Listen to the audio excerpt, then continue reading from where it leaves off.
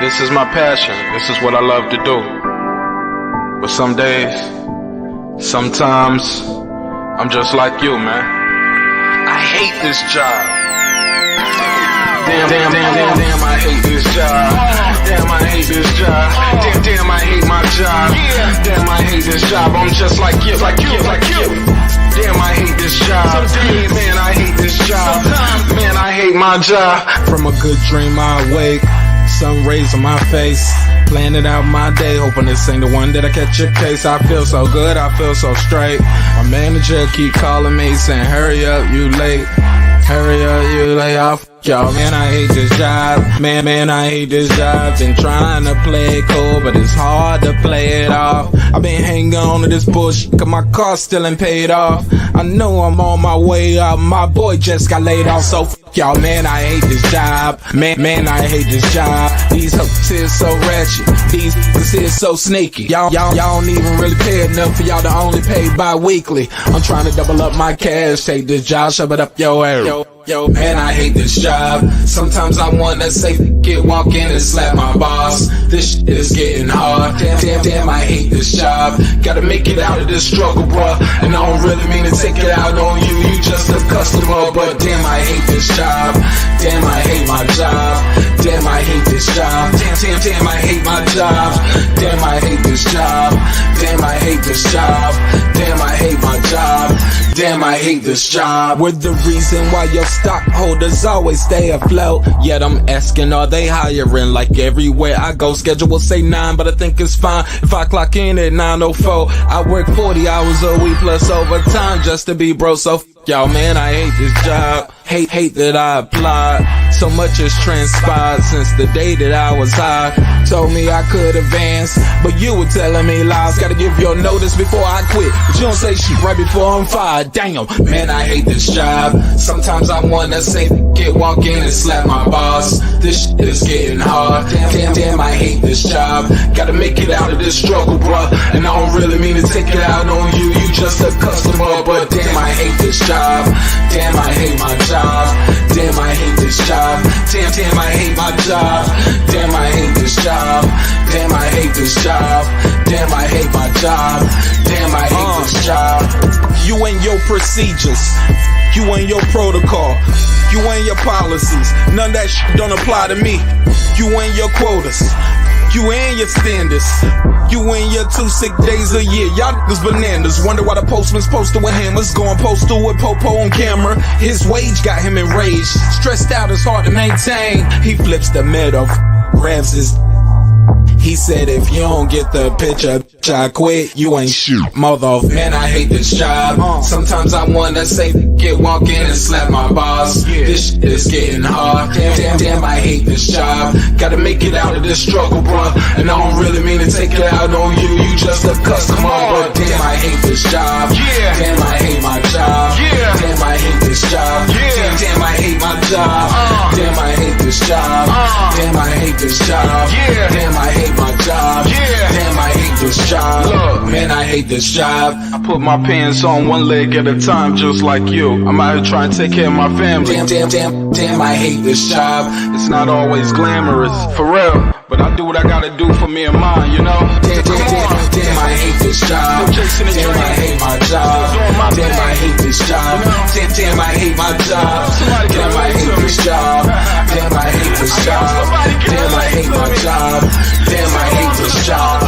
Damn, I hate this job. Damn, I hate this job. Damn, I hate my job. Damn, I hate this job. I'm just like you, like you, nigga. Damn, I hate this job. Man, I hate this job. Man, I hate my job.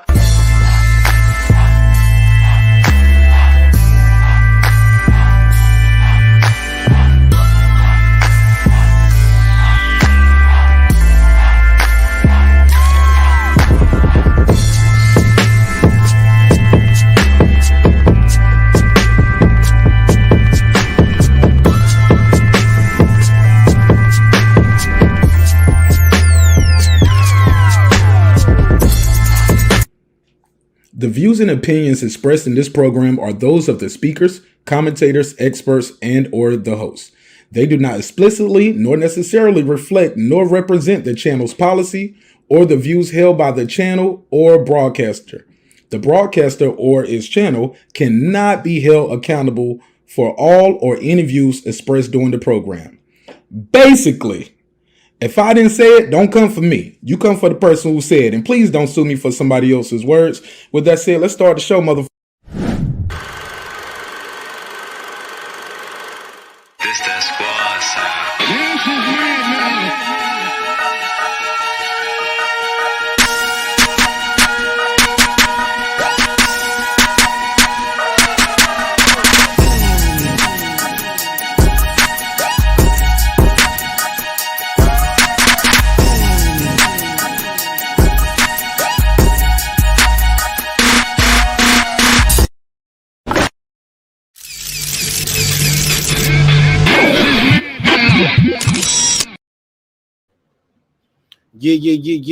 Yeah. What up? Hey, look, we got a couple technical difficulties I'm trying to get through on the other computer. So pardon me for the cam not being up. I'm waiting for the computer to reboot so we can get right into it. How y'all feel out there? How the mic sound over here? Because I'm just talking straight through the other laptop without the mic for now. Give me a second and I have that squared away. But in the meantime, in between time, how y'all feel? What's the damn deal? Let me do a quick roll call. Y'all drop your area code in there. Y'all know how we do. Let me know what side of the earth you are roaming the turf at. Let me know if y'all can hear that music in the background too, if it's too loud, too low, while we getting this other laptop situated. Where do I start? Man, had a crazy weekend. All right, so cool. So we're gonna rock like this until I get the other laptop set up. I just don't want to start off too late. I ain't want to keep y'all waiting any longer while I'm trying to get this camera situated. Look, man, we got a lot of topics on the docket to get into. I'll put the graphic up while we're waiting. Here we go. Yeah, that looks like we almost ready over here. Almost ready on the one. So while that's booting up, look, man, we got a lot to get into. So y'all drop your area code. Let me know where y'all tuning in from. Is the music too loud? Let me know. If it's too low, let me know. Ashley, if it's too low, that's good. That's about where I'm gonna keep it. Where do we want to start at? I ain't gonna go in any order right now. I'll let y'all decide the order. I'll just run through the topic docket. Okay, Kanye and Drake. Matter of fact, let's start from the left to the right. Michael K. Williams, of course, as many of you know, recently we lost a good brother. He passed away. Unfortunately, say drugs were part of the cause. Unfortunately. So we lost that good brother, man. Hell of an actor, hell of a performer. We got a lot to talk about with that too, because CNN was saying some crazy stuff about how he popularized homosexuality in the hip hop and black community. I was like, really? I didn't hear that. That missed me. He changed the stigmatism for homosexuality. He was a tough street guy, and they still loved him and were scared of him and respected him. I'm like, man, y'all motherfuckers walk around thinking y'all Omar. That shit ain't gonna work for you. But we'll talk about it. Memphis Bleek recently did an interview and said Jay-Z and Nas, it's a no-brainer. He said, not only am I riding with my guy, it's just simply put, Nas does not have enough hits to compete with Jay-Z. He just ain't got enough hits. I'm gonna ask you guys what y'all think of that. Also, Eddie Hearn said he doubts that the fight is gonna happen with Tyson Fury and Deontay Wilder. He said Fury is struggling to sell his fight, and if he doesn't fight Wilder and he ducks and pulls out, he should be stripped of that title. BPK, what up?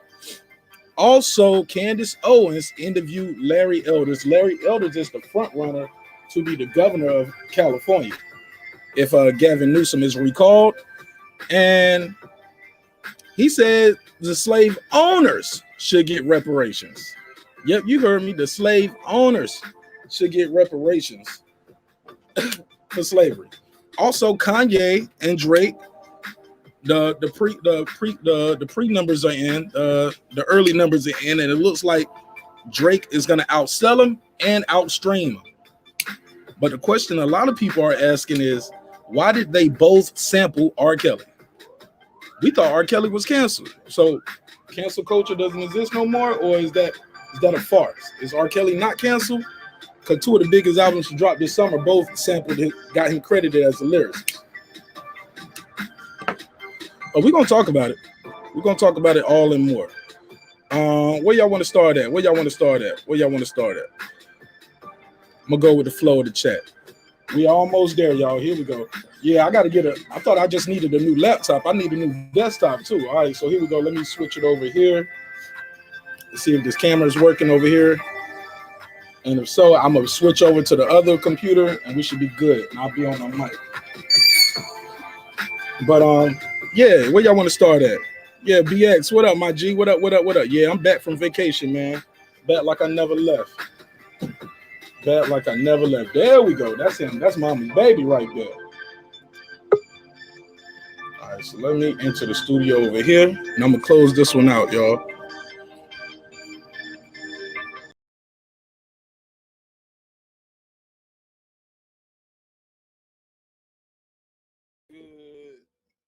Check 1 2 1 2.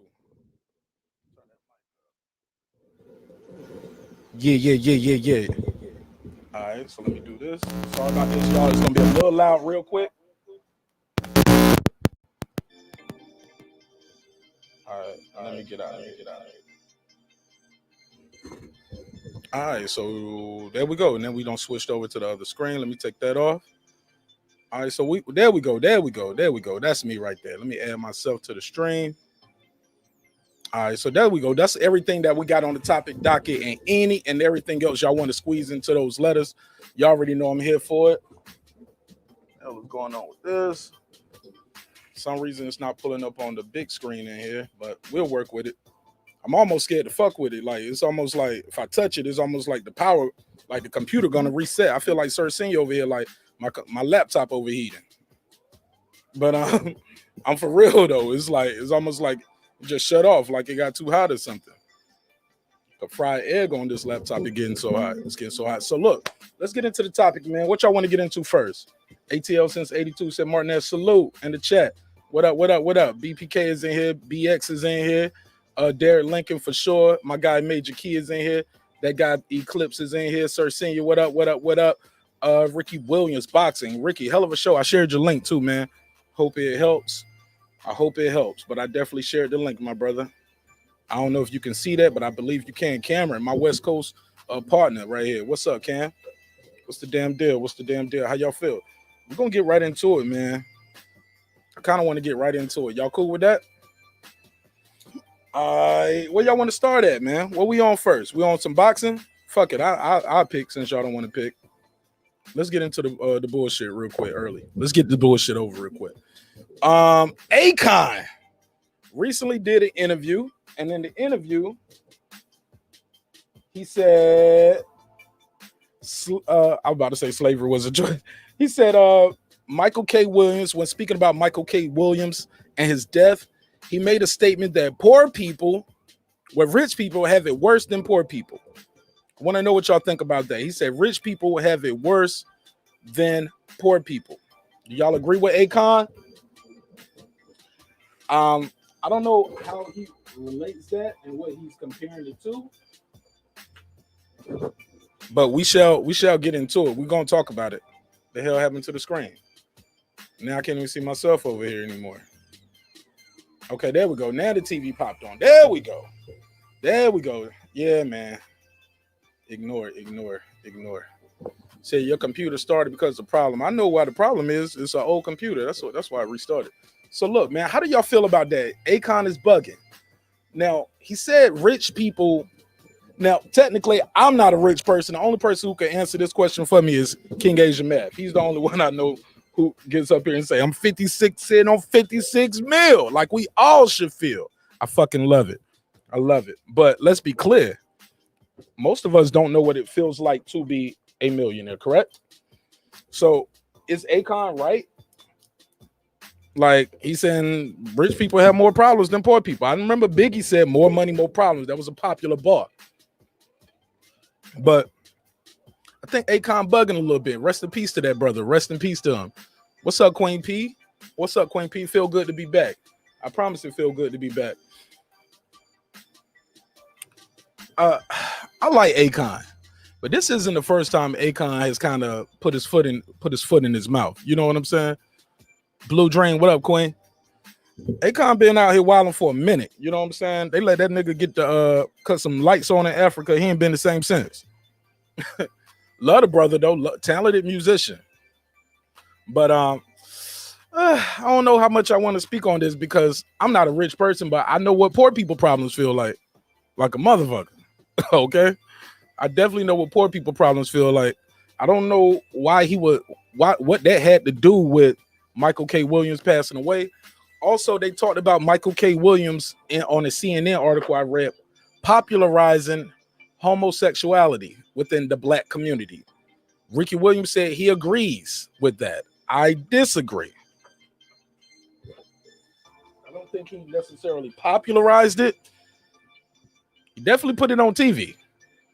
You know what I'm saying? But I remember watching Oz on HBO. I remember seeing a whole bunch of shit as a kid where they was putting it in your face, pause, very early. You know what I'm saying? But y'all already know how the story goes. I drop the topics, and then I drop the link. After I give my opening statement, there you go. It's out there for you. Also, I got to share this link on Facebook. I haven't shared it out there yet on Facebook, so hopefully I can get some of my Facebook people to pull up too. That's my take on Akon. I think Akon bugging a little bit. Love the brother Akon, but he's a little out of touch, I think. I knew he was out of touch when he was okay with 6ix9ine sampling his Locked Up song. I knew he was tripping then. But while we on that, let's get on to this cancel culture situation right here. Kanye and Drake both sampled R.Kelly. Is R.Kelly canceled or not? Is he not canceled? Because they coming at these guys for sampling his records, but they still play his records. The records are still getting played. The records are still getting spent. Somebody's getting paid off of those records, whether he owned the shit or not. Eclipse said, I'm not trying to beef with you right now. Yeah. No, he said, Big Pun, Akon is a family man. ABK, what y'all got going on up here? ABK, you think you should be calling anyone a culture vulture? You understand how crazy that sounds? Yo, this shit crazy. I can't make this up. What up, though? What's popping, my G's? Welcome back home. Back to the neighborhood. Yeah, man, we got a lot. Peace, man. We got a lot to get into. Real quick, you got anything you want to plug? That guy Eclipse? Hold on. Right now, I just want to, you know what I'm saying, go on and plug, go on and smash the like button. I want to plug that Edith album. Y'all go ahead and hit the like and subscribe. Check out my channel. Got new music on the way. You know what I'm saying? You can download. I got a couple songs out there. But other than that, man, let's get into these topics, man. Hey, BPK, I'm not beefing with you, man. I'm having a real conversation with you, man to man. You understand the optics of what you're saying. That's all I'm saying to you, guy. You understand the optics of this. That's a little crazy, buddy. Yeah. Everybody's entitled to their own opinion.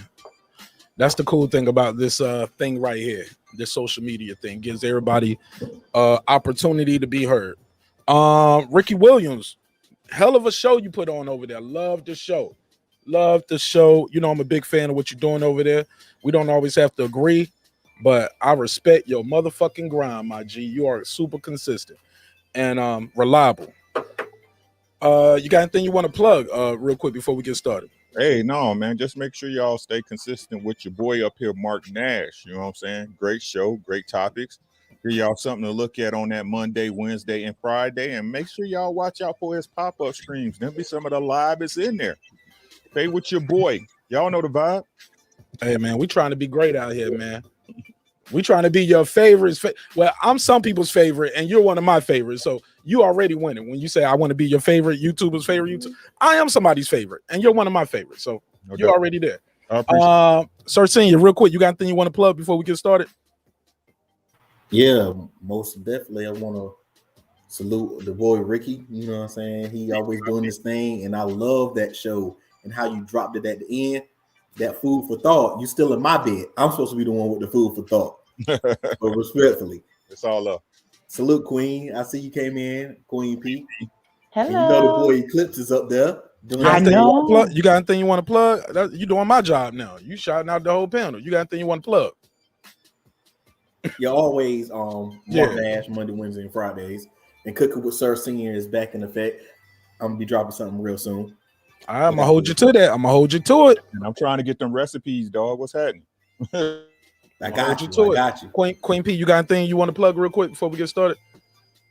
No, except hey, hit the like button, people. If we're gonna be entertained by Marq Nash in the panel and everybody in the chat, hit that like button. Rest in peace to Michael K. Williams, though.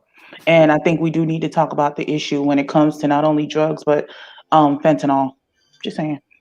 All right, go ahead. Let's get into it. Ricky Williams, you said you do agree that he popularized homosexuality. He helped it.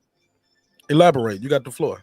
While you do that, I'm gonna get one of my get my security pack ready. Go ahead. No doubt, bro. And I'm not gonna say that he did it well within itself, bro. But y'all understand how TV programming works, right? It's called programming for a reason. TV program, television programming for a reason. All words mean something. I try to tell I speak on that all the time, right? But the thing is this, bro. I'm not gonna say he did it or set out to do it first-handedly, right? First-handed, but of course he's part of the agenda that they slowly ramp it up to you and get you used to it, right? So then when it's big like it's doing now to everybody, especially these Gen Zs, it's like, oh, it's whatever. You know what I'm saying? When y'all really got to understand what they're doing is promoting the destruction of nature, but that's a whole different topic. Man, that's so deep right there, man. Man. Go ahead, Queen P. You said you wanted to say something about fentanyl, or you want to build off what Ricky just said before I pass the mic? Because Mike sounded like he had something he wanted to say. Oh, no, I was just saying it's important. It's sad that, I mean, we know that when it comes to fentanyl being an issue and drugs, like it's not like drugs are not the way that they used to be back in the day in its purest form. People mix different things into it. So it's important that people are aware. And unfortunately, many of our greats are being taken by this drug. If not only Michael K. Williams, but you got DMX and so many other people. So, I know Lunel and Jocelyn got into it because, Lunel was expressing remorse about Michael K. Williams and for people to be careful when they use that drug. And, Jocelyn had to go in about her weight. Who's Jocelyn? Jocelyn Hernandez. You know who she is. People. I didn't know which one. I just had to look, just for the record. Everybody don't watch that bullshit. I don't. I gotta watch. You don't watch it, but you know everybody's name just like me. I know it because I saw her tweet where she was over there calling that lady. I did too. When she called that lady out her name about her weight and everything, because it's reported that Jocelyn does the sugar booger. Okay, it's been known that she does it. She in love with the cocoa? Yeah, she is actually. I don't know if she still uses it now, but there's a time that she did. So automatically, because she wrote like a whole, Lunel didn't say anything about Jocelyn. She was just saying people need to be careful about not using drugs because, a lot of times it's laced with fentanyl. And I guess Jocelyn felt some type of way because people were looking at her. How you get offended with somebody? How you get offended with somebody saying? That's exactly what Lil Duval said, and I think that's exactly what it was. Because she over. Go ahead, Ricky. Oh, a hit dog holler. You know what I'm saying? Dog holler all day. Yeah, but why does it? Why does she? That's a positive message, though. Hey, y'all, don't do drugs. Like, even if you are sitting there getting high, you don't have to reply to it and say, "Why not?" You know what I'm saying? You don't. Go ahead, Rick. But that's the vibe we in though right now, my brother. Go ahead, Rick. I don't do drugs, just weed. I don't do drugs. And even then, she was saying that they need to be careful with all drugs because people were showing with the weed, people were showing it being laced with fentanyl too. So be careful who you go to. There was like a video with some guy showing how you could tell it's fentanyl in the weed. I don't know how you could tell, but okay. You didn't find out for me. I need to report that to my audience. That's important. Yeah. They putting fentanyl in the weed. I'm about to say that's more important than all the topics I got on the docket today. He said, wait, hold on. Fuck this. Yeah, I saw the video and the guy was showing it in the bag. And I was like, oh, wow. And fentanyl, you need to be careful with that because one touch of it, you could literally, it would affect you just from the touch. I don't know if you guys remember that story with the San Diego deputy when he did a stop. And the guy had fentanyl. I remember that. He almost died. Yeah, he almost died just from touching it. Damn. Yeah, car fentanyl is even worse. All right, well, look, let's pass it around real quick. BPK just pulled up. What up, my G? Major Key Boxing just pulled up. What up, my G? Y'all got anything y'all want to plug real quick before we get into these topics? Go ahead, BPK. I see you unmuted. Go ahead. You can Yeah, go I'd like to first. plug my ears shut after those dry ass takes. I'd plug my ears shut after those dry ass takes. Hey, my G, look, man. See, you doing the most, bro. Like, just give your best takes. That's all you got to do is give your best takes. You don't have to attack nobody. You know what I'm saying? Just do you and do you well. You know what I'm saying? Respect. Go ahead. You want to plug your show, my G. I think y'all need. It's too early. That's all I'm saying. It's too early, my G. It's too early. Go ahead. You got the floor, fam. Go ahead. You got anything you want to plug? Go ahead, Major Key. We'll come back to him. Go ahead. Yeah, we'll come back to him. Go ahead, Major Key. You got anything you want to plug real quick before we go into these topics? Nah, not really, man.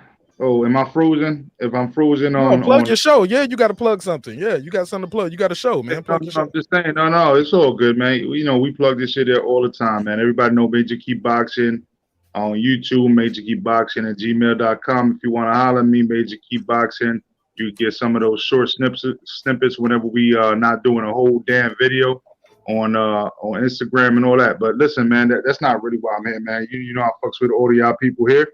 So my thing is, at the end of the day, look, man, I'm trying to be humble now on YouTube, man. I'm not trying to argue all the time. So if somebody got an argument, like, look, just give me your point and let's argue that with valid points. That's all I got to say. You know what I mean? I'm not trying to sit here and just get all ignorant and all crazy.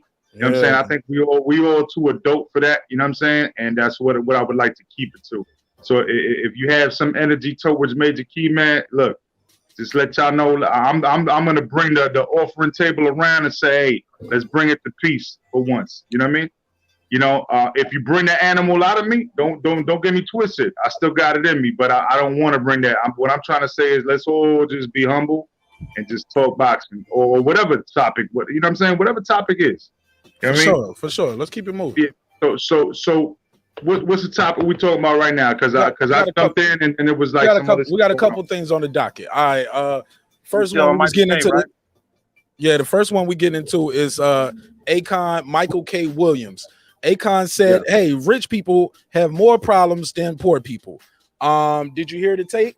Yeah, I didn't hear him per se say it, but I did read a couple of articles on it. So I'm gonna say this. And y'all could correct me if I'm wrong, but when you come from a certain state of mind, right, and you get money, right, I think that's what Akon was trying to address. He was trying to address the fact that, you know, like Biggie said, more money, more problems. You know what I'm saying? And it is what it is when you come from that angle. Like you know, you get more money, more problem. But however, I can't just throw that on Michael K. Williams' back, because at the end of the day, he was benefiting from this for a minute, and he seemed like a little smarter than usual. You know what I mean? So I don't know what happened. You know what I'm saying? I really don't know what happened in that particular situation. May he rest in peace, sleep in peace, my brother. You know what I'm saying? He was a great actor. You know what I'm saying? All I got is nothing but good accolades to say about him. But, you know, I don't think Akon probably knew him that well. And if he did, then it was probably talking about the street aspect of it. If he didn't know him that well. Let me play the clip. I got the audio. Y'all let me know if y'all can hear the audio. Famous and the rich no, dude, the famous and the rich go through more issues than the poor. You know, when they say more money, more problems, that's a real thing. Yeah. You know, it's a real thing. So we got to check up on each other. Can y'all hear it? Okay. That did not sound like he said nothing wrong at all, to be honest with you. Let's hear it. The famous and the rich are no, dude, the famous and the rich go through more issues than the poor. You know, when they say more money, more problems, that's a real thing. Yeah. You know, it's a real thing. So we got to check up on each other, man. Make sure everybody's sound. Yeah, I can't. All right, I can't say he said nothing wrong. I think what he's talking about is coming up and making it. You know what I'm saying? And then you have those the money to do whatever you need to do. And sometimes people got devils and evils and things that come up with them. You know what I'm saying? And you know, I don't know I don't know Michael K. Williams personally, but what I'm gonna say is Akon. I don't think he's saying anything offensive in that. You know what I mean? I think he's just look. I heard you, and you said that a couple of times. I want to hear what somebody else got to say about this. Who is offended by it? Some people say he was tripping. Who said that? What was on the panel that said that he was tripping? Was that you, Eclipse? You said, I mean, originally, just hearing what you said, he said, I was like, man, I don't know, because like you, Akon's came out of the pocket quite a few times to where it was like, is he jumping out the window again? But hearing the tape, it sounds like just a general statement that he made about, rich people and people who have access to money and things. They do go through I agree with him. They go through different things and they have the resources to where if you broke and depressed, there's only so much you can really do self-destructively. And then you can do some real terrible things. But if you got money and you're depressed, like you can just sit there and, have a cocaine holiday where you just take like a half a key face and OD. You feel what I'm saying? Like a broke nigga don't got money like that. If you you rich, you can do that. Man. And to where you could have a bad day when you're rich, and that bad day there's no coming back from. When you're poor, you could have a bad day, and it could go bad, but it might not go as dramatically bad as somebody who's got the resources to really make something happen. Like that's a rich. For sure. Go ahead, jump in, Ricky. I mean, he complaining about rich people problems, nigga. Rich people problems? What's your problem? You got more options than everybody? Yeah, that's what they saying basically. You know what I'm saying? That's his fault for not using his resources to learn his coping mechanism and being an adult and recognizing his triggers. Oh man, I mean, you go in there, you driving it home. I mean, I'm trying to throw him bail. No, I'm not throwing him no bail, bro. I want some rich people problems. Oh shit! I want some rich people problems. God damn it! Right? I don't. Like I said, I don't give nobody no cop outs, bro. Like, look, bro. I understand, bro, but no matter what nobody say, bro, whatever your tendencies is, whatever your propensity was, he put that drug in his body, bro. Like Patricia said, like Queen P said, you don't know what's in it. So he could have been, wasn't he an addict at one time or another? Yeah, he was. He was a person in recovery. He used cocaine. He used cocaine in his past, and then he decided to stop because he got tired of it. So obviously he didn't stop. He relapsed. How many? Oh shit! How many times you gonna roll a dice with your own life? You think you better than everybody? That's the shit that killed me about people with dope and shit. It's like, I'm gonna smoke this crack just one time. Like a million motherfuckers ain't been addicted to crack. You know what I'm saying? You just the one person who ain't gonna get hooked. No, but in his defense, Ricky, I read about him, and his whole thing was about now that he wasn't doing the wire and he had nothing to do, and you're lonely. That's where that part about the relapse come in. Even the same with Demi Lovato. I can't ride with that, Queen P. Respectfully, my man has been busy and working hard. Okay. The wire was over for years, and I keep saying him and shit. He was on Boardwalk Empire. He was a star. Right, exactly. Yeah, they kept his black ass working. No, because I read the article, and that's what he was saying about the loneliness when you're not working and you're being alone with your thoughts. And cocaine is not the most easiest drug to get off of. It's always that temptation with different drugs too. Sister, everybody goes through it. That's all I'm saying. Like that's the problem. And I don't look. He passed. I'm sorry, you gone, bro. But he ain't gonna be on my. Ain't none of them gonna post on Facebook for me when I'm gone. I will. Yeah. He's talking about rich people, Mark, not you. I'm rich, man. No, I'm joking. I'm gonna say I'm on the fence with this one because I feel everybody's basically my mother treated me the same way with the tough love type of shit. You know what I'm saying? So I feel y'all on that, man. But it's just hard to see, because some people can't overcome those demons. I get y'all though, because we can't teach the kids that they can't overcome those demons. So I feel y'all on that because I got everybody knows I got 9 kids, so I'm not trying to teach these kids like they can't do it. You know what I'm saying? So I feel y'all on that. But at the end of the day, man, like damn, this dude grew up a tough era. You know what I'm saying? So it's a soft spot for me, man. I guess I'm against the fence with this one, man. But I hear both sides, though. I hear both sides of this. I mean, I'm not against the fence, whether it was Michael K or whether it was somebody on the panel or whether it was myself. At the end of the day, you know, every day you have a choice, an opportunity, and it's a struggle. I mean, I've had a lot of people in recovery. I got a friend right now that really only my barber deals with because pretty much everyone cut him off because he's playing with his health. And we've all, even family members, have got to the point where no, you're not going to force me to watch you die. You know what I'm saying? And Yeah. I don't, you know, and I get he was alone and whatever, but even with the DMX thing, it was sad. Like you see, that was about to drop that album. He was about to come back, and he started getting into the life, and he got back to the bullshit. And it's a brave new world we living in. You know what I'm saying? We you can't even. You got to be careful. Even like she was saying about smoking the trees. Like you know what I'm saying? Like they got different shit. Half these kids run around here. They don't even smoke weed. They offer Zaza and all these other little crazy little blends. You know what I'm saying? So you get a cat in his 50s and his 60s who's from the 80s era who's probably used to pure motherfucking Peru. He's used to just straight up drugs, like you're saying, and now he's trying to get out here and he's rich, so he's out here trying to party like a rock star. Yeah, man, it's sad. It's sad, but we got to call it how we got to call it the same way we did with DMX. It is what it is.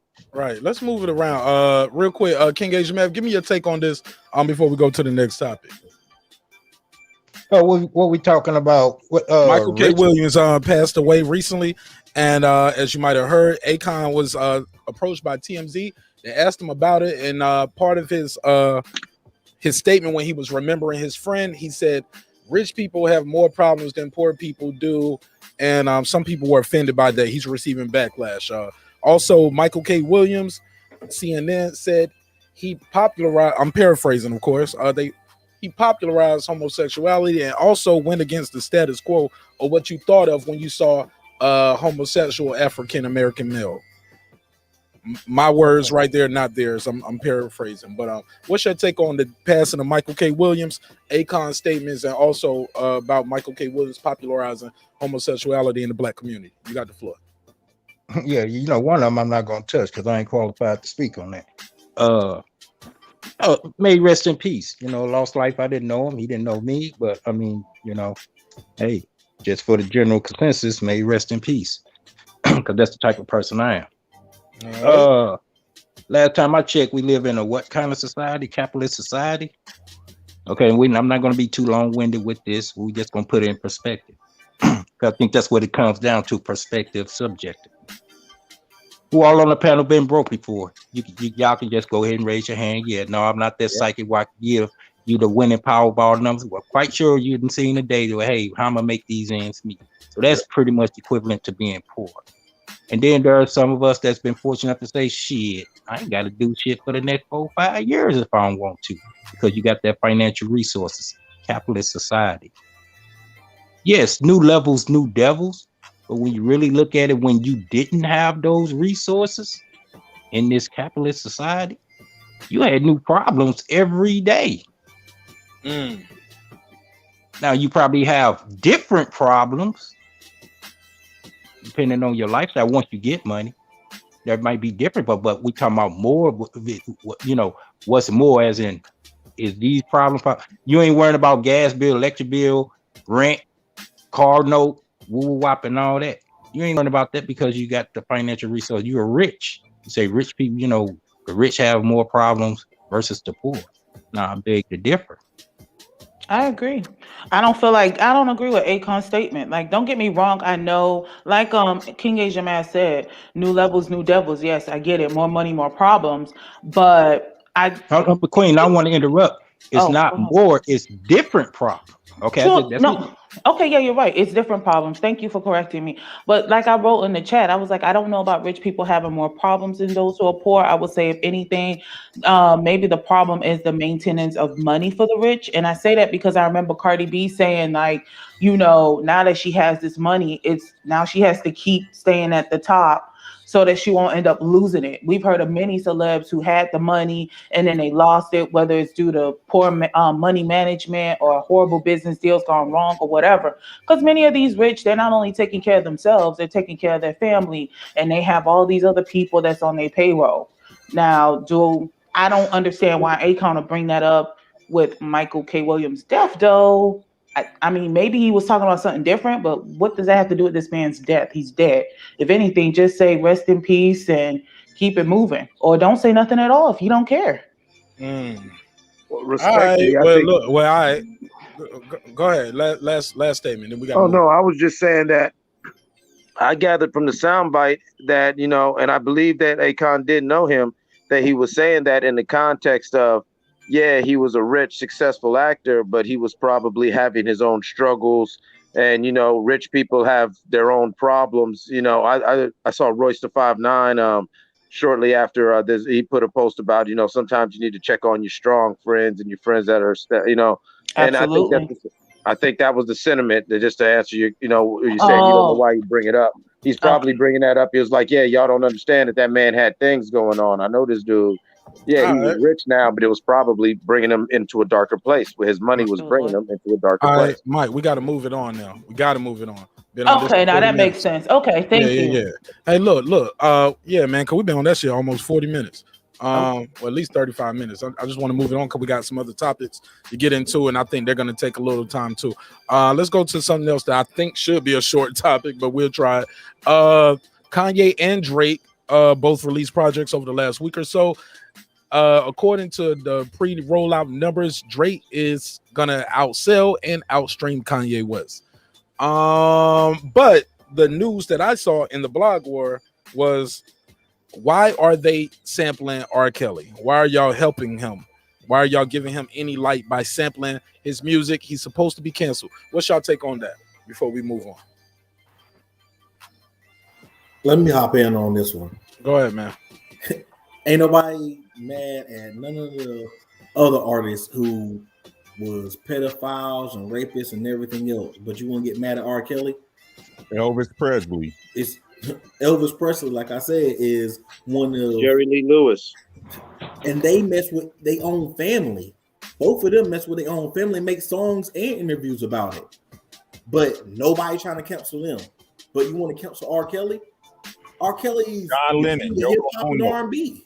Right. So if you want to cancel him, then cancel everybody. Everybody who was messing with little girls. Everybody who did something wrong. Everybody who was a rapist or alleged rapist. Hey, can y'all hold on while he's talking, please? I'm gonna make sure y'all get a turn and y'all can add all the points in. Go ahead, sir. Go ahead, land your plane. So your thing this is if he's canceled, canceled everybody is what you're saying. Yeah, cancel everybody. And they're sampling his music. They ain't sampled the sex tape. All right. Now we're doing too much. Go ahead, Ricky. You got the floor, man. Go ahead. Then we'll go to the other brother who was trying to get in earlier. And shout out to Godbody Sean. Godbody Sean, I appreciate you. He sent a $5 donation. Thank you so much. Y'all make sure y'all follow Sean. Sean does a lot of different things other than just talk about boxing. I think he has a dope channel, and I think he's gonna go real far because he has his own style. So I really wish him nothing but the best. Thank you so much, and thank you for being consistent with dropping your content, bro. You super consistent. Stay active. I appreciate that. Go ahead, Ricky. Man, it's music, bro. Right? The music don't change. The thing is, in this world we live in, everybody associate a person with a job. You are not your job. I say it again for all of y'all. You are not your job. He was a singer. Did his songs rape people? I didn't hear you. Did his song what? Yeah, he was a singer. Did his song molest or rape anybody? No. Not that I know of. Right? It might have been on the soundtrack though. But you're not your job. You are turn that down.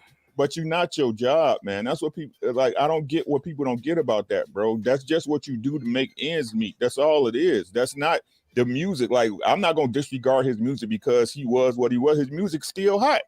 And if you saying it's not, you a lie. Okay. You a lie. And like I said, if you can be influenced to not like something as simple as music, you know, something that everybody listens to because of the way other people portray that person to you, or because of cancel culture, something's wrong with you. All right. Go ahead. Who else was trying to get in on this topic before we go to the next? I mean, the irony and the hypocrisy of all the ones that's in out. I gotta agree with the King Sir Senior and the King Guy Ricky. Here go the bombshell right here. They say, "Oh, cancel R. Kelly, cancel R. Kelly, cancel his music." You know whose album just got approved to be coming out? Oh, Aaliyah. Now, who was the most influential person of her music? R. Kelly. Now, who's going to cancel her music when it finally comes out? What you mean? What you mean exactly? Oh my goodness. He wrote a lot and produced a lot of stuff for Aaliyah. She's about they put her stuff on Froze. It's about that's what you. Well, I thought it was I thought her parents didn't release it. I thought it was her family and the people who was in charge of her estate. I'm not trying to let it go down that rabbit hole, but still, that is his content. That's his influence. That's R. Kelly. That's R. Kelly fingerprint, toe print, everything on her music. Who's going to cancel that? They people rushing for it to come out. Like, we should have been getting that stuff.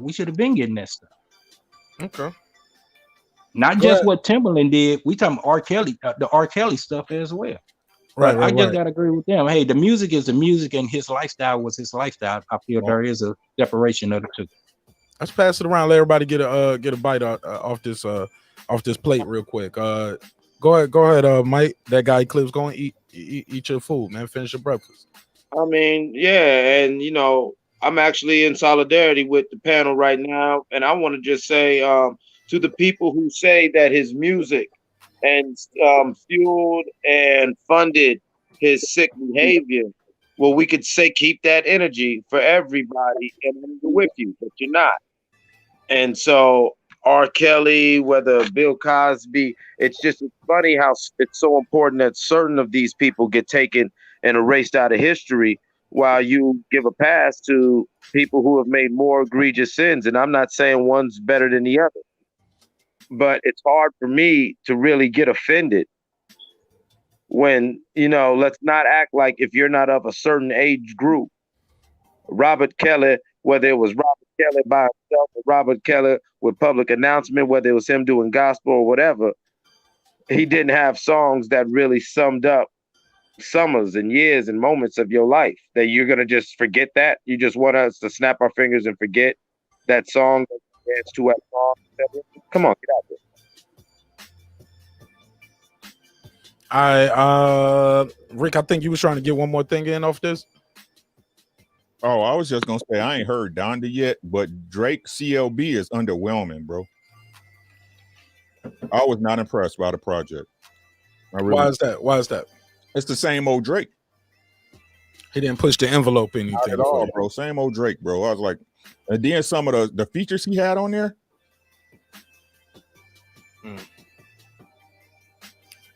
Just my take on it. Go ahead, Queen P, Major Key. Y'all gotta take on this right here. Should artists like Drake and Kanye be sampling somebody like R. Kelly? Major Key, you want to go first? I mean, I can, yeah. I mean, you know, it is what it is, man. Like, at the end of the day, look, R. Kelly did what he did, but the music for itself stands for itself as a separate entity from what the man did. You know what I'm saying? Because people sample Michael Jackson all the time. You know, it is what it is, man. Like, you know, what are we gonna like banish every person that ever sampled Michael Jackson or like, you know, it is what it is, man. Like we're at a point in time where we don't have that much creativity. So if we get a little bit of creativity, good Lord, let's just appreciate it. You know what I'm saying? It doesn't mean that, you know, that we over here highlighting what R. Kelly did in a little ranch and wherever the fuck he was at. You know what I'm saying? And that's the way I feel about it, man, because I grew up listening to R. Kelly, you know what I'm saying? As a matter of fact, if y'all don't know about what started Memorial Day weekend in Miami for years to come, it was the Fiesta Day weekend with Jay-Z and R. Kelly when they did both Best of Both Worlds. That's exactly what started Memorial Day weekend in Miami. Trust me when I tell you, I was down there. You know what I mean? So yeah, it is what it is, man. Like you could take something and make something more out of it.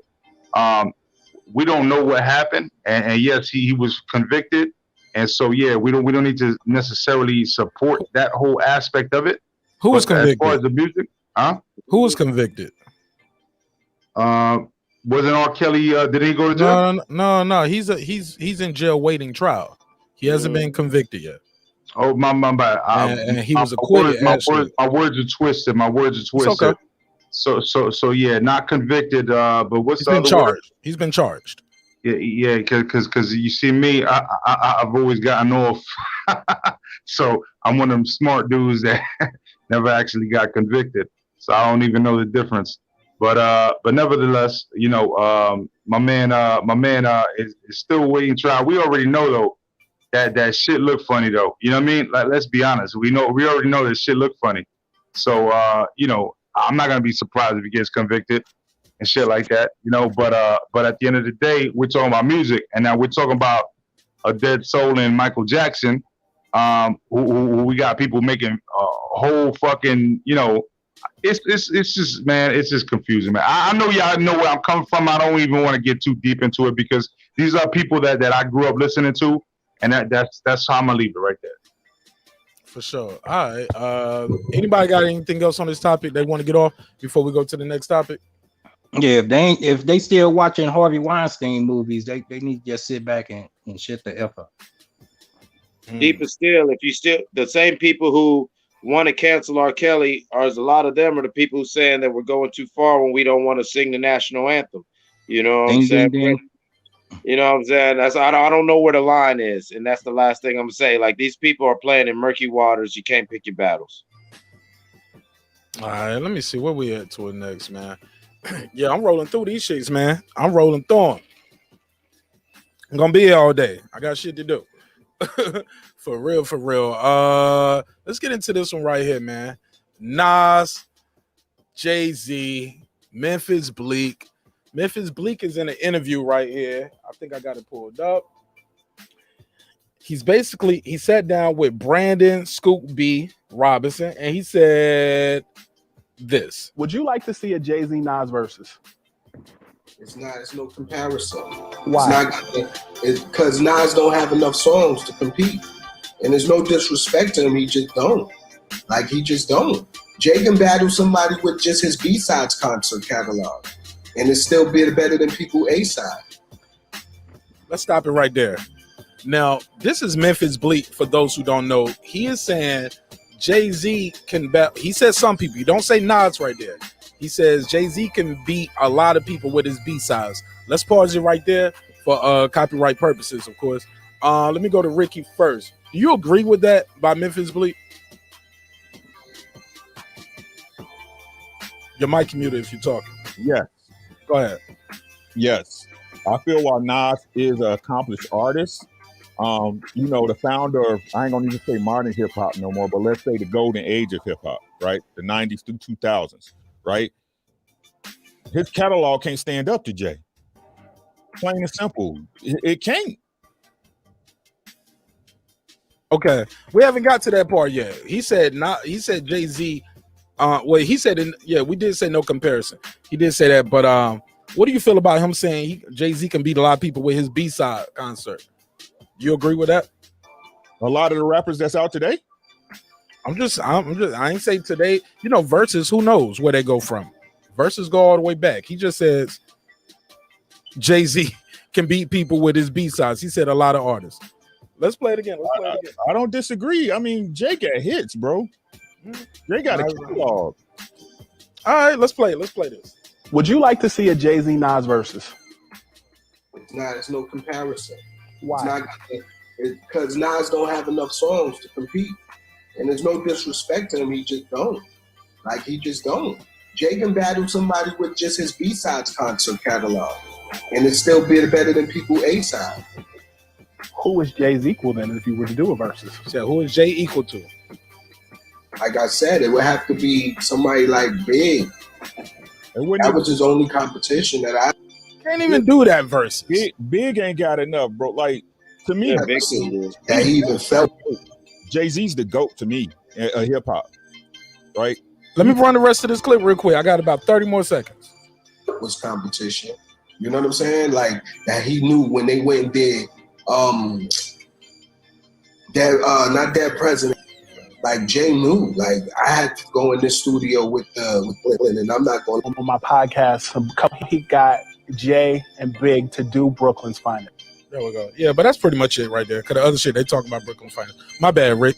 But go ahead. You know, you said not even Biggie. Oh, he don't have enough heat. He don't have enough songs, man. Wow. So look, run it back. Oh shit! Man, nah, don't put that old shit drop. That's what facts, bro. So you don't have to be a J fan to get you to see that. Hold on, right? So I'm just all you need is 20. I'm just gonna run through it for y'all, right? So let's go. So we got The Blueprint, Reasonable Doubt, 444, the Black Album. But you naming albums, brother. All you need is 20 songs. You don't need that many albums. But that's what I'm saying, bro. You don't. DMX didn't have as many albums as Snoop. You're not listening, bro. What I'm saying is this, bro. He has enough albums to get 20 out and still had a B-sides to destroy any of these rappers that's out here right now. That's the truth. He got too much work. No, matter of fact, let me add on, Rick, real quick. Jay-Z in the 20 song format that you're saying, Mark, Jay-Z could dust 70% of the artists out right now with the songs he ghost wrote. He got too much work, God. I'm sorry. He just do. For real, just his ghost can I writing. articulate this, man? Can I articulate this, bro? Go ahead. So what I think everybody's trying to tell you, right? And I'm going to agree and disagree at the same time, and I'm going to explain why. Because I'm agree with the fact that and fuck, man, I got some fucking some muffler motherfucker coming through the gate right now. But anyway, so if I have to mute, it's because I got this big ass muffler motherfucker. You good. All right. So listen, when it comes down to it, what they're trying to say is, look, Jay-Z had the bigger hits than Nas. Nas had content in his albums, but they weren't major hits. You know what I'm saying? A lot of his shit wasn't major hits, even though we all appreciated him.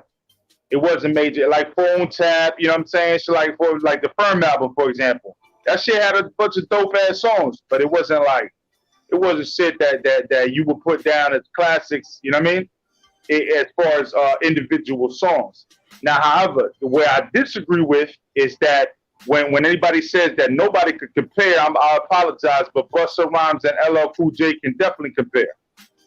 You know what I'm saying? As a matter of fact, they defeat Jay-Z on that level because they had more songs and tracks, and they had underground shit and overground shit. You know what I'm saying? They had all type of hits. So when it comes to Jay-Z, I know we're not talking about Busta Rhymes and LL, but I have to bring it up if you're going to say that nobody compares to him. No, Nas, when it comes to the songs, I get what y'all saying when it comes to the hits.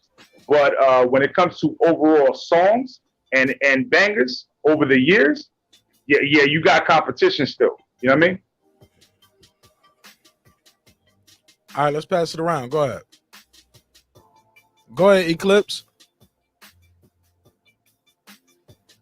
If you're talking, your mic is muted. Go ahead. There you go. I already said it. Like I'm just saying. Like I want somebody to really come and hail this smoke I'm sending up right now. I think Jay in the 20 song format, he could slaughter 70% of the artists you could probably name with his writing credit alone. People forget all the songs that Sean Carter ghost wrote that were songs that were just so iconic to that era or to that summer. Whether you liked it or not, you know that song was a hit, and Billboard and the Grammys all account for it. Nas got some of those too, though. I'm not saying he doesn't. But then also, I think it was Derek Lincoln or somebody. I think only one person in the chat I saw said the obvious. What you expect Memphis to say? What you said? Oh, that's going to be tough. I don't know who's going to win. Yeah, that's right. What he said. He actually went back and said that as well. I got the clip. I'll pull it up. Where's the tweet? Really, it probably had to clean it up and everything after the fact, but off the knee jerk. No, he didn't clean it. He didn't clean it up. He was like, "What y'all expect me to say?" He said all of y'all think that I'm all of y'all expect Okay, me yeah, to yeah. say You talking nah. about that Edith Frank? Yeah, I saw that. Yeah, Edith, he said y'all I can't saw eat it a on Frank. IG. Yeah. He said Yeah, I y'all saw the can't eat a Edith Frank. Yeah. Okay, yeah. I saw that. I thought it was funny because I feel him. Like, what you expect him to say? Like, come on, this is my guy. And then shout out to Memphis Bleek. Everybody saying he's a clown in the chat. No, Memphis Bleek is Not everybody. I only seen one person say that. I seen two people. I see two people. I'm gonna That's leave not them alone. everybody. Yeah, I know. Yeah, I ain't gonna say that. Then yeah, you're right. Two people have said it. Memphis Bleek, in my opinion, has been the pinnacle exemplar of loyalty, of somebody who, they didn't try to jump out their lane to try to get them some shine because they saw the shine on you. Man, you gotta respect that, man. He did what he was supposed to do, and I agree with him. I'm done. Go ahead, Queen P. You want to get in on this? I feel like they're not gonna compete anyway. You know, Jay-Z ain't gonna do no versus battle. So what difference does it make? He's not gonna do one. No matter who we bring up, he's not going to do one at all. He'll do a joint tour before he do a versus battle, huh? Pretty much, because it's all about money. At least for him. It'll be a one-on-one. They'll get paid for that night. I'm sure they'll do it at the Garden in the big room, or do it at the fucking Giant Stadium or Met Stadium. But do people get paid when they do the versus battle? I thought he would get paid. I'm sure, because they're gonna sell tickets. Like they selling tickets now. Let's be honest. Definitely getting paid. Let's be honest. Yo, let's be honest. Memphis Bleek only had "Is That Your Chick" and "Round Here." That was his biggest right there. And even Jay-Z didn't even invest that much into him after that. You know, Beanie Siegel was known as a better rapper than Memphis Bleek. You know what I'm saying? Freeway had to battle Cassidy on live just to get his respect, and he lost it because Cassidy bodied him. You know what I'm saying? So, you know, these are the things that we know living in that era. But at the end of the day, man, look, Jay-Z had way better songs long term that literally lasted through time and felt the test of time than Nas, right? But Nas has some more important shit to say, but Jay-Z was definitely more entertaining when it came to it. You know what I'm saying? And because I hated Jay-Z at the time, bro. I actually learned to love Jay-Z. I hated Jay-Z at the beginning. I was like, man, what the fuck is this nigga talking about, man? You know, I really hated fucking Jay-Z. And then after time, I was like, man, he's fucking spitting some swag though. You know what I'm saying? Like, shit, man. Well, how can I hate him? You know what I'm saying? So I eventually started to like Jay-Z, but it took a minute for me to really appreciate Jay-Z's style. You know what I'm saying? Too. You know, yeah, man, that's all I gotta say. I had to grow into J too, the same way I had to grow into Eminem. You know what I'm saying? But Jay-Z, y'all remember like the first time I heard of Jay was Hawaiian Sophie. You know what I'm saying? So I was like, who's this cat? You know what I'm saying? Off East Coast. But man, like his catalog he got too many bangers, bro. I'm sorry. Like, and I mess with Nas, bro. Like, I appreciate Nas for what he is, a lyricist. I mean, but Jay-Z, man, he mastered pop and lyricism. Elaborate on that. He had the right balance. Yep, he made he was able to swag out lyricism, so it moved over to mainstream, so it moved over to popular culture, right? I mean, come on, man. I don't think it's anything to elaborate. That's what he did, bro. He crossed the line and made swag popular. He made it popular, bro. Well, Rick, Rick, I believe in 2021, the two gentlemen you seeing on the screen and a 20 song lineup, I'll give Jay a run for his money.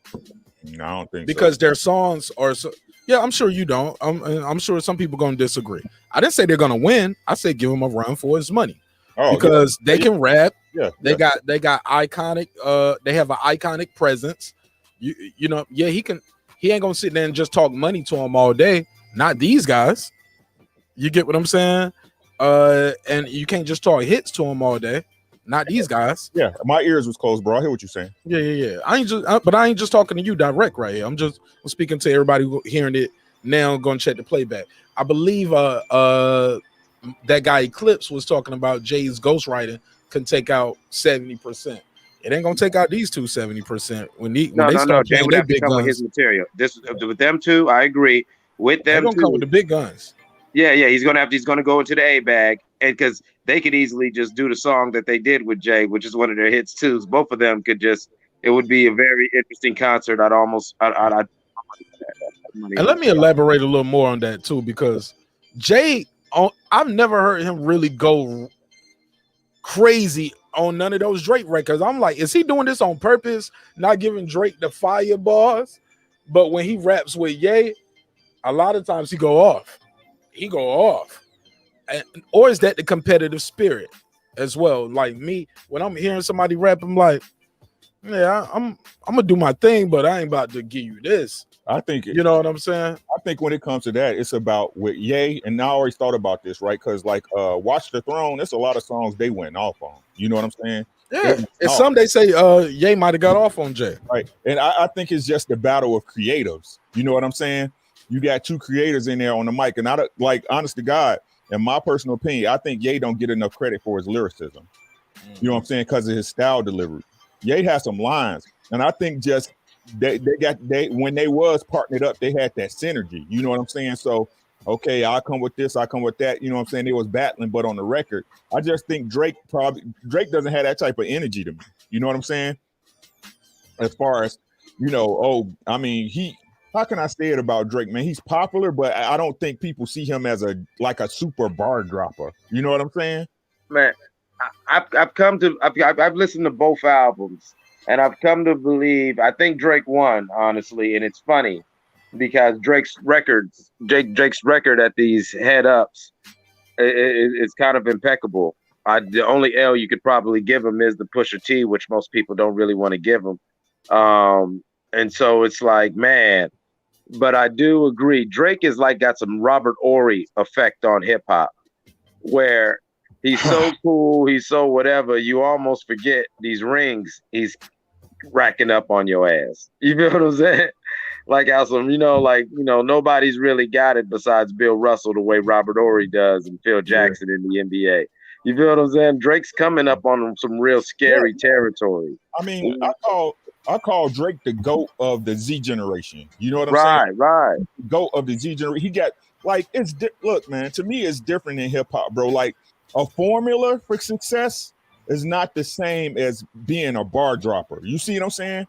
It's not the same. You know what I'm saying? It's just you know, especially now when they could build a product. For example, Meg Thee Stallion, right? She's a product of hip hop. You see what I'm saying? They put it together and put it out there. Her shit is popular, it bang, but it ain't hot like that. You don't hear Meg drop a bar and be like, ooh, you know what I'm saying?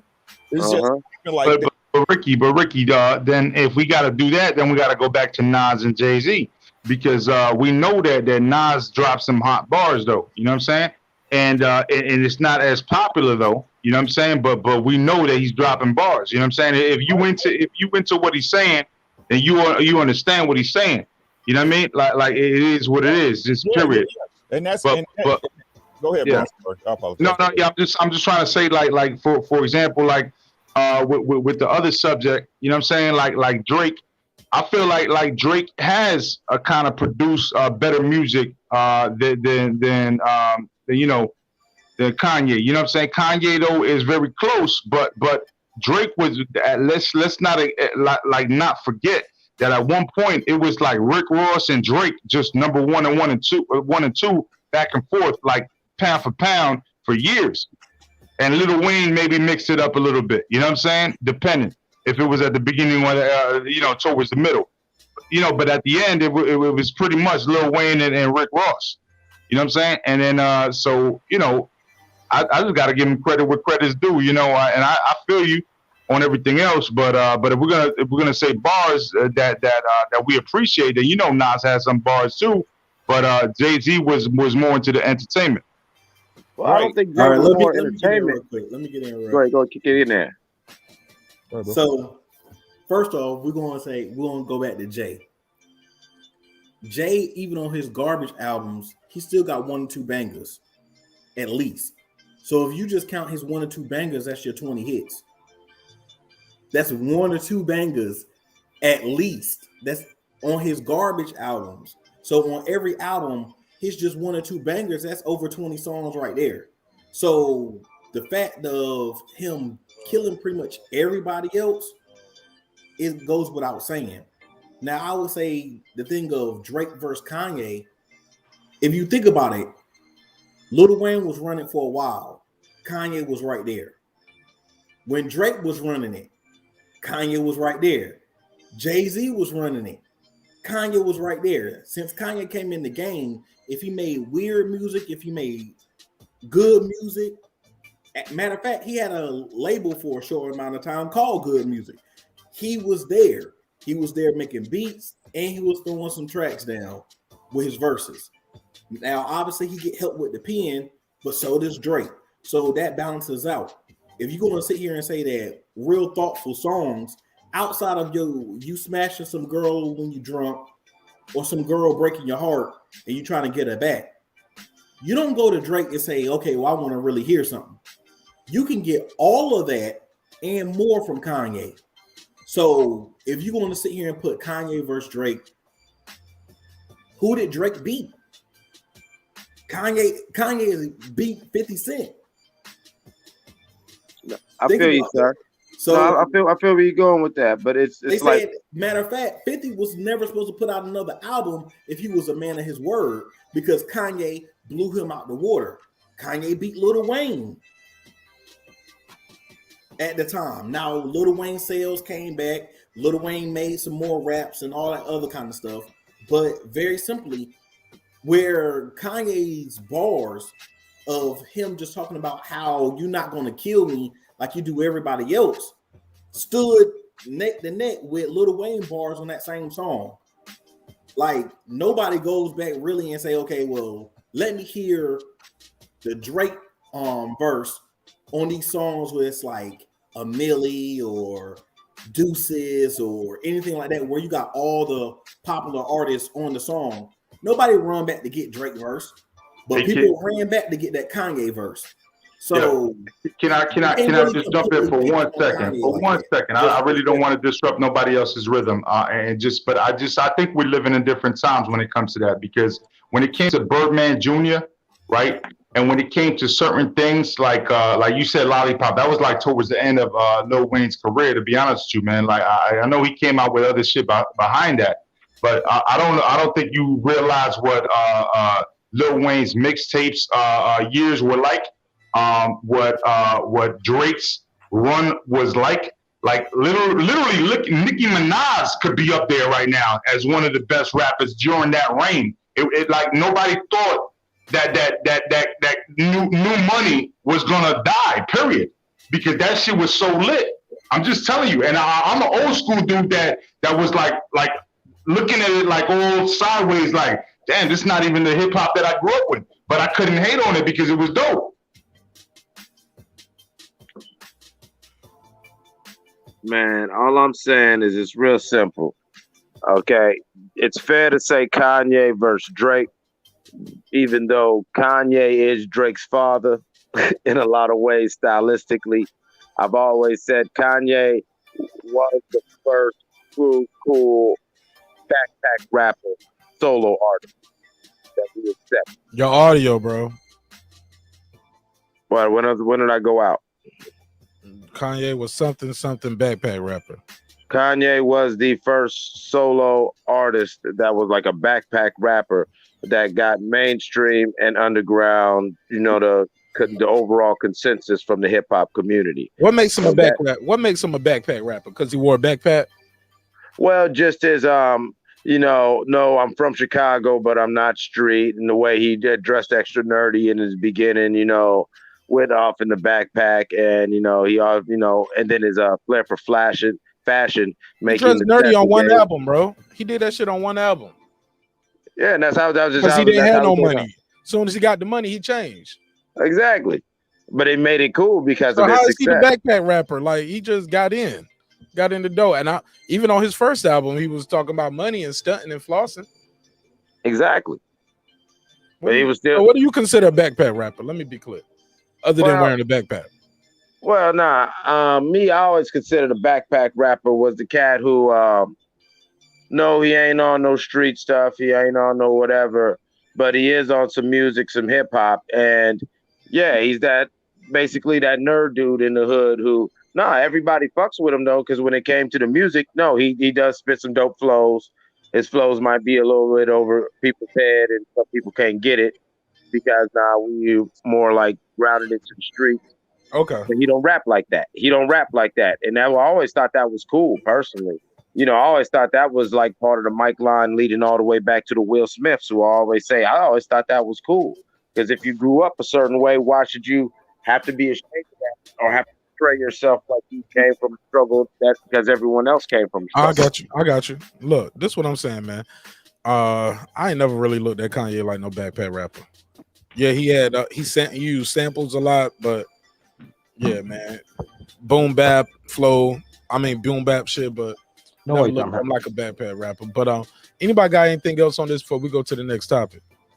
I just want to say, listen, man, I love all type of flows. Listen, I grew up on the ATLians. I grew up on Scarface. As a matter of fact, one of my favorite groups back in the day when I was growing up was Ghetto Boys. I love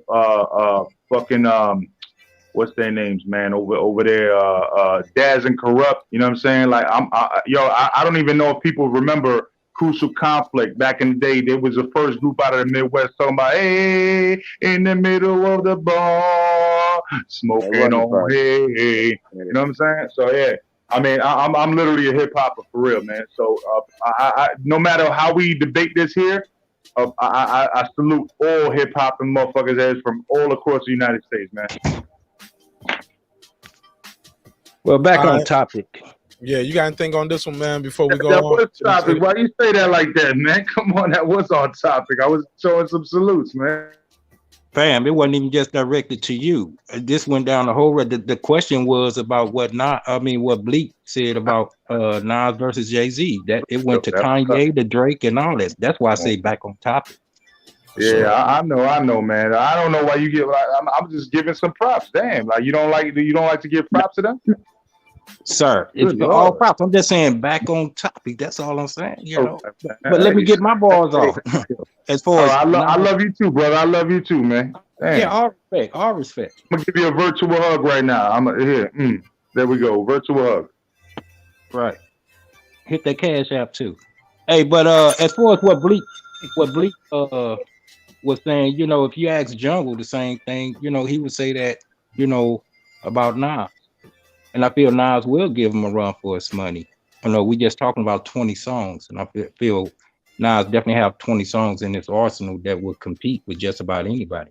In this hip hop genre, I don't feel as far as in verses, no one's untouchable.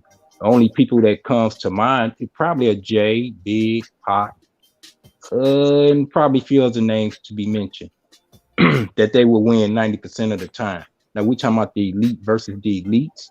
That would be Nas and Jay-Z comparison. Yeah, I would definitely say 4 out of 10 times Nas probably could get him. And when you talking about, if Jay could go to his B-side and all that, you know what I'm saying? Nas would just come with what he got in his arsenal and mess around and get the victory. And definitely somebody like Big or Pop, hey, it's like, hey, on any given day they could get him. So now Jay is not untouchable in this versus thing, just in a 20-song format. Shit, fuck around, T.I. could come up on the. I know it's reaching. Oh shit! Yeah, oh shit. Probably 1 out of 10. You know what I'm saying? But nevertheless, it only take one bullet to take your life. All right. Well, look, that's the last one on that. Anybody got anything else for that before we go on to this Eddie Hearn topic, yo? And yeah, I'm gonna give a final hug to the panel. That's right. the final thing. There we go. Hey, look, Eddie Hearn recently did an interview, and it's kind of making some noise. I think Ricky spoke about this on his show earlier tonight. Also, Fury did it. No, I believe Fury did a video interview, right? If I'm not mistaken, Eddie Hearn was a print interview, but basically, Eddie is out here saying he don't think the fight gonna happen, and he's saying the WBC should strip. He's calling for the WBC to strip Fury if Deontay Wilder fight does not go ahead. Let's start right there. Let's start there first. Should Fury be stripped if he does not fight Deontay Wilder, or if the fight is postponed for any reason? Yes. Yes. Yes. Is that a unanimous? Yeah, I think that is. Yeah. All right, let's God keep it damn moving. Let's keep it moving to the next part then. He said Eddie Hearn believes Dillian Whyte has waited long enough for his shot at WBC glory. Everybody has. agree with that? He has. He actually has. Is that unanimous? Okay, sir, you say he ain't waited long enough. You don't think he waited long enough? You shaking your head. Nah, because if you, how long it's has he not been waiting if you mandatory? could got that glory. It's a difference in people not willing to fight you or you can't make the contract happen. When you have an option to actually just walk into the ring and you find an excuse not to do it, that's on you. Or Elaborate what we talking about, right? Be specific. What we talking about here, right here with Dillian Whyte. yeah, Dillian Whyte could have fought Deontay Wilder. Dillian Whyte could have fought pretty much everybody on this screen. Now, how did he? I never knew he turned down a Wilder fight. What happened with that? Very simply, he made excuses why he didn't want the Wilder fight, but as soon as Wilder moved on to somebody else, he was like, "Oh, I thought you was going to fight me." But he got real quiet when it was time for him to step up. He was like, "Oh, I don't know. I got other options. I'm doing That's not true. Stuff." You know those lines that they give. But I don't know. That's why I'm asking you for specifics. You said excuses, but you didn't tell me one. When people talk about Wilder, I don't. Some people might call them excuses, but I can tell you exactly what some of those things are. I was asking you for that, far as Dillian Whyte. What was offered? What happened? What was the excuse that you speak of? Oh, he said, "Oh, he was supposed to get the Wilder fight, but then when Wilder offered him the fight, he said, "Oh, I got to fight a mandatory, or I already had a fight set up." But you was just saying that you wanted to fight. So how you supposed to be somebody mandatory? He always had some weird excuses. I'm gonna drop a couple of links. That's what I'm doing right now. Or just instead of just dropping a link, look it up and read it, and then so you can be able to tell me, because I'm live right here. I'm trying to do the show a different way tonight. If y'all can't tell, go ahead, Troy Graham. You said that's not true. You got the floor. Plug anything you need to plug. Y'all got the floor. When I come back, please don't be arguing. I got to take a quick bathroom break. But Troy, you got the floor. Go ahead. What's up? No, ain't nobody gonna make no argument, but he never ducked Wilder at all. Wilder, this is an old story, and I'm really tired of it. But there's an interview with Whyte, which I got somewhere, but where Whyte showed the video or the text of Wilder saying, "I'm gonna block you out for 3 years or 2 years. I don't have to fight you." Then there was the whole nonsense when he has to fight Ortiz. Why does he need to fight Ortiz, a man that Wilder just beat? That makes no sense to me. And then basically the whole thing with Fury, I don't believe he's coming back. And if everything's right in the world, Fury steps aside or he doesn't come back, then they put Whyte in the fight Wilder, and Wilder will retire because he's not going to want to fight Whyte. And then they could move on to Whyte versus Joshua, because Wilder's never wanted to fight Whyte. Because if he was it's such easy work, why didn't he just fight him and knock him out, get him out the way, and shut him up? The man talked about his wife and everything else, so why didn't he shut him the hell up in all this time? It's so funny. Troy, Go ahead, God. Troy, you really feel Dillian Whyte has a chance with Wilder? No, I feel he's going to knock him the hell out. All right, well, you're wrong. Now, I definitely agree with you. Yeah, wait, Wilder. Dillian Whyte's going to knock out Deontay Wilder. To sleep like you did Ortiz, not Ortiz, but Derek Chisora. Wow. Who? Okay. Let me know when y'all can go, man. So look, man, this the crazy part about this, bro. Dillian Whyte is Eddie Hearn's bodyguard for AJ, bro. Fuck what y'all talking about. It's funny how y'all double standard the shit out of Deontay Wilder, bro. Pete this. So we sit up here and we can go back. This is on tape, right? How y'all just let me finish, right? This on tape. This is so many different boxing platforms on YouTube at this point. It's crazy, right? Deontay Wilder told Dillian Whyte, "If you want to fight me, fight Ortiz." Ain't that what he said? Yes or no? Is that not Oh what he yeah, said? yeah. I already remember said that. that. I already said that, Ricky. I said that Okay, already. okay. I just want confirmation, bro. Don't take it personal. This ain't personal. It's not to the best. I'm breaking it down to y'all how I saw it. Right? Tell me if I'm lying. Right? No, you're right. He said he got to fight, or he was like, "You want to fight me? Fight Ortiz." Right. And this is what he I'm was saying. scared to fight Ortiz. Let me land this plan for you, sir. I got you, dog. Right? So, and I've been on panels with Major Key Boxing with other people who were saying Deontay Wilder's too honorable for his own good, right? So if this man is honorable and he telling you, hey, God, you want a shot at me, fight Ortiz, why wouldn't he give it to him? Right? Okay, so basically, old news again. We backtracking because it's 2021. We go backwards. Backtrack, bro. Okay, let me fit. Okay, okay, go ahead and finish. I thought you were finished. No, this is what happened, right? So you can't take the truth and then turn it to a lie to a man who you already said that this is one of his flaws.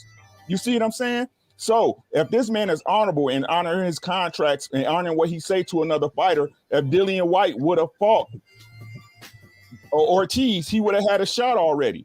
If he's been waiting so long, even though the WBC is shitty, why haven't they mandated him to fight him yet? Okay, well, I never said he was honorable. You said Major Key said he was honorable, right? This is long conversations, bro. We done had this on I don't know how many different panels, bro. And I'm not gonna go find them. I know what I said. I ain't gotta make up no lie. Something that's been said. Right.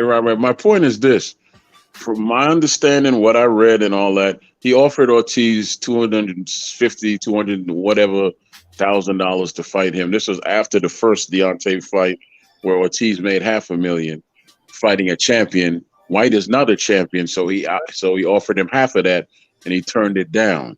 So how you gonna make somebody fight you that don't want to fight you? It's not that, guy. Like I said, if that man put stipulations in front of him for that man to fight him and he didn't take it, you off the table. It's the same. No. Did you hear what I said, Ricky? He offered Ortiz a contract to fight him, but Ortiz never took the contract. How much? He said $250,000. This was after Ortiz made $500,000 fighting Wilder, the champion. Then White is just a contender, doesn't have a belt. So he said, "I'll give you $250,000 to fight me." Bro, if that's the case, that's not Wilder's issue, God. No, it's not, and it's not White's issue either. So the fact that the man turned him down, it's not his fault. So let's move past it. So again, if that was contingent upon what Deontay Wilder asked that man and it didn't happen, if he ain't done nothing to move forward and get mandated, you just gonna keep waiting, just like every other fighter, bro. Just like every other fighter that we feel who should have moved up to the spot because it was supposedly they turned and they didn't.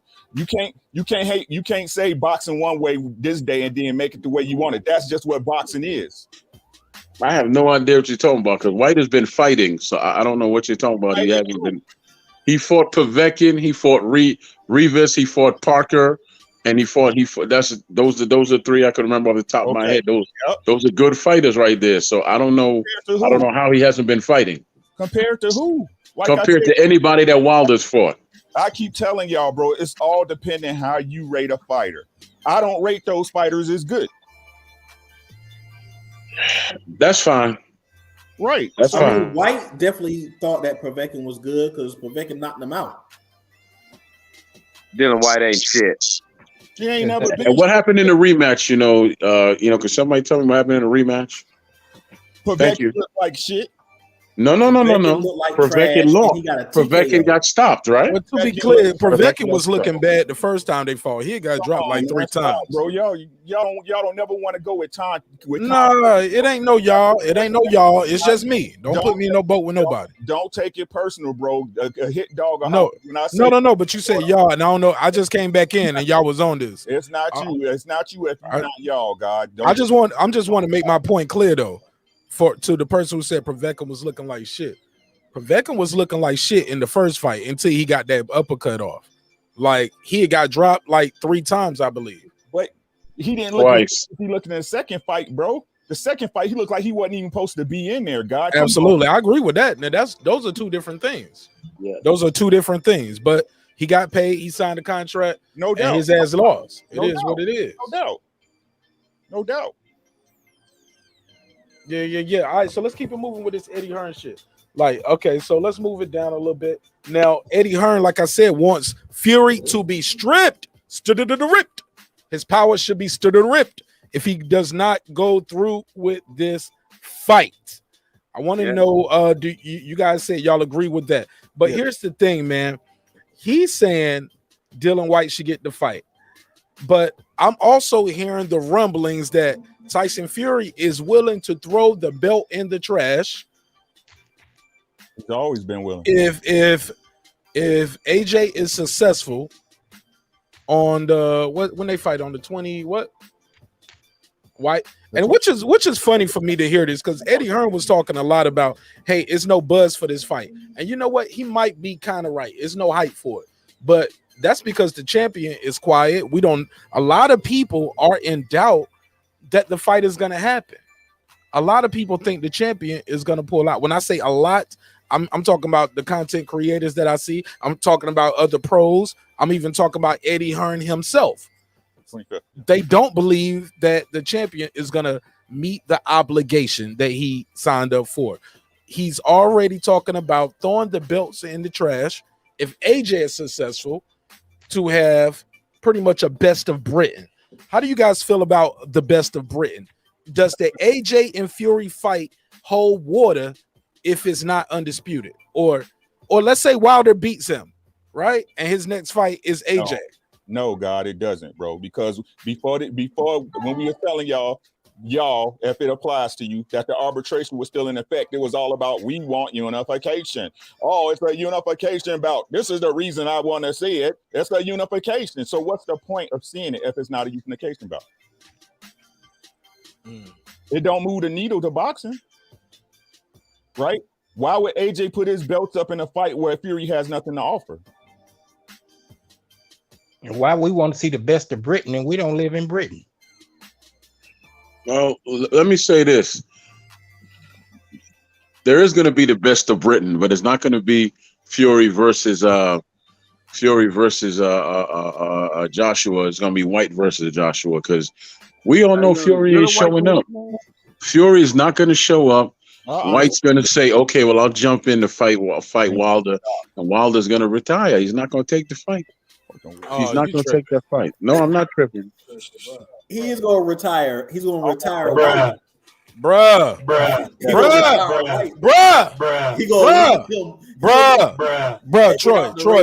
Troy, you can't believe that.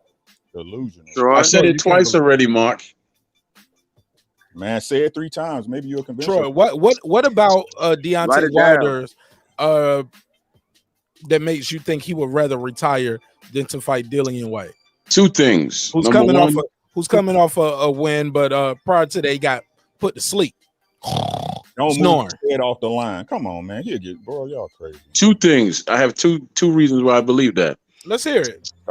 One is the let's hear it. One is cocaine. One is the interview. One is the interview. First of all, I would lose my life before I ever get high. One is the interview. Okay, good. One is the interview where White pulled out his phone and Deontay Wilder was on the other end saying that I don't have to fight you. I'm going to block you off for X amount of years. The second is I heard Wilder on the Boxing Voice years ago. They asked him about, Nesta was like, why don't you just go ahead and fight him, man, and get him out the way and shut him up. First words out of Wilder's mouth is, I'm not afraid to fight him. No one asked you if you were afraid. Why would the first words be out your mouth that I'm not afraid to fight you? Why would he say that first? Because that's the nature of the question you're asking. No, it's not. I don't want to forget his second point, sir. Saying, hold on. Now you said you had another reason. Now what was number 2? No. That was the 2 reasons. So what was one? So 2 was the Boxing Voice, and 1 was Dillian Whyte with the phone. Okay. Right. All right. Go ahead, sir. Senior. Go ahead. Yeah, common sense says that was the nature of him asking the question. Why don't you go ahead and get him out the way if you're not scared? That was where you don't finish the rest of the question out. I'm sorry, Sir Senior, but Nesta never said if you were scared. He never used that word when he asked him the question. He never did. The question implies you never heard that type of language. He never implied scared. Oh, okay, Sir Senior, I heard the thing live. He said, why don't you just get him out the way and then you can shut him up? Why don't you just do that? And then Wilder's first words were, "I'm not afraid of him. I'll fight him." Nobody ever brought up, "Are you afraid of him?" Nobody ever did that. Actually, people constantly did that. He's talking about that live though. I think. But in that live, that was the point of fighting nobody. The question. Well, yo, we was talking about Fury and Wilder. Now we talking about this guy, Dillian Whyte. Bro, the truth of the matter is, God, that even if Tyson Fury didn't show up and turned around out the ring, bro, Eddie Hearn ain't no part of this card, ain't no part of this function. There's no way they can get Dillian Whyte in there in time with how much short. This is stupid. That's always fucking Eddie Hearn doing his job as a promoter, talking his fighter up when he know he ain't gonna fight Wilder. Stop, bro. Okay. Dillian Whyte is not ready for Wilder. He's not ready. What is Wilder to be ready for? I mean, what is he? You mean the longest reigning champ in recent history? And you mean the knockout king? And the Tyson Fury who you just said not gonna fight him, who everybody regards as the number one heavyweight in the world? Everybody don't regard him as number one heavyweight in the world. Tyson Fury? Everybody? No, he regards Dillian Whyte as the number one heavyweight. No. I'm sorry. Hey, hold on, Eclipse and Ricky. How could you speak for everyone? I'm curious, Ricky. Go ahead. Maybe and they can say general consensus. consensus. How about that? Does that sound better, Troy? So we Sure, can move forward. yes, but those are semantics. everyone's a Let's broad move of forward. blankets. Yeah, let's move forward without the semantics, though. Yeah. Like Ricky said. You know what I'm saying? I get it, but when you look at some of the Ring magazines, ESPN, when you look at pound for pound ratings, they don't have Dillian Whyte there. They got either AJ or Tyson Fury because Tyson Fury beat Deontay Wilder, so they got him high on the list. Like, do you not? Hold on. I'm just trying to break this down real quick. Troy, do you not agree that Tyson Fury is the general consensus? He's rate higher than Wilder, the guy he just beat, and Dillian Whyte? Of course, he's ranked higher than those two. Okay, right. But number one, and since he's still undefeated, he beat Klitschko, he beat Wilder by stoppage. Whether you say hook or crook, like the old folks say where I'm from, whether hook or crook, he walked out with that belt. AJ got knocked out. He lost his O. Regardless how you look at it, it's either 1A or 1B, Troy. Like, you know what they mean when they say these things. AJ's number one, and then you could put Fury in there based on what he's done, but he's not number one. Okay, well, 1A, 1B, or number two. How about that, he's number two, actually. There you go. I give you that. Now, their point still holds water, though. Whether he was Dillian Whyte is definitely why would or three, because AJ has lost once, but he's a champion. Deontay Wilder has lost once and longest reigning champion in recent history. Tyson Fury hasn't lost, so that would make Dillian Whyte at best number 4. So he couldn't be 1, 2, or 3. So he's not in the top 3. He's barely in the top 5 if you play with it the right way. I'll make Dillian Whyte number 3. Hey, look, Troy, however you want to rank it. My thing is, what have you seen in Dillian Whyte that'll make Deontay retire rather than fight him? You gotta enlighten me on this. I gave you the 2 reasons why I stated that, Mark. I gave you 2 reasons. Because of a text. I'm talking about in the ring, bro. Because of a text message and in the ring. Okay. And since you brought up in the ring, saying, I'm not scared to fight. I'm not scared to fight Dillian Whyte. So that means, he's definitely gonna lose and he'll retire before he fights him. Since you brought up in the ring, I'm gonna tell you. First and foremost, we could talk about this man's knockouts till we die, but he's never knocked out any of the current top heavyweights ever. There's no current top heavyweight that he's knocked out. Joshua, White, Fury, none of them. He's never knocked them out. Dillian brings a certain toughness. Is he the most skilled? Absolutely not.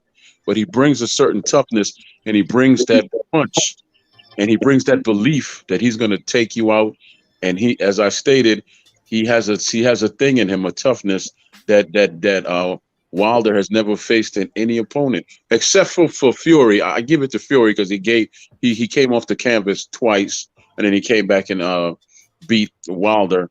But this is a different type of a toughness because he comes with a punch. Because if that was Fury that had him, I'm sorry, if that was White that had him on the ropes in that second fight, he'd be on the floor. He wouldn't finish on his feet. He would finish on his face. Allegedly. Hey, look, girl behind the mic just pulled up. What's up, Queen? How you doing? Good. How y'all doing? Hello. Yeah, they talking about boxing right now. Got a lot of testosterone flowing in here. It's fine. I can hang with it. I'm like, sir, is that you behind the video, sir? Oh snap. You see who's showing his face. You see I it. see who's showing his face, looking all chocolatey and whatnot. Why you hiding your smile, sir, senior? Is it because you didn't want us to comment about your smile like last time, huh? Is that it, sir? That crest smile. All right, Shout out to the ladies. Shout out to the ladies sticking around, dealing with some of this boxing energy. We definitely got one more topic on the topic docket. Can't say that 3 times fast, let alone once. Candace Owens had Larry Elders from California. He's up to being the new governor, and he talked about reparations should go to the slave owners or the families of the slave owners. So we'll talk about that in closing. That's going to be our final topic after this, but stick around for that. And I hope y'all enjoying the show so far. Got a jam-packed panel right here, and we cooking this shit up. Shout out to J.A. King, Mitch, God Body Sports, girl behind the mic. Of course, she just pulled up, and everybody else that's out there who is enjoying the show wherever you are. Let's keep it popping. All right, let's keep it popping. Go ahead, Ricky. You got the floor, my G. You got the floor. Hey, we moving on, right? No. Yeah, let everybody get their final take off of this one. Then we can go into the last topic. Should you guys are down for Fury getting stripped? Who should Wilder have to fight for the vacant belt then? White. That's Troy Graham. Also, we got the fight doc that just pulled up. What's up, Doc? Fight doctor's in the house on Rick James status as always. Good evening, ladies and gentlemen. Peace. How you feel, my G? I feel well. I just wanted to address this whole Anthony Joshua #1 heavyweight nonsense. I mean, it's nonsense. Okay, listen. He he can make a case though, right? No, you can make a crackhead case. Okay. All right, but anybody who knows anything about boxing is not going to have Anthony Joshua. Listen, when Anthony Joshua fought, if not Andy him, then Ruiz, who? If not him, then who? Tyson Fury. Tyson Fury is the #1 heavyweight in the world. I mean, it's simple. It's simple mathematics. Okay, when you beat the top guy, you become the top guy. Period. No ifs, ands, or buts. It's just that simple, right? Now listen, Anthony Joshua. Let's talk about Anthony Joshua. Now look, I'm an Anthony Joshua fan. So Jeff Horn was that guy when he beat Pacquiao? I don't know that Pacquiao was the #1 heavy welterweight in the world, but he was that guy though. He was that guy. Listen, you can make the argument, sure. Look, if you look, in order to beat a man, you have to beat the man, right? Bud Crawford beat him. Well, listen, BoxRec has Bud Crawford as their #1 welterweight, so I can't make an argument against that. If you have Bud Crawford as the #1 welterweight in the world, I am not going to argue against you. I probably will agree. All right, Bud Crawford, hell of a fighter. All right? If not him, there's only one other guy you can say, and that's EJ. And that's I would agree. I would agree. There's an argument to be made either way. So if you want to argue that Bud Crawford is the #1 welterweight in the world, I'm not going to argue against you. There's an argument to be made there. All right, but listen, let's get back to AJ. And look, I'm speaking right now as an AJ fan, but a boxing fan first. Right now, when Andy Ruiz fought AJ for the first time, was he even ranked in the top 5 at heavyweight? I don't think so, because I think I can tell you 5 heavyweights who ranked ahead of him right now at the time of the first Anthony Joshua fight. Right? Say that again. When Anthony Joshua fought Andy Ruiz for the first time, was Ruiz ranked in the top 5? Was he a legitimate? I'm not sure, but I know he was a last-minute replacement. To be fair, no, he wasn't. He was not. Thank you. He was a last-minute replacement. What was Big Baby Miller ranked though? He was the replacement. Look, he was the replacement for the replacement. That's who Andy Ruiz was. All right. Facts. Who wants to come in and talk about? He's on to something here. Now, who's the? Now, I thought Big Baby Miller was the fight. Big Baby Miller was the original opponent. He tested dirty for whatever it was he was on. Right, he popped. Right? How's a nigga 300 pounds throwing 100 punches around? How does that go? Okay. We get it. He popped, right? So then Andy Ruiz came in. No. Okay, They who's tried the to make first the fight replacement? with I think Luis Ortiz, I think, was next in line. Oh, all right. And for whatever reason, that didn't happen. Andy Ruiz was the replacement for the replacement. Okay. Literally, he replaced the guy who was supposed to replace the guy. Okay, right? fair enough. All right. So the man was not ranked in the top 5 at heavyweight. He got the knocked job out done, Anthony- though. Right. Oh, listen, I'm not taking away He from was the man's ready. victory. Yeah, all right. Okay.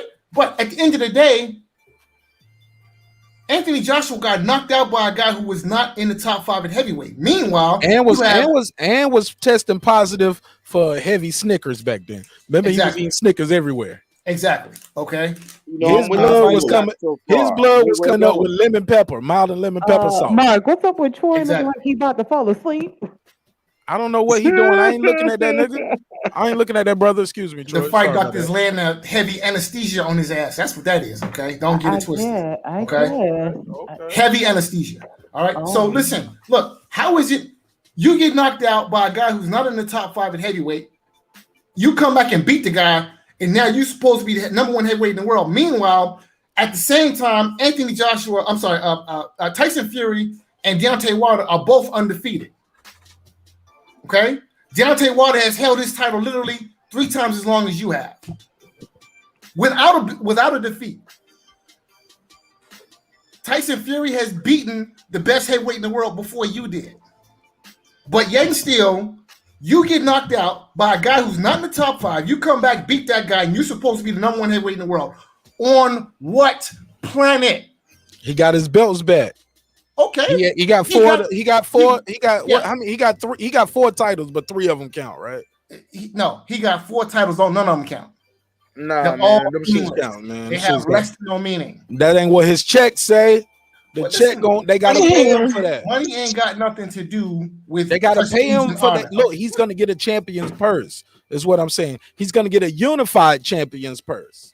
He's getting the purse that he's getting because he's a draw. Them belts don't look. You Them damn right belts he a don't mean draw. nothing. You Them damn belts right don't he mean a nothing. draw. Them belts don't mean nothing to his bottom line. Look, he got the They shot at the do, titles bro. because he's a draw. I'm gonna tell you why the belts mean something. The road to undisputed goes through him. He got all the belts except for 1. That shit gotta count for something.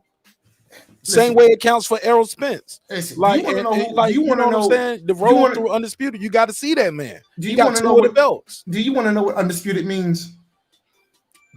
You tell me. It means less than nothing. It means less than nothing. It's an illusion. It's a trick.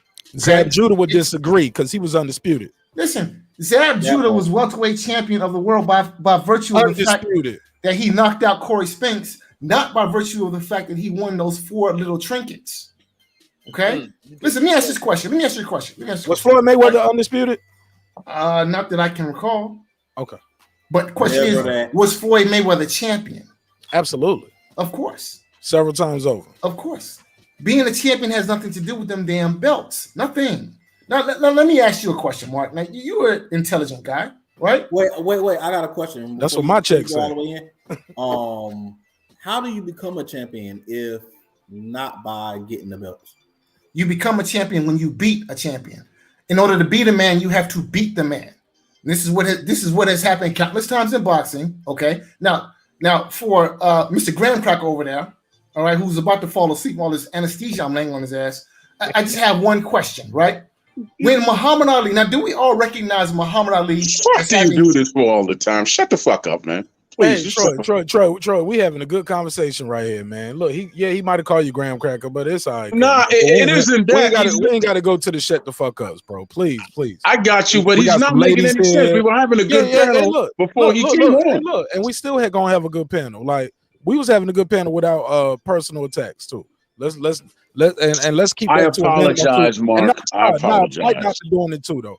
Like y'all leave that shit. Y'all do that shit on y'all show. No, Y'all listen. This It isn't on me. right here. It isn't me My G, attacking I him. got it, Troy. I got this. Trust me, I got it. Fight doctor, please continue. Yes, sir. Thank you. So we all agree that Muhammad Ali was the heavyweight champion. He won the title in 1964. Do we all agree? When he beat Sonny Liston.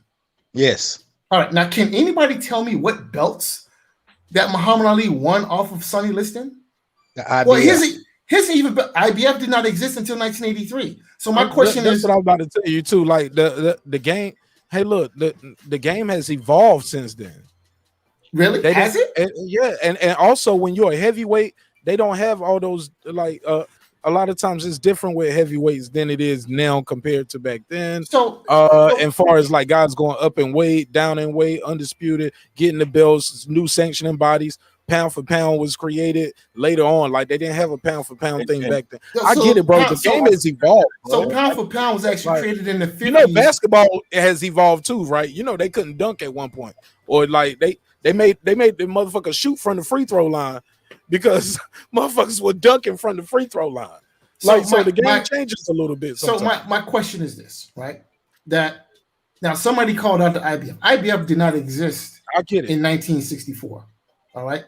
Now I'll take it even further. Jack Johnson. Now we all recognize Jack Johnson as the heavyweight champion of the world, right? Right. When Jack Johnson was heavyweight champion of the world, there was no IBF, there was no WBO, there was no WBA, there was no WBC. None of them shits existed. In fact, nobody had even thought about any of them shits. They had no idea that there were going to be any of these sanctioning organizations when Jack Johnson was heavyweight champion, right? Jack Johnson and the people who came behind him, they got to be champion because they beat the man.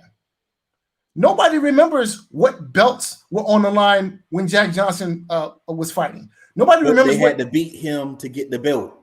You had to beat Jack. Kills everything you just said for the last 5 minutes. No, sir. No, sir. No, sir. Just Willard, you just killed yourself. You said you're not a champion by getting a belt. To be a champion, that's how you become a champion. You beat the man, but the man has the belt. What belt did Jack Johnson have? So here's my question. If that's true, then ask me this question. What belt did Jack Johnson have? If the belts are so important, why is it that nobody can tell me what belt that Jack Johnson had? What belt did Muhammad Ali have when he beat Sonny Liston? If the belts are so important, why can't we remember what belts were on the line when who fought who? Now, we remember that Muhammad Ali cashed his clay at the time. Had a heavyweight title? Yes, he did. He had the heavyweight title. Muhammad Ali never had a heavyweight title? Yeah, he did. He had the heavyweight title. Oh, okay. But see, the heavyweight title is not a belt. When you're going back of the belts don't matter, maybe you're saying there's too many belts. Now I agree with you, there's too many belts. But the fact that the belt, that's what ranks you as the champion. It's because you have the belt, you have the title. That's what it is. That's what the belt is. It's a representation of the title. When you have the title and you are the man because you beat everybody to get the title, that's what makes you the man. So not there's a difference because there's a whole bunch of more skilled fighters who had to wait longer to become a champion, and some who never got a chance to become a champion. So there's a difference between a belt and a title, right? A belt is something tangible, something that you hold. A title is a distinction, right? A distinction that you earn in the ring. Now, I just said that, and the belt is what represents that. No, a belt represents a sanctioning organization, and there's silly rules. Belts have no meaning other than the extortion that professional prize fighters are subject to by these stupid, silly criminal organizations whom we give credence to. That's what belts stand for. Belts stand for criminal activity, if you want to be real. Okay, boxing was run by the mob for a long time, and all these sanctioning organizations are an outgrowth of how boxing was run by these criminal organizations extorting money from athletes legally. The heavyweight title predates all of these stupid belts and sanctioning organizations. The title is not something tangible. It's not something. But the mob ran it back then. So what are you talking about? They ran almost every sport. So what are you saying? Like what I'm saying, right? What I'm saying to try to prove a point that you're actually proving against. Right. What I'm saying is that a title. Fight out, dude. Yes, sir. Hey, look, man. Land your plane. Yeah, land your plane. Yeah, because you came in and I promise, if you check the playback, you got more airtime in a row than anybody else got. But I need you to land the plane so we can keep the conversation moving forward. Because we do want to reply to some of that you said without the trivia in the middle. Like, all right. Well, the point that I'm making is that it's silliness to make Anthony Joshua the #1 heavyweight in the world. Okay, when at the time he beat he won the rematch against Ruiz, you had two undefeated heavyweights who were ahead of him, who should be ahead of him, rightfully so. Okay, so that's the point I was trying to make. All right, well, because here's the deal, man. We got here because we're talking about the what's going on with Eddie Hearn and Anthony Joshua, Dillian Whyte. So if Tyson Fury pulls out of this fight, who should Wilder fight? Because he's definitely next in line because it's the rematch for his title. So who should he fight? Some people said Dillian Whyte. Some people said not Dillian Whyte. What say you fight, doctor? Well, I have two thoughts on about it. The first is that it's called prize fighting for a reason, right? They fight for a prize. So now these guys, they put their lives on the line every time they get in the ring. And it's my personal opinion that whenever a fighter gets in the ring, it should be for the most amount of money he can possibly make, because it's not guaranteed he's going to walk out of the ring with all of his facilities intact. So my answer to that question is, who should he fight? Whatever fight is going to make him the most money, that's who he should fight. Now, me personally, I would like to see him shut Dillian Whyte's mouth up. Okay? That's what I personally would like to see. However, in terms of the whole heavyweight mess and who's the number one heavyweight in the world, and this and the other, I think personally, if Tyson Fury pulls out, then I think he should fight, if any way possible, he should fight Anthony Joshua. Because I think that's probably going to be his most lucrative fight in lieu of a Tyson Fury fight. So one of those two guys. But whatever fight makes him the most money, that's who I think he should fight. It's about getting the belt back for Wilder, but okay. Let's pass it around. Anybody else had anything else on this? I would say most definitely that Tyson Fury backs out, then Wilder should fight AJ. AJ's not going to fight Wilder. Well, he ain't going to be able to fight Wilder because AJ's fighting a week before. AJ got to fight somebody for his belt. That wasn't even a possibility. Yeah. Dillian Whyte is one of the people that he should fight. It's because he's one of the people that's next in line for one of the belts, and that'll get him out the way. Because either him or Andy Ruiz is the only people who you could arguably say should be in place for a fight. Andy Ruiz is already. All right. Let's keep it moving. Go ahead. Eclipse. Listen, man, it's real simple. Tyson Fury, a ho out here.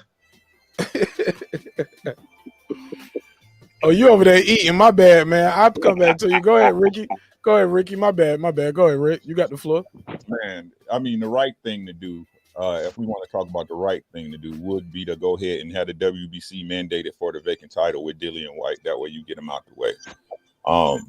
Turn your mic up a little bit if you can.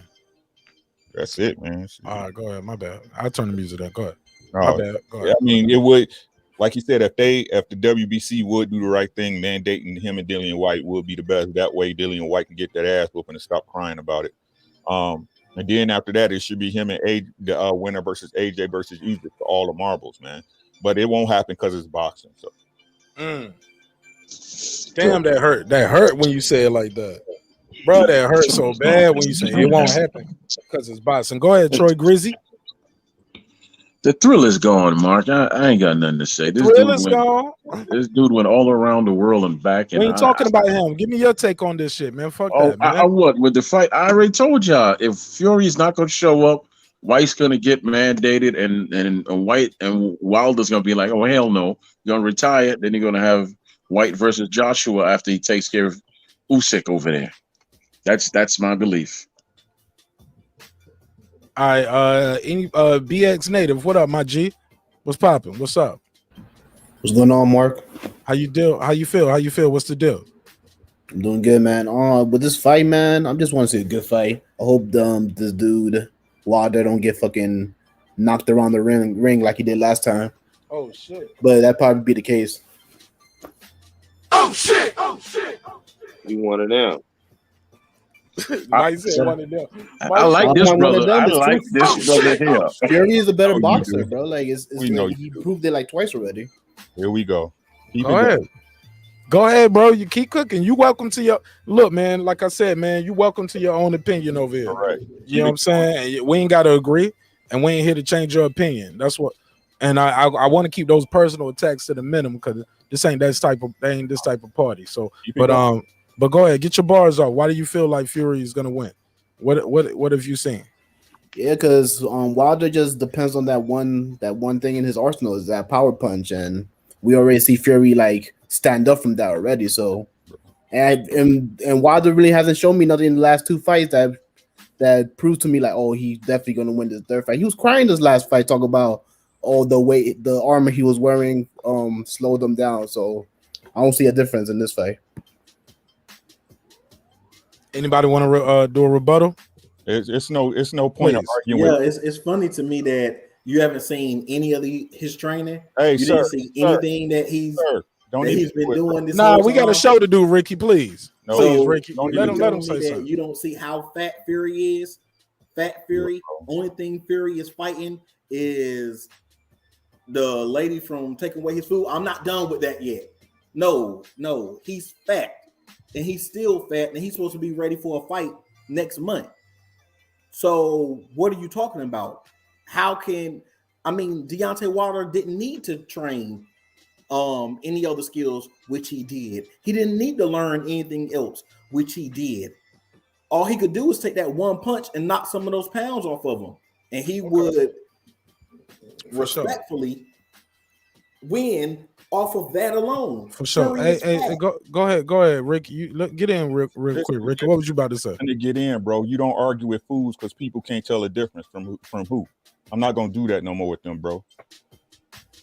You gonna sit up there and say Fury winning when he ain't even trying to fight the man? Okay, next subject, Marq Nash. Anybody got any? Meanwhile, back at the ranch. Go ahead, Fight Doctor. What's your take on what they're saying right here? Look, at the end of the day, Fury has spent the last year trying to duck this fight. Right? Now, I don't understand just logically, right? If you just do the simple mathematics, you dominated Wilder in the last fight.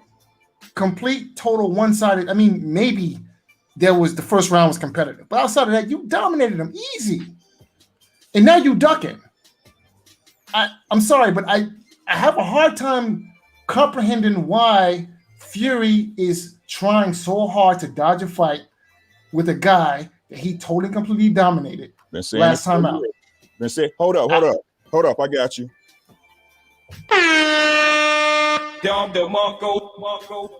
I don't get it. There's something afoot here. Okay, something smells bad, right? I don't know what it is. I know what it is, Fight Doctor, when you finish. I don't know what it is, but there's something wrong here, people. There's something seriously wrong. I want to go back to the BS native because that's his guy. I want him to get a chance to ride with his guy. Go ahead, BS native. What do you think about what he's saying right there? Well, I don't care who win either way. I'm gonna say he's my guy, but just I didn't mean it in a disparaging way. Yeah, no, I got you. Now, I haven't seen their fight regimens or probably their training regimens, so I probably gotta take you guys' words for it. I haven't seen Fury's what kind of shape he's in.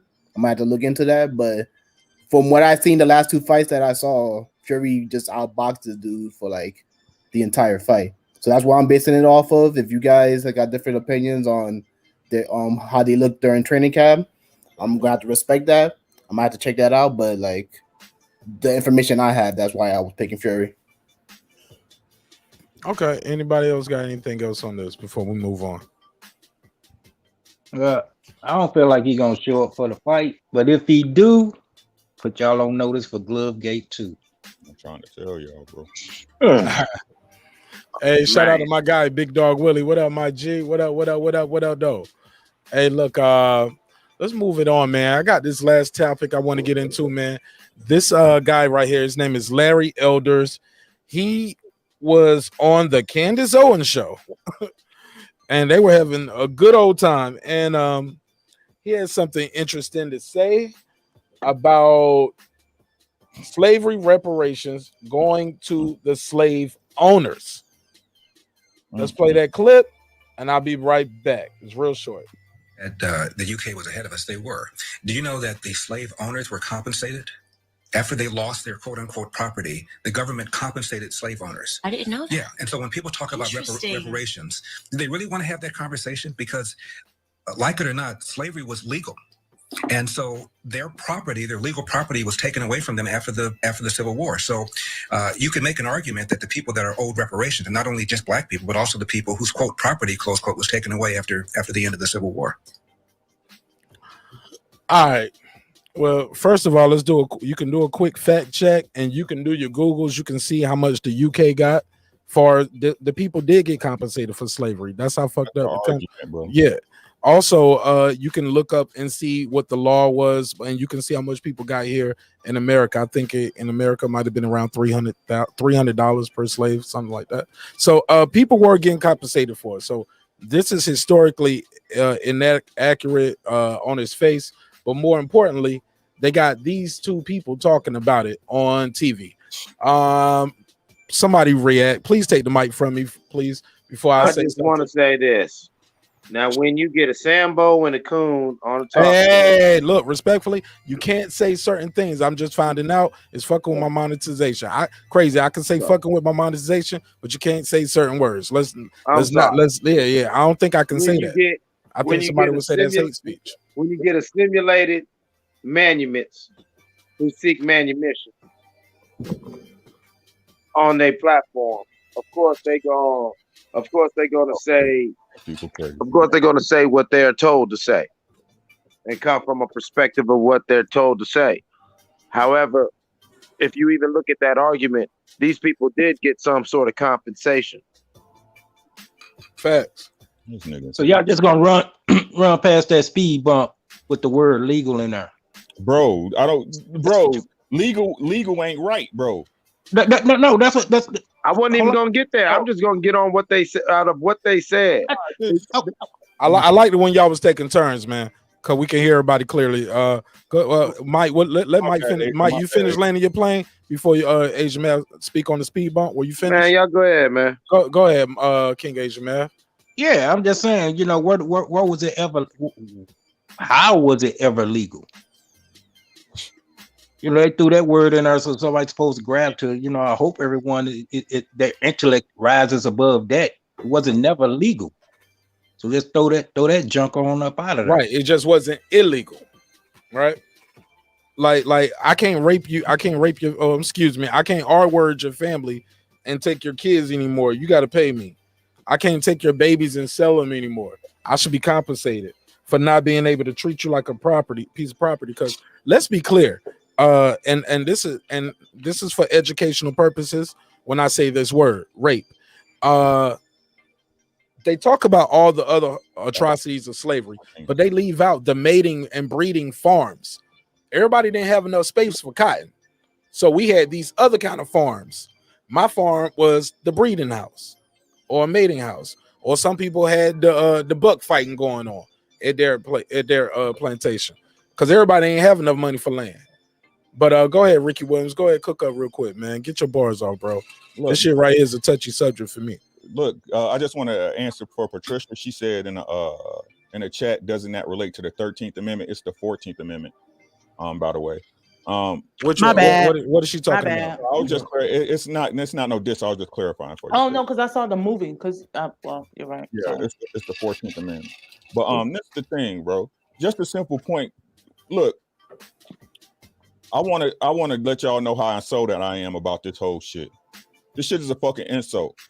To be honest with you, just the fact that you even got to go in your mental Rolodex and pull out shit about what was and if a fucking slaver got money for their slaves. What the fuck is this bullshit? Fuck this nigga. The fuck y'all talking about? Oh, it was legal. Legal ain't lawful, bitch. Just the fact that us as a people can wrap our head around this fucking subject about if we should get paid for our fucking labor is a goddamn problem. It's a goddamn problem.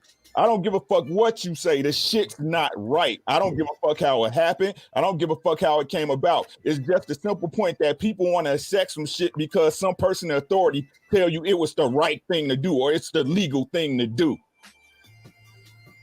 Get the fuck out of here, bro. right? Fuck this nigga, bro. And this is what I keep telling y'all. These people right here is the people in y'all government. Y'all don't even understand, and you can take it how you want it. Y'all don't even understand how these fucking monsters think. He basically just told y'all, oh, you want reparations? Well, your slave master gonna get reparations too, bitch. Oh, you want to complain about your people not getting paid?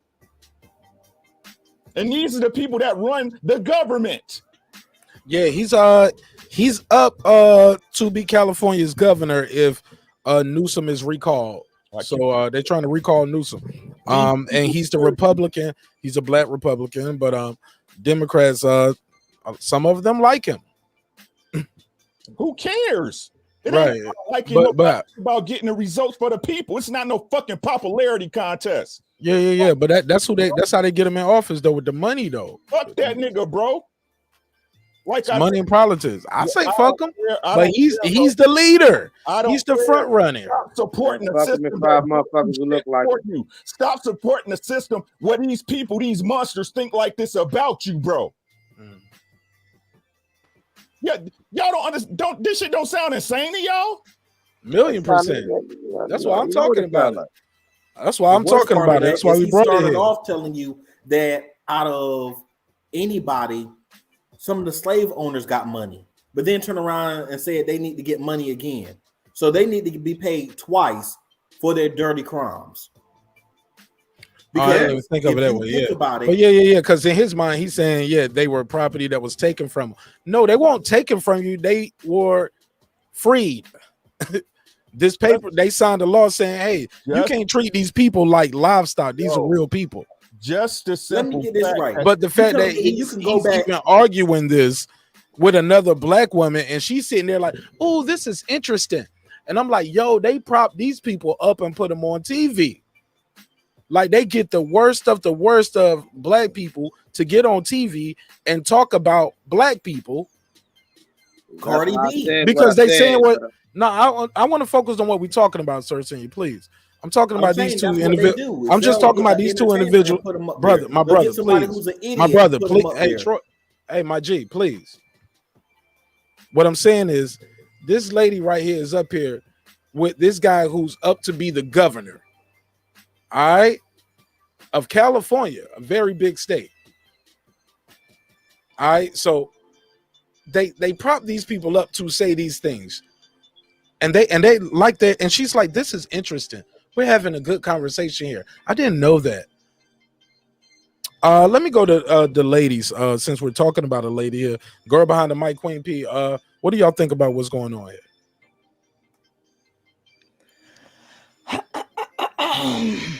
Well, I think I'm going to reserve my comment on this because I don't want to ruffle any feathers. So I'm just going to sit back. No, it ain't about ruffling no feathers. Please have your voice and your opinion. That's why you on the panel, because the panel is packed. I can't get nobody else up here. People been trying to get in. You're up here for a reason. Please. You can call in if you can't get in, though. No, I ain't even got time for that right now. Shit. Oh, never mind. Yeah, unpopular opinion. I tend to like Larry Elder. Of course, this comment he said is somewhat insensitive, you could say, right? But in the last couple of years, digging into melanated African Black history, there's been a lot of stuff that's been omitted. And I know that the populist consensus is it's very distasteful what he said, but when you dig into the minutia of a people's history, you'd be more probably discombobulated. A majority of Black people own slaves too. Do a lot of people know that? No. Yes, I know that. Yeah, so it's like he said this statement, and I don't look at it as a black and white thing. This statement was probably just for his political platform, but I prefer Larry Elder versus Newsom. If anybody asks me, I'm neither Democratic or Republican, but my observation being that I don't know, I have a dissatisfaction with the Democratic Party, even though I don't have allegiances to either or, but he could do California great than what has been in California. That's just my 2 cents. And I actually like Candace Owens. What? Mhm. Oh, no. Reparations. Candace Owens makes a lot of valid points. Mhm. She makes a lot of valid points. Can I chime in? Go for it. So, well, I forget the brother's name who made the remarks. What was his name? Somebody remind me what his name was.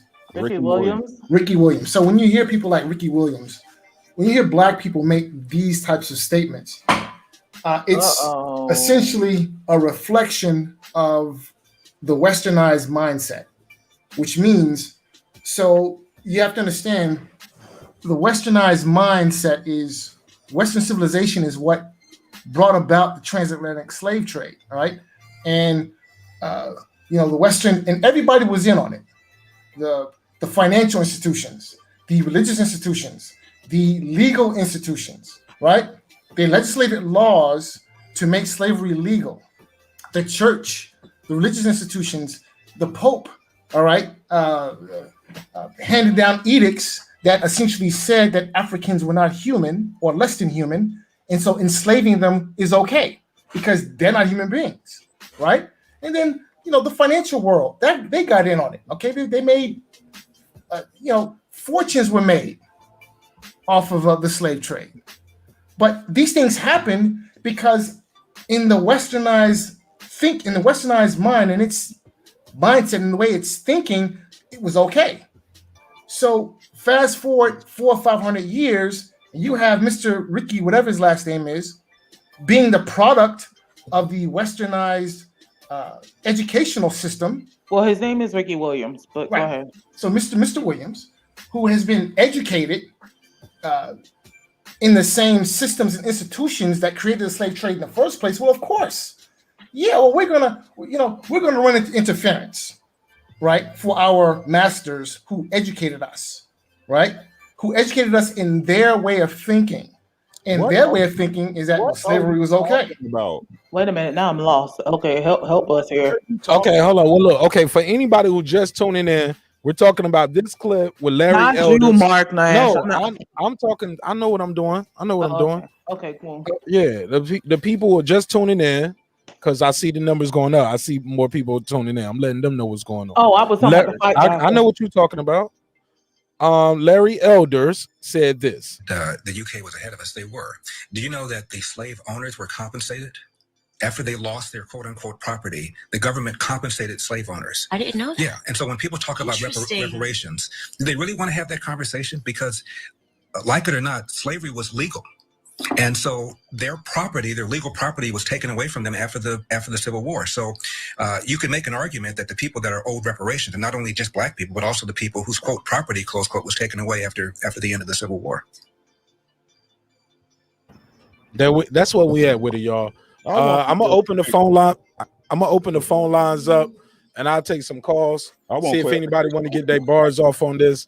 The number is 678-381-1938. 678-381-1938. You want to get in on this topic or anything we talked about all night? This is your time right now. 678-381-1938. Also, I'm gonna open the second line up. Let me do that. I'll open that up too. But that's the number. Go ahead, y'all. Y'all got the floor. All right, let me say my piece and go back to being quiet. What you're looking at with these two things here, Candy and the other boy, is two soulless, worthless individuals who sold themselves for money. They're only doing this for money. They can't tell me that they believe anything they're saying.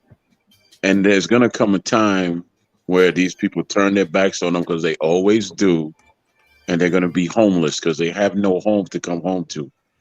No one's gonna accept them back into the black community, and I'm pretty sure they're married to Caucasian people or whatever. Those people are gonna do to them whatever they're gonna do to them, Well, and they're Candace homeless. Owens is married to a white guy. I am shocked, and they're sorry. They're perfect examples. What the hell is that, John? I'm sorry. They're perfect examples of what happens when you sell your soul because you don't value yourself and you don't have the strength to stand on your own. That's what that boy is, and that's what That's what candy is. So I don't really, you know. Have you ever really listened to Candace Owens talks? Because I was Yes, on the I other have. side. I have, to be Mhm. very honest. Mhm. I've gave both of these things, you know, the benefit of the doubt, and neither one of them say anything that I need to listen to. Not a one. They could shut the hell up and go dig their own graves and jump in. Oh Candace, my. Candace But Owens has hold been on, hold on. But misinformed. technically though, that how would they bury themselves if they dig the grave and they jump in? They can stay there until they die. Oh, Troy. Candace Owens has been misinformed. So How very so? simply, even a working She said topic how so? is right She said twice how. a day. Let me let girl behind the mic speak for a minute. I want to hear what the sister got to say. Go ahead, sister. You agree with some of the things Candace always say? True. Exactly true. So it's all a matter of opinion. Give me an opinion. Give me Right. an example of something that she says you agree with that people might not even know.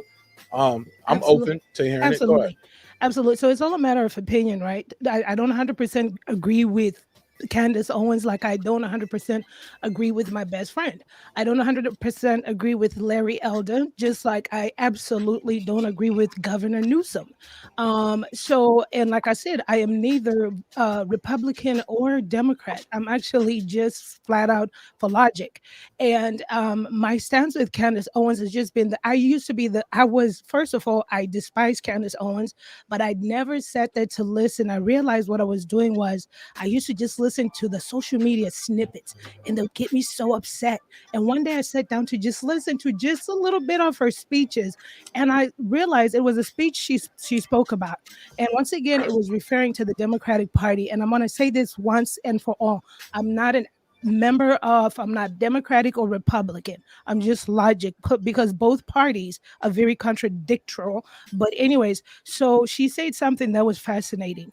And it was all about the fact of Black people, minorities that have been dedicated to the Democratic Party and what has this party done or brought to you. And it was really interesting with the points that she was adding was things that I myself had just noticed living in a state that has a Republican governor, noticing cities that are run by Democratic mayors. Why are these areas so dilapidated versus counties or cities that are Republican ran? I have no commitment to either Republican or Democratic. It's just sheer observation.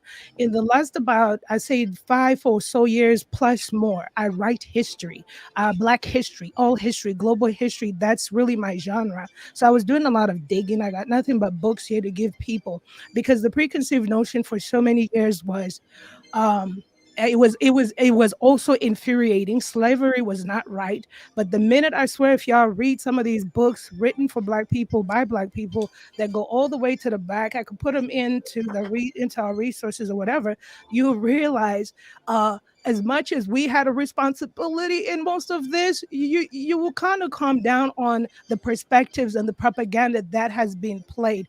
Why do you think for so many years the narrative has always been slavery being depicted just always white people on Black people? Do you know that we had Black people in America before Columbus even got here? We Yes. had Black people globally. So we were an empowered people. We've always been an empowered people. Now, as it comes to, like I said, Candace and Larry, I'm not an avid supporter. I'm just for the logic, which is the same thing that I felt. And I'm sorry if I'm going to hurt somebody's feelings, but my No, thought. you good. Look, I like the fact that you speaking candidly and open. No pun intended. Go ahead. So my thought with my personal logic was I've never understood why people gravitate or hold on firm or have allegiances or loyalties to organizations or programs or people that do them a disservice. Did you know that the Democratic Party, now this is all research because you guys, you have to go digging and diving deep. When I finished my one of my novels, which was based in Africa for the period of the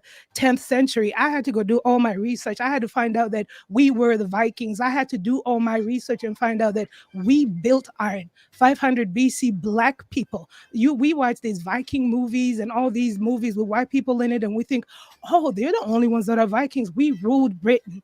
We were the empowered people. We're still an empowered people. But anyways, I digress. So the point being is, when we dig deep inside, do you know that the Democratic Party, go do all your research on your own, founded the KKK?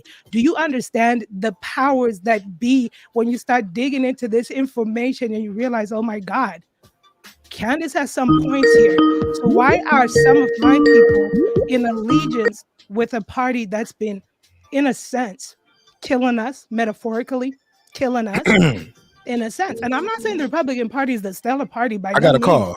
There's no parties for us. I understand that part, but that's Girl just behind my it. 2 cents. Go It's ahead. cool. It's cool. It's cool. She said I digress. It gave me about another 3 paragraphs. It's cool. I love it though. Hey, 323, you on the line with me. What's your name? Where you calling from, player? What's up, Mark? What's up? This is Reggie, man. All right, let me I just got a Reggie, let me comment turn the about volume up and turn the music down because you sound a little low. So let me turn the music down and I'm gonna turn you up. Sorry about that. Oh yeah, let me. Yeah, that was my, me. My bad. yeah. I just had to turn the music down. Go ahead. But what's up, Reg? How you feel? Man, I feel good, but I feel even worse listening to that bullshit spoke by the young lady. None of that bullshit. People don't give a fuck how much Candace Owens can make good talking points. She nullifies all that shit with the other shit she comes out with. It's no different than the bullshit people hear from Charleston White. That's really what I see with these type of people. These are people who lay comfortably in the bed of satisfying white society, the racial side of white society. I ain't going to group all white society and act as if they is. I've been told that shit by real gangster motherfuckers that you don't group people in one category. But to think about the racial society, because black people tend to have a tendency of being afraid of standing up against those who hate them, meaning with white folks. And Candace Owens and Larry Elders are those type of people. This is a clown who talks about being from South Central, how he went to Crenshaw High School. He's done everything to disassociate himself from that damn part of town. But the thing he'll come in there and run the state, like, get the fuck out of there. One thing California does do wrong is with these recalls. The last time California went about doing that shit, we ended up with Arnold Schwarzenegger and shit. And what you get is a lot of times you get the conservative side of shit within California politics who go about pushing these recall elections. And the other side of things is that a lot of Californians politically, a mass group of Californians are dead politically, where everybody's talking about, oh, the Democrats and black folks don't fall in line with that shit. Black people tend to fall in line with that shit during these presidential elections. But black folks shouldn't even be talking like that. That's black folks buying into a white ideology of an American system. Yeah, we play in America. We will always have to. I'm a political person. I believe talking political. I believe having political engagements, regardless of how much people want to reject themselves from being American. You are a fucking American. All this 2021 shit people come with, there are people who've been here 400 years before you that have fought very, very tough battles against the system. Black folks are the only people within America who fights America. America's a nation of enemies. So with that, you have to learn how to negotiate and navigate your way through it. Black folks ain't fucking just Democrats to be Democrats. Presidentially, what the fuck a black person look like voting for the last few Republican presidents they put up there? That party has lost its way. That party wants to identify itself as a goddamn Klan-ass organization. But politics don't stop. And that's the Jedi mind trick they pull with stupid-ass black people who play into the political divide talk. Blacks, Republicans, black, we ain't none of that shit. Because when it comes into local elections, which you tend to really see, where black people ain't too engaged in this shit, we ain't paying attention to what's going on locally. Because a lot of these fucking states around here are doing a lot of shit to target black folks and reward black folks with this political action. Silence and a motherfucker. Rights being taken away. How are we counteracting that shit? We talk about holding our votes in this last election, which was the dumbest shit I ever heard. But it also showed me that a lot of people who talk this shit, black folks, tend to sway towards that Donald Trump shit. But where are they at with the same talk of collectivizing an ideal and strategy going into the next political session? They ain't there because they never meant that shit. They just want to keep that bitching off. Sorry to cuss on your thing, but I don't like the punk Donald Trump. I don't like punks who like him. I don't like people who like Candace Owens or Larry Elders. These are the most destructive, twisted minded type people. Because they pull a lot of slick and sly shit. And I see it with a lot of the brothers who have been even on his YouTube shit. See this shit with this nigga Fred. He pulls the shit. I see it with a lot of other niggas on here who pull that shit.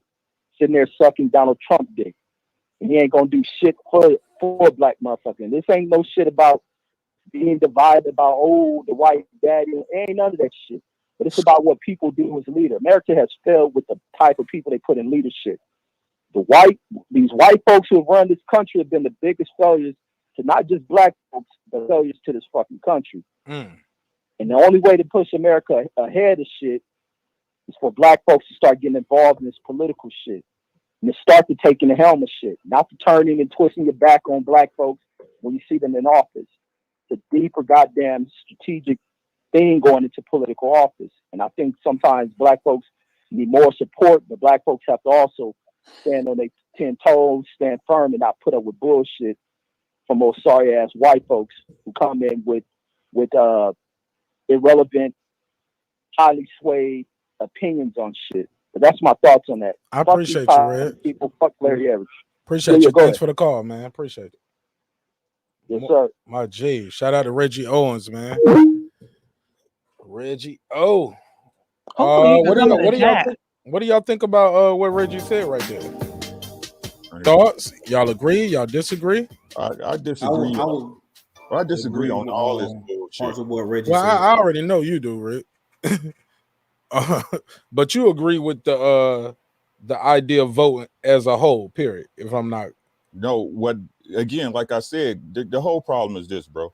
You know what I'm saying? The simple fact that we had these discussions about one party or another simply means that you like being led. You want to be led. You don't trust your own judgment. Well, that's what Ricky was. Reggie was saying we need to not just vote. He was talking about run for office, be a part of the process, not just be a part of voting. Again, as I said before, Mark, this whole process needs to be destroyed because the system is not built for the right people to get to the right place, period, bro. Your vote doesn't matter. Presidents aren't elected, they're selected. Yo, can I chime in real quick? You just did. Go ahead. Yeah, so this brother, what's your name in the black hat? Ricky Williams. You keep asking that. It's Ricky Williams. Listen, actually, so earlier when I said Ricky Williams, I was actually talking about Larry Elder, so my apologies. But this brother Ricky is actually 100% correct. Let me take this call. 323, you on the MIC. What's your name? Where you calling from? Man, I'm calling back for the shit Ricky Williams talking about. Already? Why not just join the panel, Reg? Right, click the link, man. Click the link, bro. It's full. Reggie, I'm gonna get out. I want you to get in because you probably It's not full. It's not full. He can. Oh, okay, good. Oh, good. If it was, I Reg, would join the panel. Let him get in. All right. Yeah, let's make this shit hot. All right, yeah. Yeah, pull up, Reg. They just so they stepped can in hear you shit clear. now. So they can hear you clear. All right. Yeah, Reg's gonna pull up. All right. Can I get in real quick? Go ahead. So earlier, it was a statement saying that, some people have good talking points if you go out and listen to them. But so did Adolf Hitler. So he had a bunch of good sayings. Every mass murderer from creation had great sayings. So because a person can talk well or put forth propaganda does not mean that that's a person that you should follow, a person who you should be gleaning information from. Adolf Hitler is, if you go back and you look, historically comes from Jewish and black people, or what I say, African descent. But he killed those people.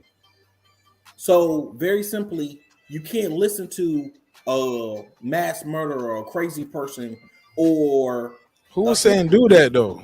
I lost. You lost me. Who was saying do that? Earlier it was said blatantly that Candace Owens got good talking points. She does. Really I missed that part. I didn't know.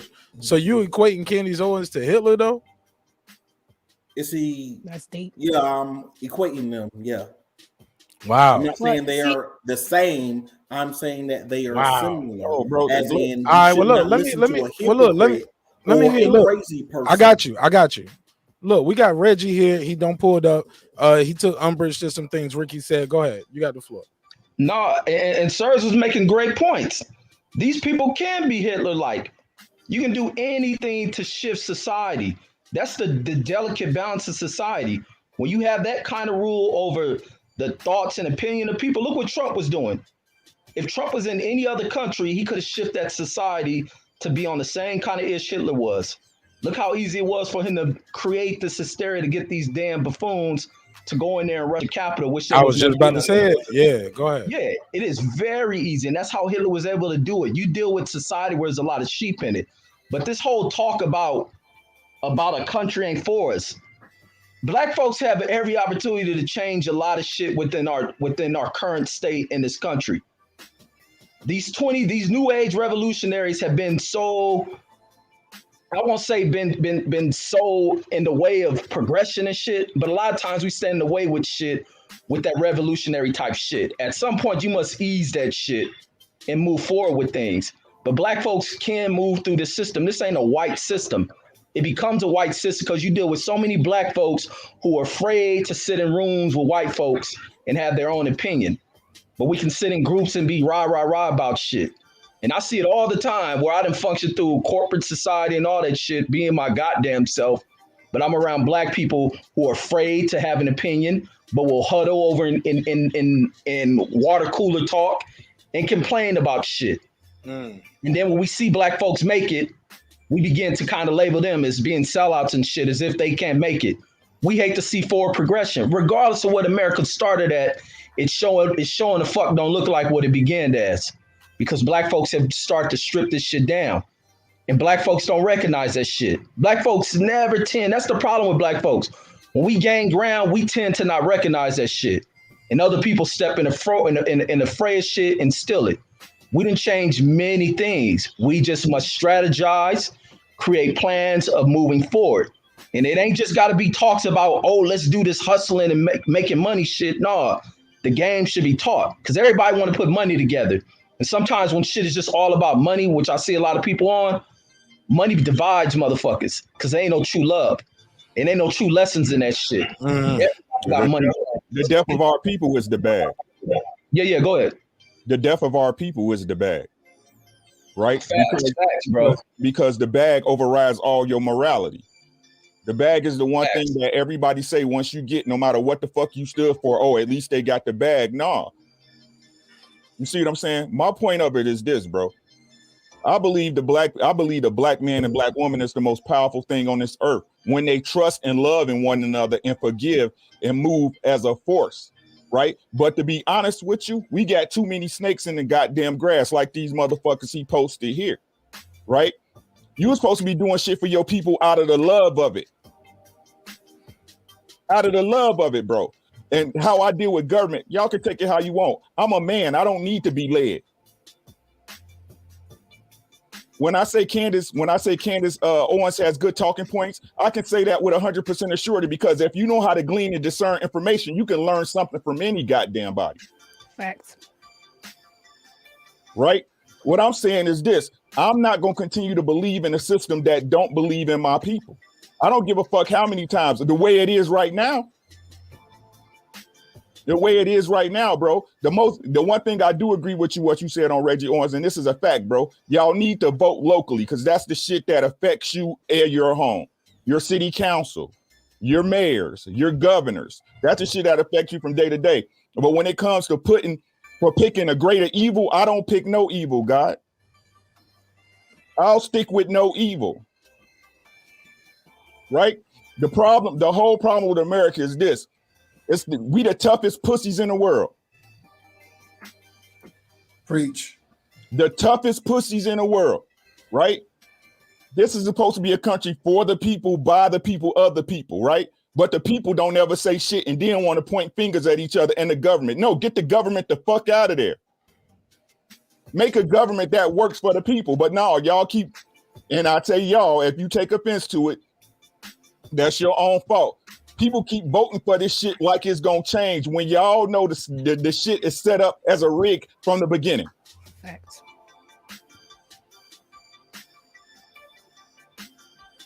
How many years you gonna keep voting for the same party expecting different change?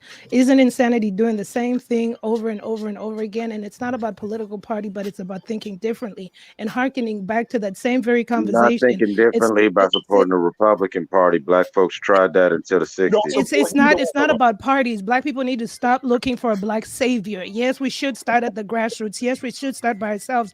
But this has been still the same talk, still the same plaques, still the same march, hearkening back to speaking and talking points. Some of us are just not enticed by talking points. We do research. We see what's been working, statistic data. We just don't go with the flow. We just don't go to the slaughterhouse. You see what works and what doesn't work, what's common sense and what's not common sense. What's not common sense is keeping on voting local people in your city that deplete your city, that don't do nothing for your city, yet you pay tax dollars and nobody asks for change. Doing that? Who said anybody's doing that or supports anybody doing that? And look, this that girl behind the mic. What I was saying about you. You talk a lot of conservative bullshit, and it's straight up bullshit. To even identify that. Why is my opinion BS? Respect my opinion. I don't call your opinion BS. Don't call my opinion BS. Hey, Reggie. Don't call my opinion BS. Hold on. I got it. Girl behind the mic. Girl behind the mic. I got it. Girl behind the mic. Let me do it. Though, to say black people are afraid to talk, right? Let me trust me. Let me do my job. Reggie, let's try to refrain from personal attacks. You don't agree with her opinion, just focus on her opinion, please. You know what I'm saying? She is a woman here, and we only have 2 women here. We have 8 men up here. Let's please not do that. I know you big enough, and you're a boss ass nigga. You know how to move. Let me say this. And look, and this is a perfect time for me to do this. Shout out to Punch Drunk Boxing. I appreciate the donation. And I appreciate the donation, my brother. Hey, look, and as y'all know, we do have a sponsor here. Shout out to Extensions of You. Yeah, I used to pull out the hair weave. Now we selling bundles. Give me 25 seconds. Let the panel regroup, and this is a perfect time to run the ad while we got the channel jumping. This is why they pay me the big bucks. Let's do it. Since our first day in business, Extensions of You has been offering our customers. Wrong one. Since our first day in business, Extensions of You has been offering our customers the best selection of products at unbeatable prices. Our online store has been synonymous with quality, and we ensure our continuous variety of fantastic merchandise along with unique limited edition and seasonal items that fit any budget. Check it out and start shopping today. Yeah, man. If you or somebody you know interested in being a sponsor of the show, my email is in the description block and of this and every video. We got a budget to fit all audiences and all budgets. With that said, let's get back to the show. All right, girl behind the mic, Reggie Owens. Conversation getting a little heated. Reggie, you said you took umbrage with some of the talking points of girl behind the mic. You got the floor, my G. I'm gonna attack the comments because it's regurgitated comments. It ain't even original comments. I constantly hear this, listening to conservative talks, watching political talks and campaign rally stirring. They all use that crap. Look at democratic cities. Well, you go to some of the most impoverished parts of this country, you're gonna run into a lot of conservative areas. But I wouldn't paint that like that. A lot of what you see just ain't in line with the government, but it is kind of in line with the government of what you allow with corporations. The problem has been in this country has been the type of employment that is running through this country. You can go through certain areas of South Central. What kind of employment is putting people in positions to get them ahead to where you're not living check to check? All I see is service type industries, which are paying people barely above the scales of minimum wage. So therefore, that's going to hurt a lot within these cities. But you have other parts within these urban cities, which is the central part of the American economic system. But the people who live there don't get the opportunities to work in these industries. And that becomes an issue. It also becomes an issue when schools are underfunded. When you look at the schools we come from, it ain't got nothing to do with Democrat because we want to play those games. A lot of these cities before civil rights acts and all that stuff went about, when they start opening up housing opportunities for blacks and they start outlawing redlining, a lot of that political doctrine and structurings change to where when that white economic base moved up out of what is now termed as the hood, which I think is stupid. Well, the ghetto is what I think is stupid. The hood is cool with me. But when they moved up out of there, it changed a lot, along with what type of resources went into school, the type of taxes that went into communities. Those are things that y'all don't think about, but you keep regurgitating what is told to you. A lot of this is 60-year, how long can I say, about 50, 60-year plans. When the urbanizing, the demographic shifts in urban America begin to change and that money ran up out of it, that's what it's about. And when black folks haven't woke up to that and start to address that, the problem ain't gonna get fixed. Reg, let her get a word in. Let her get a word in. Because she's an introvert. She's not gonna cut you off when you're talking. That's why I'm asking. That's all I'm gonna ask is when she's talking, please don't cut off, because she's not gonna cut you off. She'll sit there all day and not cut you off. Respectfully. Go ahead, sis. Go ahead. What's your take on that?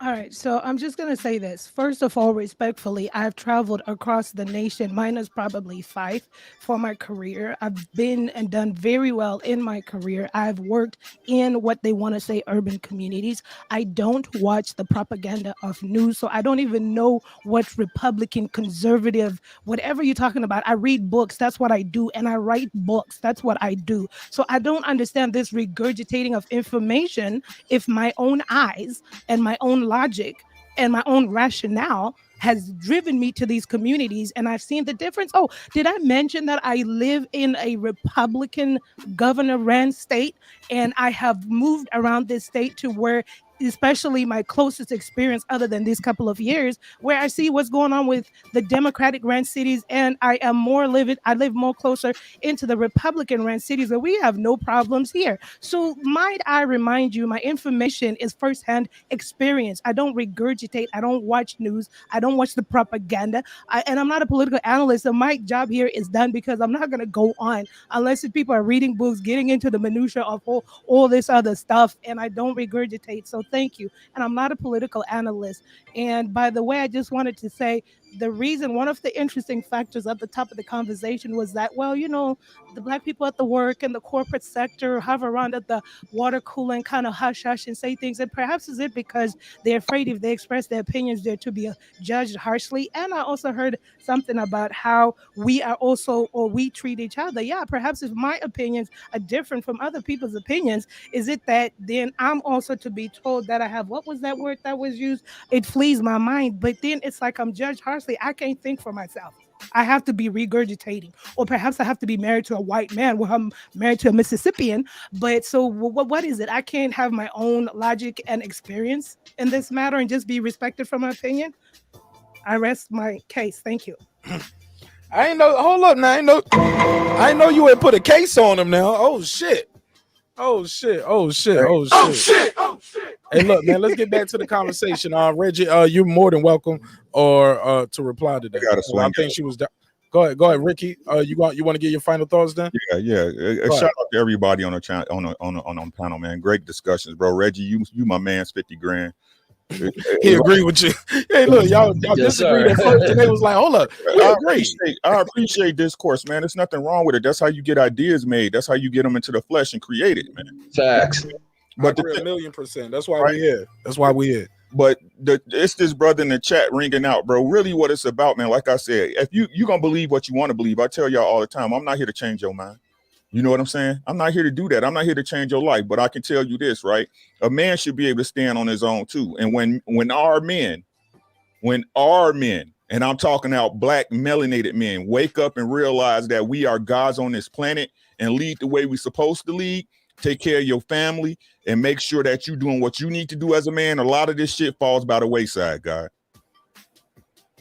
A lot of it does. And y'all got to realize that it starts with your family. Build your family first. If you build your family right and you create a legacy, at that point, you give your family something to stand on in the future, right?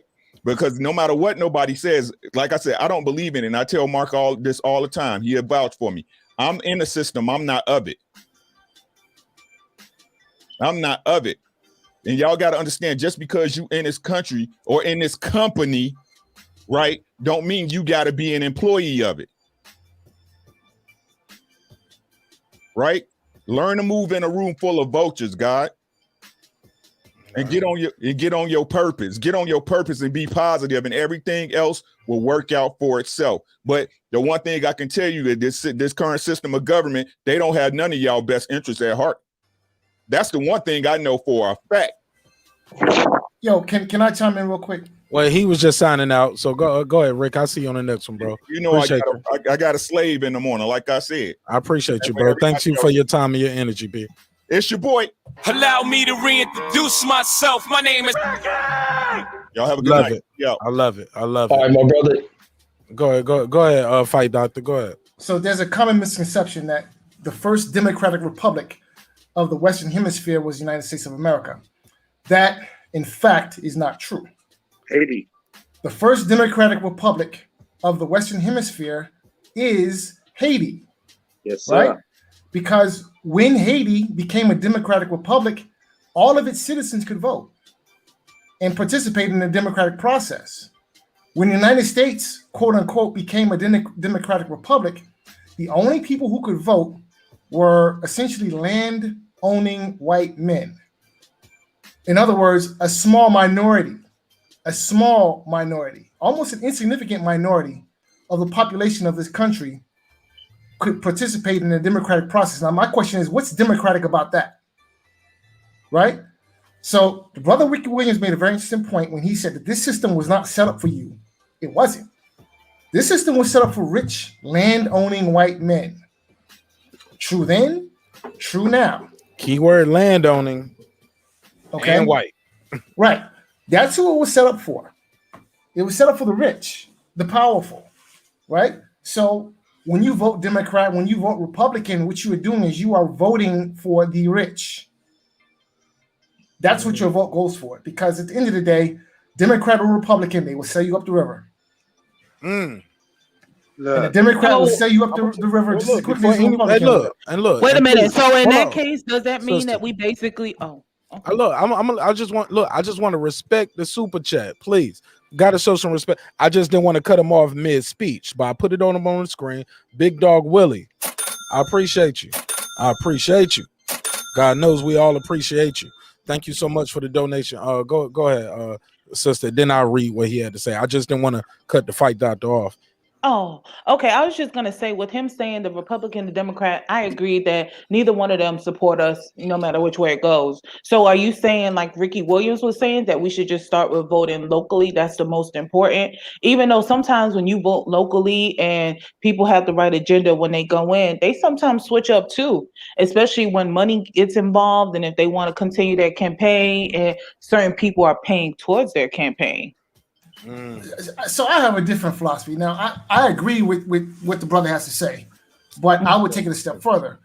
So I don't think that Black people's salvation lies in the vote, right? Because, look, you can vote either way. Doesn't matter. Because at the end of the day, the corporations own all the politicians, whether they're Democratic or Republican. You're voting for the same thing, right?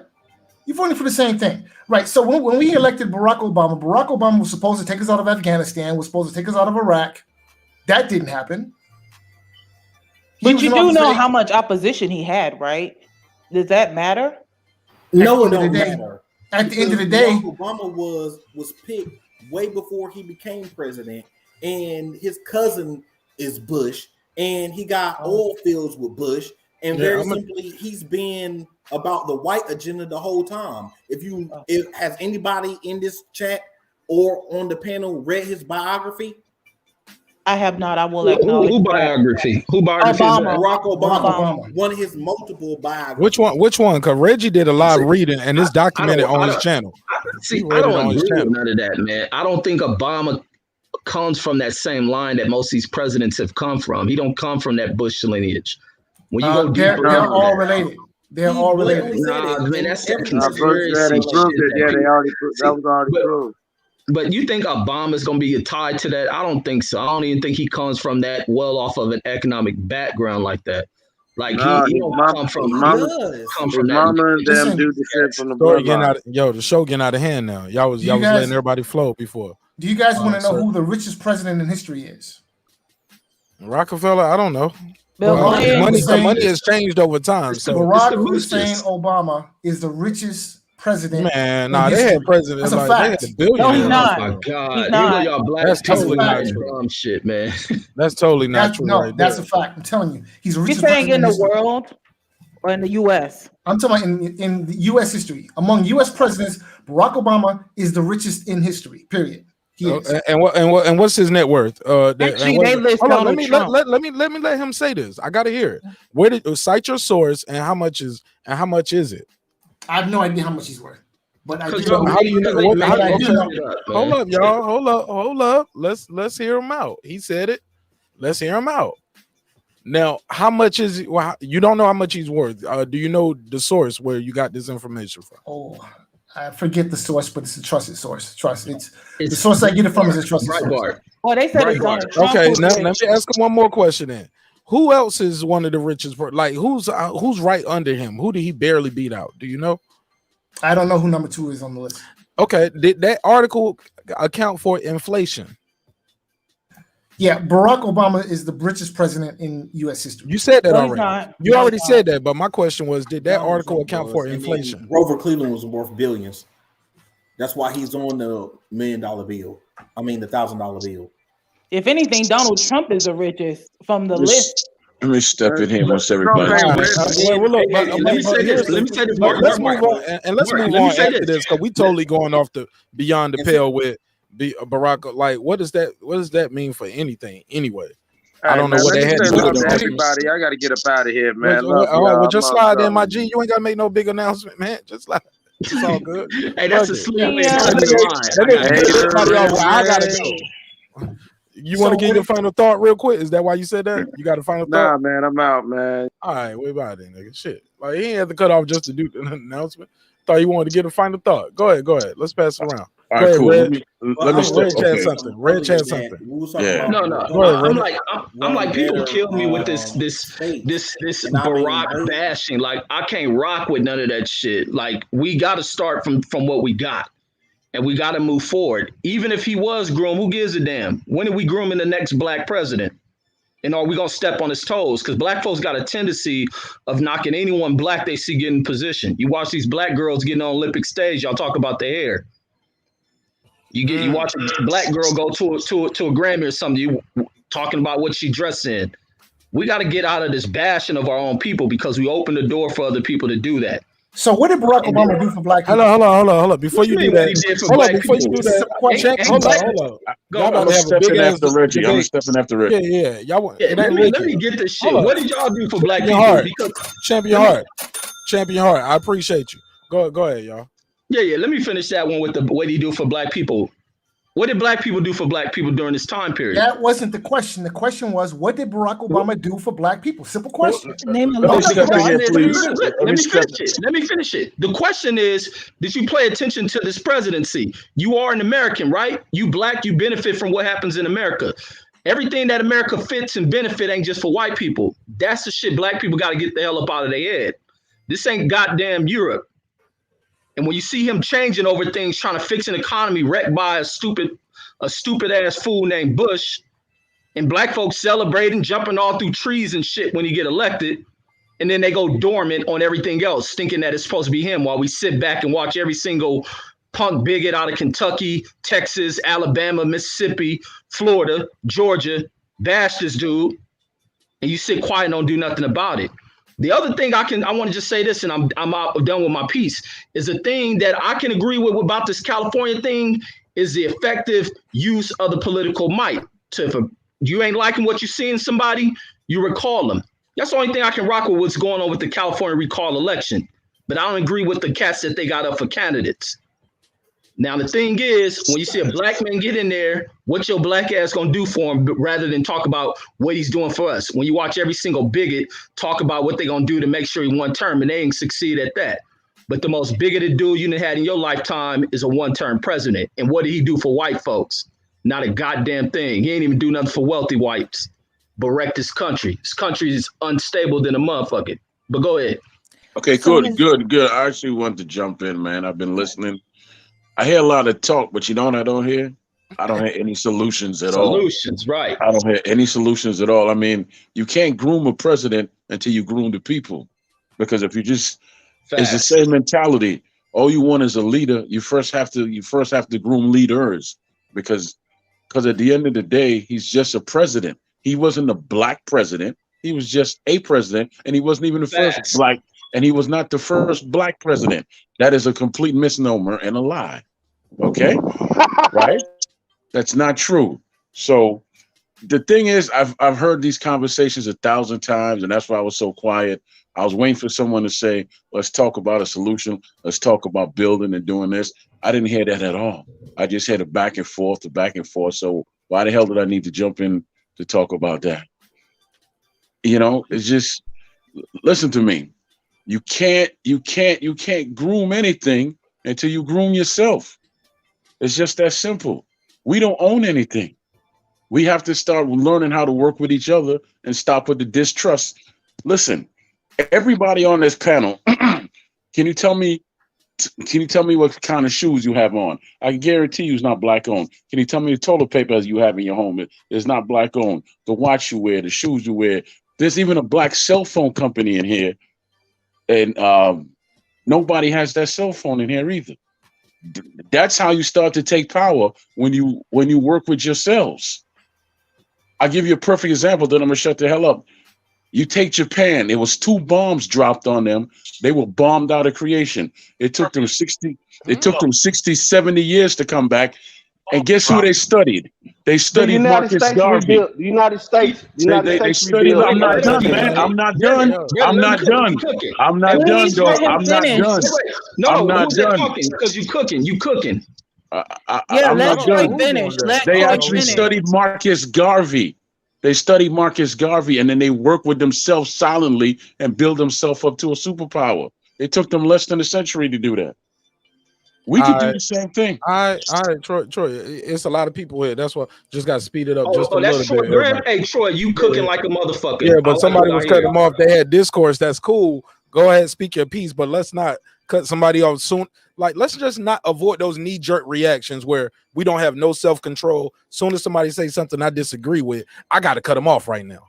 You know what I'm saying? No, you don't have to do that. Have some self-control. Let that man finish his thought. Because sometimes I ain't in the mood for it. And tonight's been one of those nights, but fortunately, it's been a very successful night so far. So let's just keep having a good show. Go ahead. Brandon Washington just pulled up. B-Dub, what up, my G? My bad. I didn't know y'all could hear me. My phone, I thought I had it on mute. Oh, I've that been was talking. you. Yeah, it's all good. Yeah, that was me. I made you gotta take blame for that. My yeah, apologies. Brandon. You ain't gotta apologize to me, Salute. man. What up, Reg? Anytime Reg is around, Reg is cooked. Me and Reg probably don't agree, but Reg opens my thought process and so does Troy Graham. So I salute y'all, even though I don't necessarily agree. I salute the hell out of y'all, man, because this discourse is beautiful. This is All right, well, look, Brandon. What, Brandon? I appreciate it, dude. What do you have to offer to the conversation? Because you clicked the link for a reason. Go ahead. Yeah, I did. Basically, what I see us getting caught up in is little small stuff. Like, some people have their view of Obama, other people have their view of Obama, and we try to make it more than what it is. Obama acted in the line of every president before him. He held the office. He did what that office entailed for him. Now, he was marketed to us as a black man, and we should vote for him for being the first black president. Troy Graham, I don't know if Obama's not the first black president or the first president of that comes from a melanated background, I don't know who is. And after I finish, I wish you could enlighten me, because I'd love to know who the first black president was. Before you go back and forth with him, I got something I want to add myself. Okay, cool. But did you go ahead? I want you to finish though. Yeah, and in regards to Japan, Japan did not build itself into a superpower. Japan was backed by the United States. The United States government built Japan into a superpower. Japan did not build itself. Japan did not raise itself from the ashes or none of that. Japan was backed by the United States and tied into the world banking system, which helped them. So that's that. When it comes to once again, and I'm finna finish it up because I don't want to be long-winded. This is a beautiful panel. When it comes to Obama, it's two-sided. What did we expect him to do? for black people specifically? And if he didn't do it, do we hold the next president or the next president accountable, or did we just hold them accountable because he was black? And I'm gonna file back, but great convo. Okay. Well, here's the thing about America. America, as many of you know, they bomb places and then they do reconstruction. They destroy it, and then they even here. Who took social studies, right? We all know what the Reconstruction period was supposed to be after the Revolutionary War, after the Civil War. Like, they always do this. They did it in Japan. They do it everywhere, right? I'll open it back up. I just want to say, as far as the Obama thing, what for some people who say he didn't have his hands were tied, when those first 2 years when he came in, he wanted to work with people. They lost power because people didn't go back out there and vote like that. But they did a clean sweep, damn near, like those first 2 years. They had everything. You know what I'm saying? And they could have did some fundamental change. I think he ran on a platform that he was more of or people thought he was going to be more of a FDR. FDR definitely did fundamental change, like Social Security, labor laws, food stamp pro, any and everything that what we call socialism now started with FDR. But it took the Great Depression. I ain't gonna lie, I thought COVID was gonna be one of those things where we saw fundamental change and saw radical change because it was so fucked up. But lo and behold, the rich just got richer still in the midst of a pandemic, which I think is kind of sick. Even with the laws where they sign laws into agreement that say, I get it why people don't want to get the jab. You know what I'm saying? Jab. We got to say jab, right? Because it was clear that laws are being signed to say, hey, even if we fuck up, y'all can't sue us. Y'all can't do shit about it. But people are trying to make the jab mandatory certain places. I just think those kind of double standards where the corporations still get to absolve themselves of any liability makes people lose trust in science, lose trust in the government, and lose trust in the process as a whole. But with that, I digress. I'll open it back up to you guys. Yo, can I speak now? Please go ahead, Major Key. All right. So first and foremost, I'm very proud to call myself NPA, which is non-party affiliated. I'm an independent. You know what I mean? Because I agree with some things that Republicans say. I agree with certain things that Democrats say, right? But the problem is that at its highest point, you feel so patriotic that you say, yes, the eagle needs both wings to fly, which means the right and the left, right? But then at its lowest, it's like, yo, it's an illusion of actually having a choice because it's not a choice. You know what I mean? And that's the sad part, man. So I'm gonna let y'all do the dishes on that one. That's just some food for thought. But when it comes down to something that somebody said earlier, right? Which it peeves me. It peeves me because, dog, I was sitting next to you, right? And we was sitting back, sipping some Crown, and you see my family pictures. You seen how mixed up my family is. So when somebody says, right, yo, what you call it? Just because of a color of skin, hey, you know, when you black brother and a black sister, that's the most powerful thing you can have. I'm not saying that you can't be the most powerful, but why is it only be based on the color of your skin? Because now what do I tell my daughter that is light skinned with blue eyes? You know what I'm saying? Because I got red kids, I got dark kids. You see my kids, you see how mixed up they are. So what kind of bullshit is that for me to side with my red kids or my dark skinned kids over my light skinned kids? You see what I'm saying? Like that to me is bullshit, and that's the basis right there of racism. And I hate when people say shit like that. You know what I mean? I really do. Because for me, I don't give a fuck where you put me on the planet. You could put me in Somalia, I'm gonna survive. But motherfuckers like that can't survive because even the Somalians will fucking take off their head. You know what I'm saying? Because that's some racist shit. You know what I mean? So I just had to say that. I had to get that shit off my chest because that's why I came back on. Because straight up, that shit right there, you looking at the wrong thing. If you're looking for a long-term conclusion into how to make the earth a better place, you coming up with the wrong solutions off with. Who said that? I didn't hear that. I missed. No, that's what I think Ricky was saying that. But I agree with that. I want to go after Major Key finish that point. Go ahead. No, because I don't know. He was asking me who said that, but I was done with my point. Yeah, but I agree with that, man. And me, I'm pro-black than a motherfucker, but that don't mean I go into like disregard other people.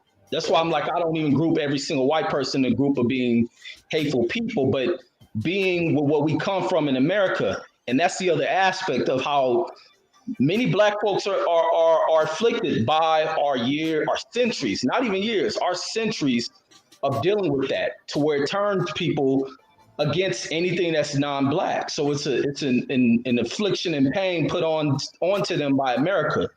And I don't agree with it at all, because like I even say, I don't disagree with people getting interracial relationships. Do that mean that I like white women? No, I ain't never dated them. I slutted them out. I ain't never dated none of them. But it don't create to where I have to be against a person because they not black. That's ill thinking. I don't buy into even the ideal of we need to get away from white folks. That shit, we around our own people. Where I don't even get how people get into this ideal that we're around white folks. We are in our own communities and effing them up. So it doesn't change anything. The mindset has to change. That pain and hatred has to get out the heart of people. Like I was saying, that old revolutionary mindset sometimes has to be relaxed and chill, because sometimes you don't function properly. And I done watched a lot of warrior type motherfuckers, revolutionary type motherfuckers lose their mind. Same thing we watched with Huey Newton. It wasn't just what the government did to him. It's a lot of times when you put a lot of that shit up on your back and you on that battlefield, you get fatigued at times. And everything ain't a battle. Everything ain't a fight. Sometimes you got to learn to tone it down and relax. And sometimes you got to understand when the enemy is defeated and when it's time for you to go about doing your thing. Like Denzel said in the movie The Fences, and I'll always like that line. I don't give two damns about somebody liking me. I forget what the line is verbatim, but it's not about what if this person talking about me. his son. Like, dude, who cares if I love you or if I basically do I take care of you basically? Yeah, you just do right by me. If I put in this amount of time and this is our agreement, then you go out and pay off the result of our agreement. I don't give a damn about you loving me or not. And that's what too much of what I hear with black folks complain about racist white society is it sound like they want love from them. Even when I hear people complain in this boxing shit about what they don't want. If you know they don't love you, then why are you seeking their damn compassion and shit? You move through them. And at what point do black folks recognize when they can run through folks? But that doesn't make you to hate someone or even think so someone is not dating a black woman that they're no longer black. That's some old ill ass shit. You must see what's in that person's heart, because there's some black folks who got black women who are the most demonic motherfuckers in our society, who are the most detrimental people to us, who create the pain for us. We got to look at shit case by case. And I don't mean we overdo it with I see too much with black folks who overdo it with putting black folks under these microscopes. So like somebody was saying when we talked about Obama and shit, were you doing that same thing with these other white presidents? Because these ain't just supposed to be president. This is a country. It's a racial country, but your job ain't just to lead and disregard every other race of people. And that's why you hold them accountable for a lot of that shit. And a lot of times black people like, they ain't our issues. What the fuck you mean they ain't our issues? They run a country that we in. It is our issue. And we hold the motherfucking flame up under. Even when I talk about Donald Trump, I get so many black people that act so worried. What are you saying that for, Reggie? But if I talk about Obama, black ass, it's cool. But you acting worried. That's a fear. That's that bullshit that you see in black folks. And a lot of black folks are afflicted by their pain and fear of white society, what they think, because they hear all these rope stories. Well, black folks hung white folks on ropes. Well, I guess you don't believe it because you don't hear the stories. Black folks slaughter white folks, but I guess you don't believe it because they don't teach you and you don't hear it.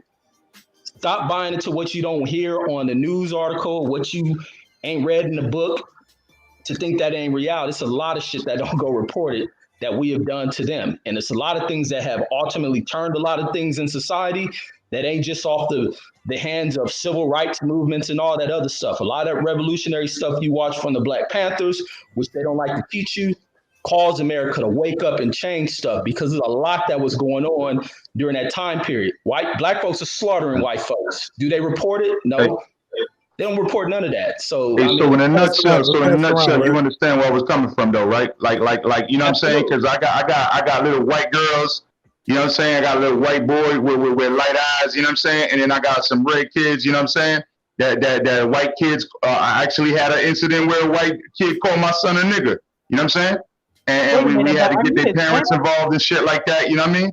And Wait, so but that's what I'm maybe trying to say. So what Yeah. when somebody comes to on some racial shit like that, to me it's like, yo, dog, you know what I'm saying? I don't see color. Like so why you even coming like that? You know what I mean? Let me let Queen P get in, cause Can I Major P, speak? aren't you Okay. Hispanic go though? ahead. Huh? Are you Hispanic? And I asked that Say just I'm from Caribbean. Yeah, I'm Caribbean. Yeah, I speak Spanish. I speak English. You know what I mean? But English is my primary. Well, I can't no. even say that. My grandmother actually taught me to speak first. But yeah.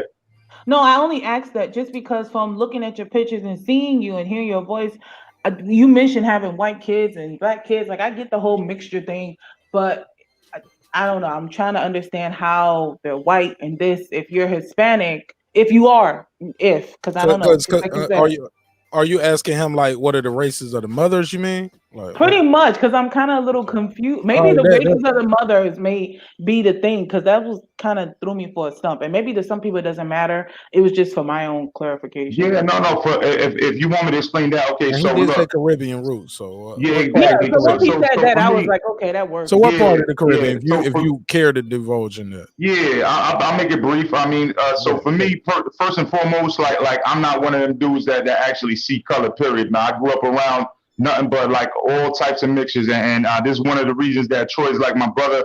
You know what I'm saying? It is what it is, man. Like Troy could tell you the type of neighborhood I grew up in because he grew up in the same neighborhood. That's why me and him so tight. You know what I mean? And that particular area in the Bronx is up the street is Italian. And Albanian, but the type of place that we actually grew up in was nothing but Jamaican and black. You know what I'm saying? And so the way that I am and the way that I was raised around the Bronx where there was different type of people, Italian, Albanian, Jamaican, black, you know what I'm saying? African, you know, Puerto Rican, Dominican, it was all mixed up. So I didn't really know how segregated shit was until I moved to the South, to be honest with you. So I don't really see all of that. Like, cause my family's mixed up like that. My family ranges from pale white to pitch black. You know what I'm saying? So I don't really see none of that. But then when we have to break it down, because I know race is a social construct that I don't actually have to bite into, everybody else does though. You know what I'm saying? So if I have to break it down, yes, I have a couple of white baby mamas. I got a dark skinned baby mama, you know what I'm saying? A South American baby mama, you know what I'm saying? And it is what it is. You know, so yeah. No, it's okay. I was just asking for my own clarification, and you answered. The fact that you said you had Caribbean background, I'm like, okay, that works. Because Yeah, you my were saying whole that you family's had mixed up. white That's what and I'm trying to black, say. and Yeah. because when you said the white and black, and I'm like, wait a minute. I got people in my family that are that are white with blonde dreads, and I got people that are dark skinned with black dreads. You know what I'm saying? Like, so that's what I'm trying to tell you. Like for me, it doesn't even matter. Like, you know, but on his YouTube shit, it's like people grow up in certain corners of the earth and they don't understand that yet. You know what I mean? Because they don't know people. I've had people ask me, "Are you Mexican?" I say, "No, I'm not Mexican."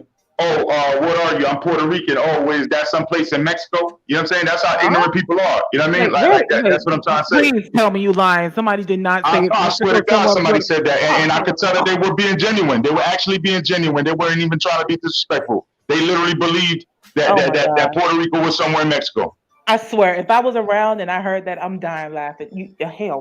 That's what I'm trying to say. So I'm trying to be calm with that, you know? Yo, let me take this call. But I would say that the only. Mark.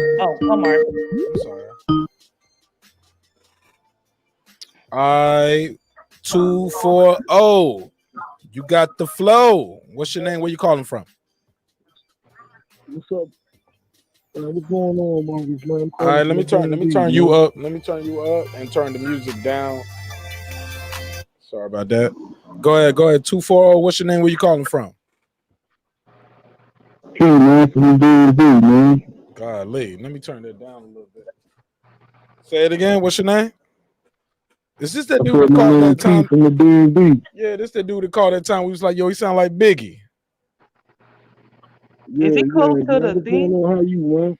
I'm good. You, hey, look, let me adjust the EQ.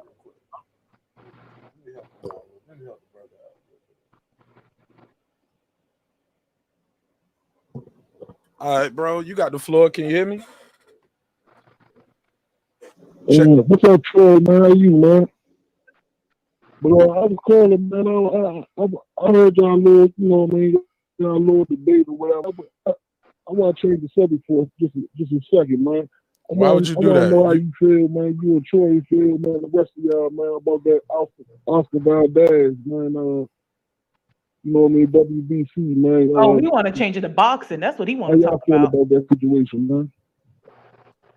Yeah, and what's your question exactly? I'm saying, far as him taking these steroids or whatever the case may be, and then now coming for his belt, man. Okay. All right, and what's your name again? I know you from the DMV, and I know your voice, but I always forget your name. My name P, man. P. P from the DMV. P, like the letter P.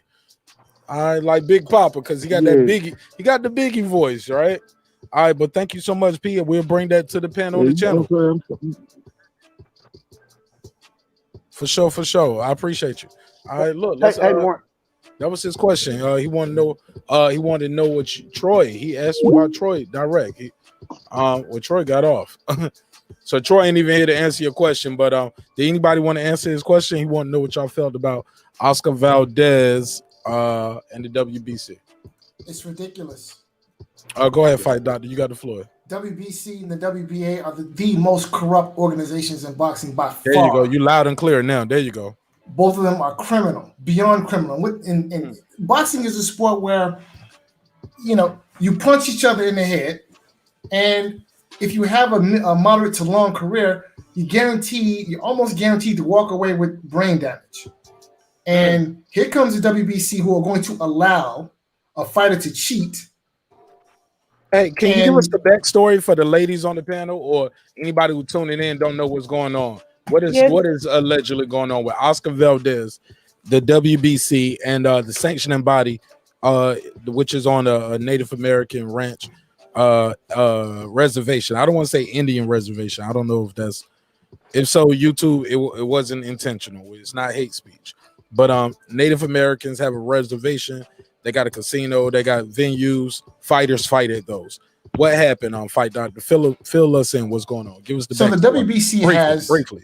The WBC has a clean boxing program where they subject their fighters to Olympic-style drug testing, right?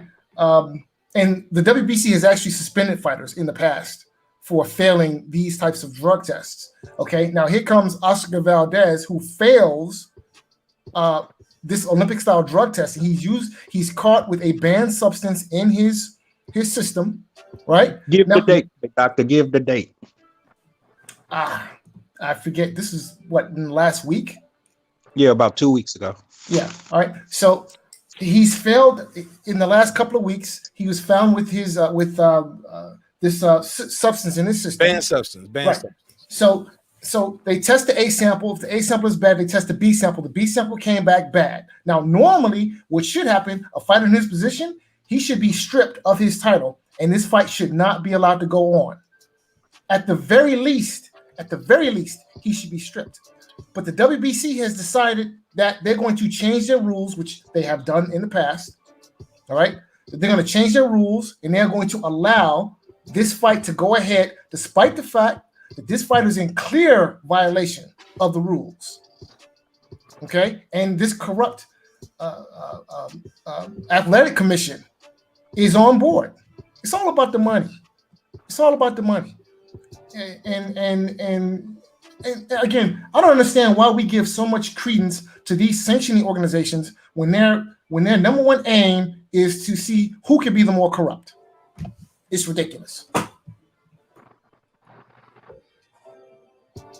All right, well, look, I appreciate that. Somebody asked, hey, look, it was a caller. He asked the question. We had to answer the question. Let's get back on let's stick back to the subject that we had on, or did anybody else want to speak on that? What, the boxing topic? Well, yeah, about the Valdez being able to fight this weekend. He's not being stripped. I don't even know if he's forfeiting any of his purse to the guy. I don't think he has to forfeit no purse. The guy is still taking the fight. This is a big opportunity for this guy too. Who beat him in the amateurs by 1 point? You get what I'm saying? So, I don't know. Anybody got anything else on this? They asked Troy Graham and me in the panel about it, but we can get back to the docket unless y'all had anything else y'all wanted to. I would say that it's honestly, the guy, he's trying to get his one shot at the glory, and he know that, hey, I've already beaten him by 1 point. I want to go ahead and, fight him again and make it count on a higher stage. And this is my only way to do it. If I turn down the fight, they'll never let me get back, to fight him again. So I understand where he's coming from, but for him to agree to be cheated is kind of tough. Yeah, man, it's tough. Yeah, man. But look, I get it, man. He's just trying to get his chance, and this is his biggest payday.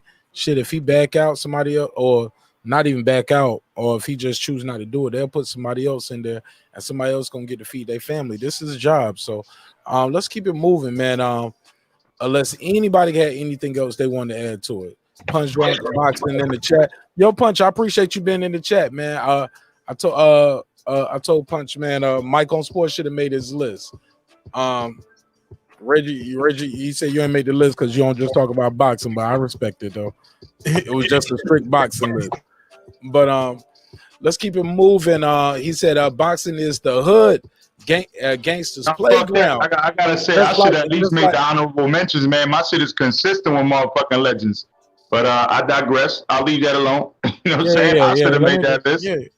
That's neither here nor there. That's neither here nor there. That's neither. Heard a couple other things that ain't as consistent as me, but I ain't gonna be mad about it. Nah. We ain't gonna do that. Let me meet you right real quick. You're doing too much now. Hey, look, boxing is the hood, a gangster's playground. Just like in the hood, you may just like in the hood, you and I may get caught with some amount. Hold on, I can't even say that. Why? I put this on the screen without proofreading. Can't put that on the screen. You're talking about some coke. Okay. Call it sugar booger. Oh man, yeah. I can't believe I put that up there. I should have proofread that. I saw boxing. I put it on the screen. Maybe he's talking about soda, but basically he's talking about Pepsi. And you get caught with a certain amount. Yeah.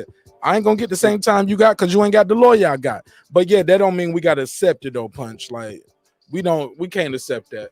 And Punch, I respect your opinion when it comes to boxing. And it's an open channel, open panel, open dialogue. I appreciate your support. And you're more than welcome to pull up or call in. You want to call in so you can get your bars off uninterrupted? That's cool too. You know what I'm saying? Ain't nobody gonna interrupt you. You can get in and get out like a robbery. Or a drug deal, like you mentioned right here in the chat. Exactly. Yo, his opponent got enough time to even a playing field. Yo, we about to time you out. Hold on. Hey, look, who got a wrench out there? Can y'all time this guy in for me? Time him out, please. Boxing is what? No, time him out. Time him out. And if you got a wrench, take his wrench. Somebody. Are you talking about the one that said it's a Native American? I time him out now. Okay. I want him timed out. Put him in the corner. Put him in the corner. Well, HOD deleted him anyway. Oh, he got him out of here. See, HOD know what's up. Well, look. We ain't disrespecting boxing over here, and we ain't gonna disrespect that, and we ain't gonna be man. And fighting for Whitey is even more retarded. Nah, man. We got to get you up out of here.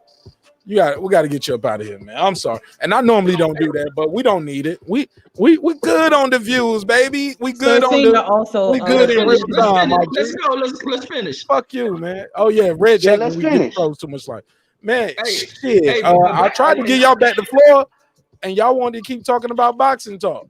Well, the only thing I would say, can I say something right quick? I know we were talking about Obama previously and the criticism towards him. I sometimes wonder with what he has been able to do or what he hasn't been able to do, and this is kind of piggybacking off of Brandon Washington. Does anybody ever consider if possibly he had opposition towards the things that he may have been interested in doing, especially being that many of those in Congress were Republicans who didn't really agree with him? Look, man, they won't look. It's bigger than that. But I do understand this though. When it comes to, it's not just about him being a different party. Mm-hmm. Racism is alive and well, and I Absolutely. disagree with a lot of my brothers and sisters on this. I got family members. Some of you guys know. It's no secret. My uncle is married to a white woman. Is it the But German lady? The German lady. But that's what I was about to say. People won't say she's not white. She's German. Her American experience comes from tourism, visiting visiting the Grand Canyon and Disneyland and the Statue of Liberty. She didn't grow up with this type. She grew up under some different shit. When she saw black people, it was different. They were the troops. They were the good guys. You know what I'm saying? And she heard them stories about that black American man with that motherfucker. You know what I'm saying? Long story less long. Yo, can I story less long. No. You know you can't cut off. Whoever said can I cut off? No, please. Let me say this. I said all that to say this. What up, Kyle? Boxing section.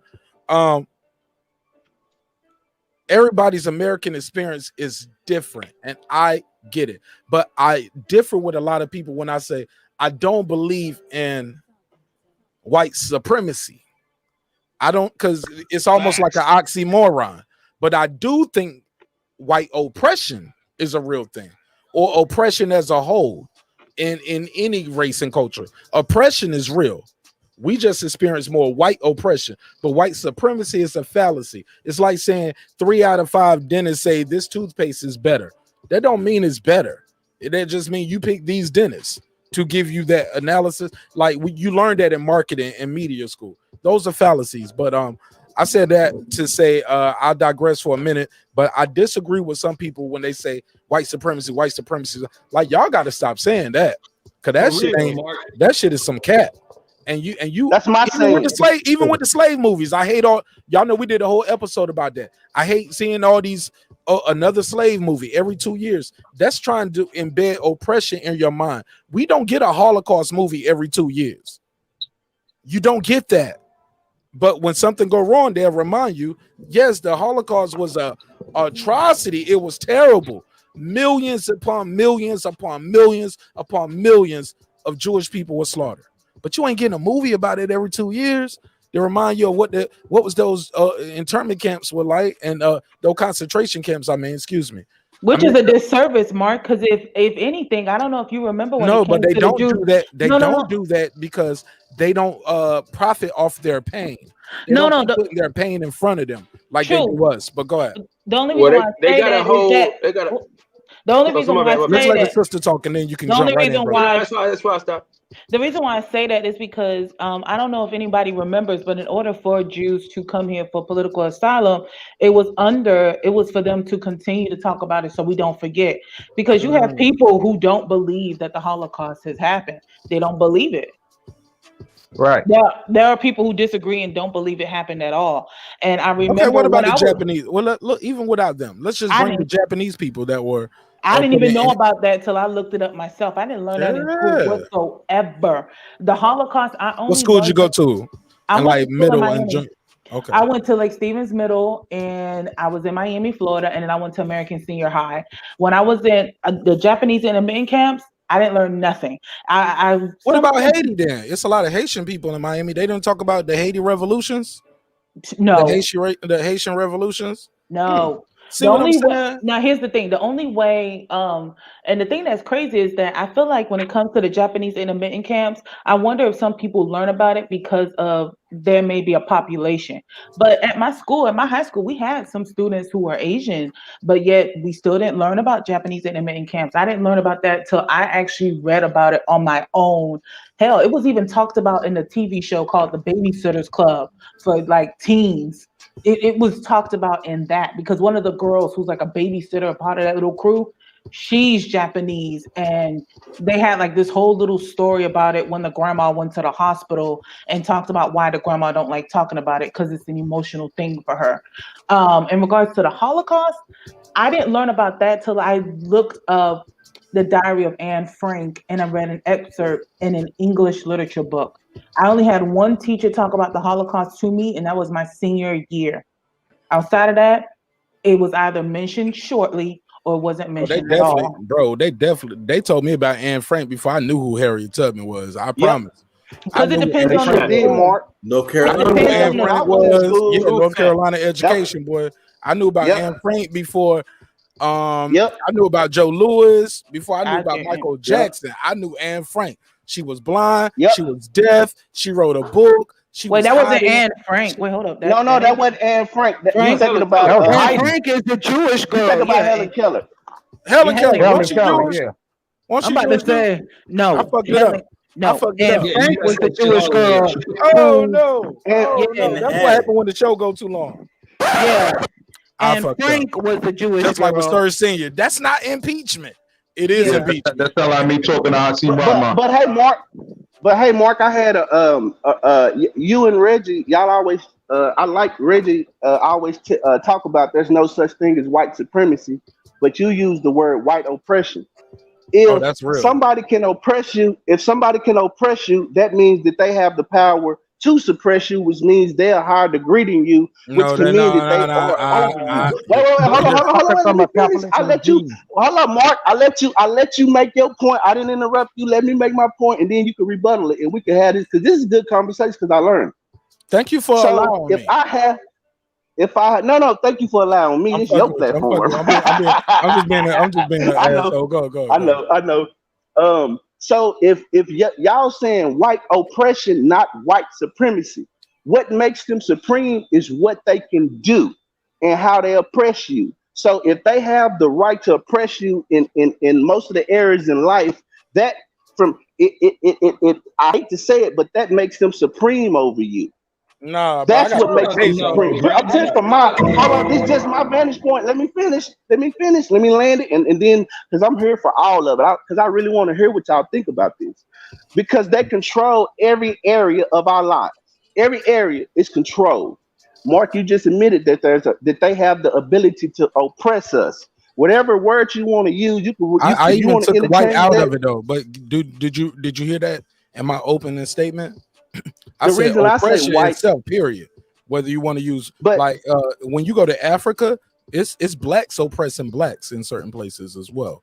But the root, no. When you go to Africa, the root of oppression goes back to white supremacy and white people. There's no black government independent of white people in Africa at all. Period. Facts. None. Yeah. It's been a lot of fake facts going on all night. Y'all got to chill with that fact shit. Y'all all right, I'm gonna let y'all have it. I'm Okay, putting cases go ahead. on I'm all gonna you let y'all have it. Go motherfuckers. ahead. Let me I'm gonna be quiet. And I'm gonna be quiet. impeachment. Go ahead. Impeachment, Sir Senior. Sir Senior, this is impeachment. So Senior said he wanted to go. So can we let him go sometime? Yeah, y'all go ahead. I'm And gonna give me a also, bottle of Kyle water, is so I'm gonna be gone. So. Kyle is in here too. Hey, Kyle.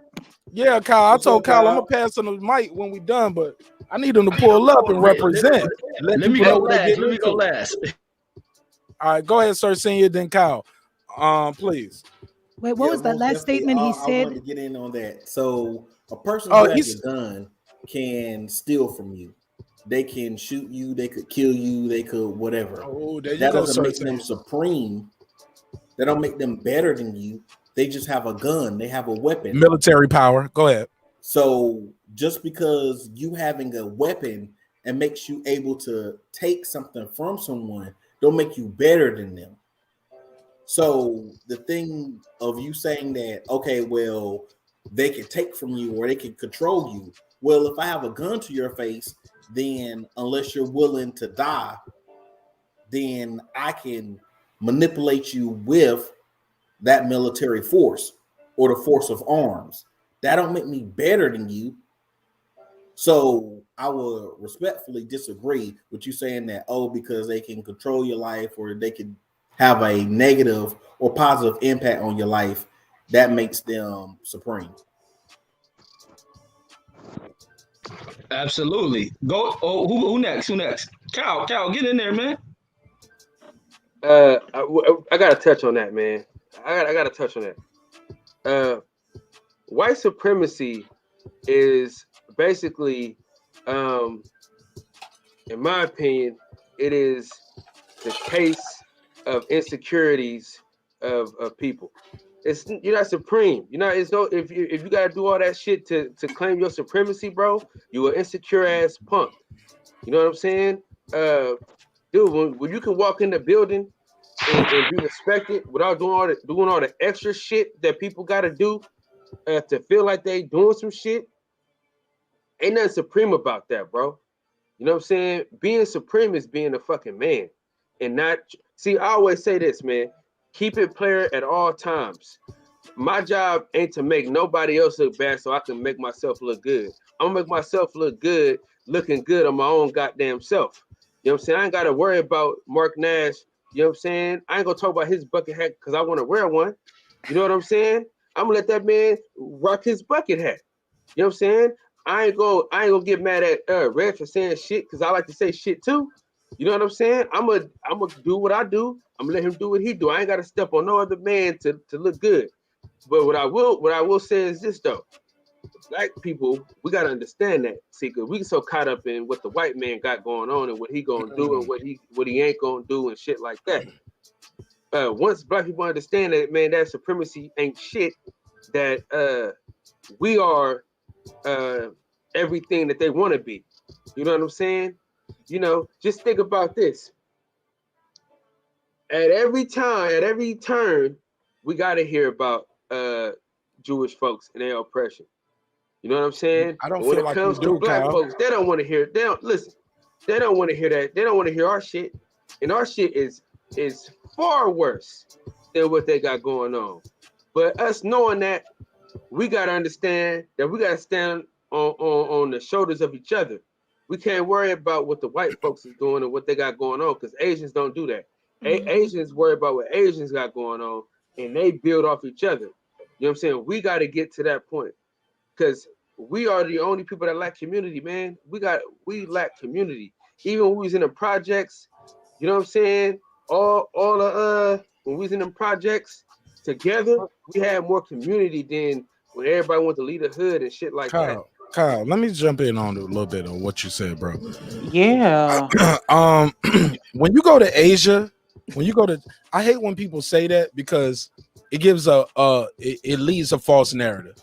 When you go to China and you go to the hood in China, you know who robbing the Chinese man over there in his store? It's the other Chinese people. It ain't black people. We ain't talking about China, but we're talking You about missing America, my Jack. point. You missing my point because you did say it like almost like other communities are always more united than us. No, that's not. Bro. People do crime and people support their people in relation to proximity and where they at. In my opinion, and what the data would show. The evidence will show. I sound like that nigga, right? The evidence will show. Yo, I sound can I yeah, tell you? I would say this. I don't know if one was worse. Yeah, look, but seriously though, let me say this though. Yeah. Look, we gotta lighten the mood up. Look, we gotta let the jokes fly. Life is serious enough, yo. Somebody's still laughing. I can't even talk. The mic. Her ass is Can I chime in on that real quick? Shout out to girl behind the mic. Hold on, let me do this. Girl behind the mic. Thank you for the donation. Thank you for the donation, sister. Thank you. And your donation was real big, so we need to keep them going. We got to do them shits every 5 minutes. That thing, that means it was big. Yeah. But I would say this: I don't know if I can say that the Holocaust was worse. Like what we went through as blacks was worse than somebody else. They were all bad. They were all horrible. With the Holocaust, that's what I wanted to say too. With slavery, it was horrible. With the Japanese internment camps, it was horrible. Yeah, let's not compare.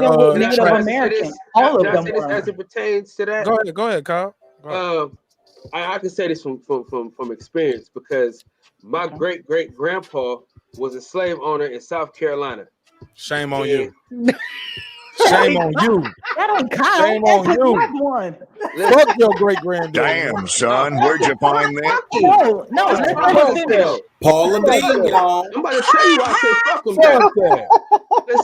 Listen. We got beef, Kyle. Let me tell you this though. I never liked you anyway, you pretty motherfucker. Up there with that curly hair and shit. Listen up. On some real shit though. Fuck You're behind the mic. Wait, let him. No, all right, I'm gonna be quiet. Come on, Kyle. Go ahead. I'll be quiet. This is what I'm saying. I'm trying to give you some real shit though. All right, man. I'm mute. This is why I'm telling you that our slavery, I don't give a fuck what nobody say, because we got people living from this shit right now. that can actually touch it. I can actually tell y'all. Feel me? My great grandpa sold his own fucking kid. Oh, you damn. dig what I'm saying? Sold his own fucking kid. So I don't want to hear no shit about no fucking Holocaust. When niggas was selling their own fucking kids, you feel what I'm saying? That mean you ain't shit. You know what I'm saying? He sold my grandpa to a plantation in Texas. Oh. You feel what I'm saying? My family's originally from South Carolina, and he sold my grandpa for nothing. The only thing about him though is he gave all his kids a trait. But what good was that trait if you was gonna ship us off? It wasn't. You know what I'm saying? He was just shipping niggas off. So if you ever so for me, that point alone, you gotta say that because Jewish people, they was holding on to their family members. They wasn't giving a motherfucker away like that. Motherfucker, he sold his own fucking kid. Who's the one in all black though? I'm a little I want worried. to answer that. Can I answer that? Everybody. I want to answer Not that. everybody. Not I everybody. want in on that. Not everybody at one Okay. time. Let me let the lady go first. You know, I gotta respect the lady. Oh no, I don't have nothing. It's just that All right, well then, who's the person in the black? No, I'm joking. And the fight doctor wanted to say something too, but go, Brandon. Go ahead, Brandon. Then the fight doctor. Go ahead. Okay. Kyle, what I was be saying ready now. too- Be ready now. See, when we start talking about slavery and chattel slavery and all of these things, we have to talk about it in context as a whole. Kyle, what you talking about is an individual experience, and that man did Nigga, that they no because. individual experience. Hold Nigga, they on. was selling niggas like a Okay, go ahead, Kyle. motherfucker. No, Kyle. No, From what hear I him out, caught up Kyle. to, Hear him you out. was Hear him talking out, about. Kyle. From what because I'm at work, so tell me if I missed something, Kyle, because I may have. From what I understand, you were saying that a black man sold another black man. Is that what you were saying, or did I hell miss no. that? He wasn't This is a black, white but man. he bore those children though. He made these children Okay, Yeah, he just to sold his sell them. family. here's the thing. He was Okay, making here's the his own thing. plantation. You know what I'm saying? When you One talk about rape at a children, time. what is what? See, when you gotta think about that in a societal aspect. That them is not his children. Them are just offspring that he had with a Bruh. slave woman. Bruh, you sound like the dude that Think sound like about he should think, get My no, reparations. just follow me. Follow My me. Just nigga. follow me. Bro, Follow me. that Can was you just follow rape. me for a second? Please say not I'm Larry I didn't talking say to Elder. it wasn't man, rape. but I nigga, didn't say it wasn't rape. What I'm trying to say is You like, look well, you at the gotta society understand and the what time where he was that in. It man was did the time. right. It was some So people when that didn't have you looking slaves, at it, bro, because they had a higher moral compass in those right. times. But what So Kyle? everybody didn't own Kyle. slaves. So what I'm trying to say, Kyle, is basically you looking at a man from a moral compass from the way you looking at it. These people own other human beings, and that was their property. So he didn't look at that as his children like that. That's the point that I'm But trying they to were, make. but Kyle, I but don't give who a does flying fuck how you Brandon? look at them. They Go came ahead, from Kyle, one ball please. sack, bro. You know what I'm saying? That wasn't no that nigga. They ain't nothing to it. That's like That was his property that he went that's like me into. and That's Mark Nash property.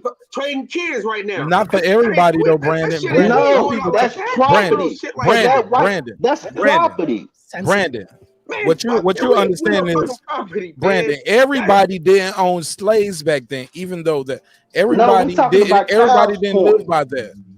And you're saying Kyle is wrong for holding his great grandfather, is a great It's a couple of great greats. great grandfather to a moral compass that he has now. Of Correct? course he's wrong for that. Yes. And what I'm trying to tell you is, even back then, some people knew slavery was wrong. Even back then, great grandfather. That's not the point, Mark. That's The point that I'm 100% making is the point. We established the no. point Hold on, before I Mark. said my next thing, nigga. That's 100% the point. What do you mean that's not Mark, the point? See, y'all missing my point. I think you missing my point. I thought My I point is reinstated your Kyle. point. It's like Holding him to the a moral cancel. standard. It's like the cancel culture. Yeah, Okay, that's what. Look, that's so I'm not wrong. missing your point. We just totally disagree with you. Like you're saying, Right. we're wrong for holding his great grandfather, and he's wrong for holding his great grandfather to a standard of A white, so he thinking or that a released white man 100 who years ago. owned slaves. But what So you're trying to Candace basically saying that a tell, white but man who I heard owned you. slaves, I heard you. who raped the woman, should have compassion for the offspring that he made. That don't make sense. No. He just saying he's a fucked up Can I say person. this though, brother? He just saying he a fucked up person, and you was like, well, he ain't no fucked up person because that was the year he was born in. If he was born in 2021 and trying to pull that shit, yeah, he'll be a fucked up person. Hey, can I say this though, Brandon Washington? Go ahead. Can I say this, dog? That's not the point. Hold on, let me tell you this though. That motherfucker. Oh, that playback is a motherfucker. Check that playback. Let's get it. Hey, hold on, real quick though. That motherfucker was like Thomas Jefferson about this bitch. You know what I'm saying? That motherfucker. But the thing about that nigga though, let me tell you about this motherfucker though. I don't know if this is a good thing or a bad thing, or if it's fucked up or not. Let me tell you this though. All the kids that he had, he raised them motherfuckers. This is what I'm telling you. He raised these niggas like they was his kids for real. He gave these niggas the best. And he sold them, he gave these niggas the best training. He taught them the best skills, the best trades. He gave them the best trades, everything. Whether he was trying to make money off these niggas or not, I don't know. But nigga, he had hella kids. If I showed you the Facebook group with all my family members with the last name Bellinger, you would be like, God damn, this nigga was getting busy. Kyle, are you related to Eric Bellinger? Niggas. Might be. Huh? Are you related to Eric Bellinger? No, probably shit. You know what I'm saying? That they ain't no fucking, you know what I'm saying? He's a rapper. I don't know because you have He's a singer. Eric's a singer. In South Carolina though. I'm telling you the truth. If he got family from South Carolina, is most likely because most of us come from South Carolina because that was one of the main slave ports. That was one of the main slave ports. So most of us, a lot of us, can trace a lot of our origins to the Carolinas because those were some of the major slave ports that we came in. Galveston. I got pictures of this nigga, dog. I got pictures of this nigga. Now, well, look, once again, we kind of went away from, but I'm okay with it. Look, I always say business, entertainment, art, technology, sports, and what? Anything else y'all feel like talking about? I want to talk about that. Can we get the fight? Go ahead, Reg. No, I go at the fight doctor because we've been trying to go. The fight doctor been trying to go. Right back. It sounds clashy. It's clashing. Go ahead, Reggie. No, fight doctor is trying to get in. I can go after him. Go ahead. I can go after him. So in 2021, in contemporary culture, black man catches a lot of flack for being a bad father, for not raising his kids, not taking care of his kids, having a bunch of different kids with random women, with a bunch of different women, and not being there to support his children emotionally, financially. Who says that? Well, that's contemporary culture. That's the rap that we get nowadays, right? According to what? What site? Where?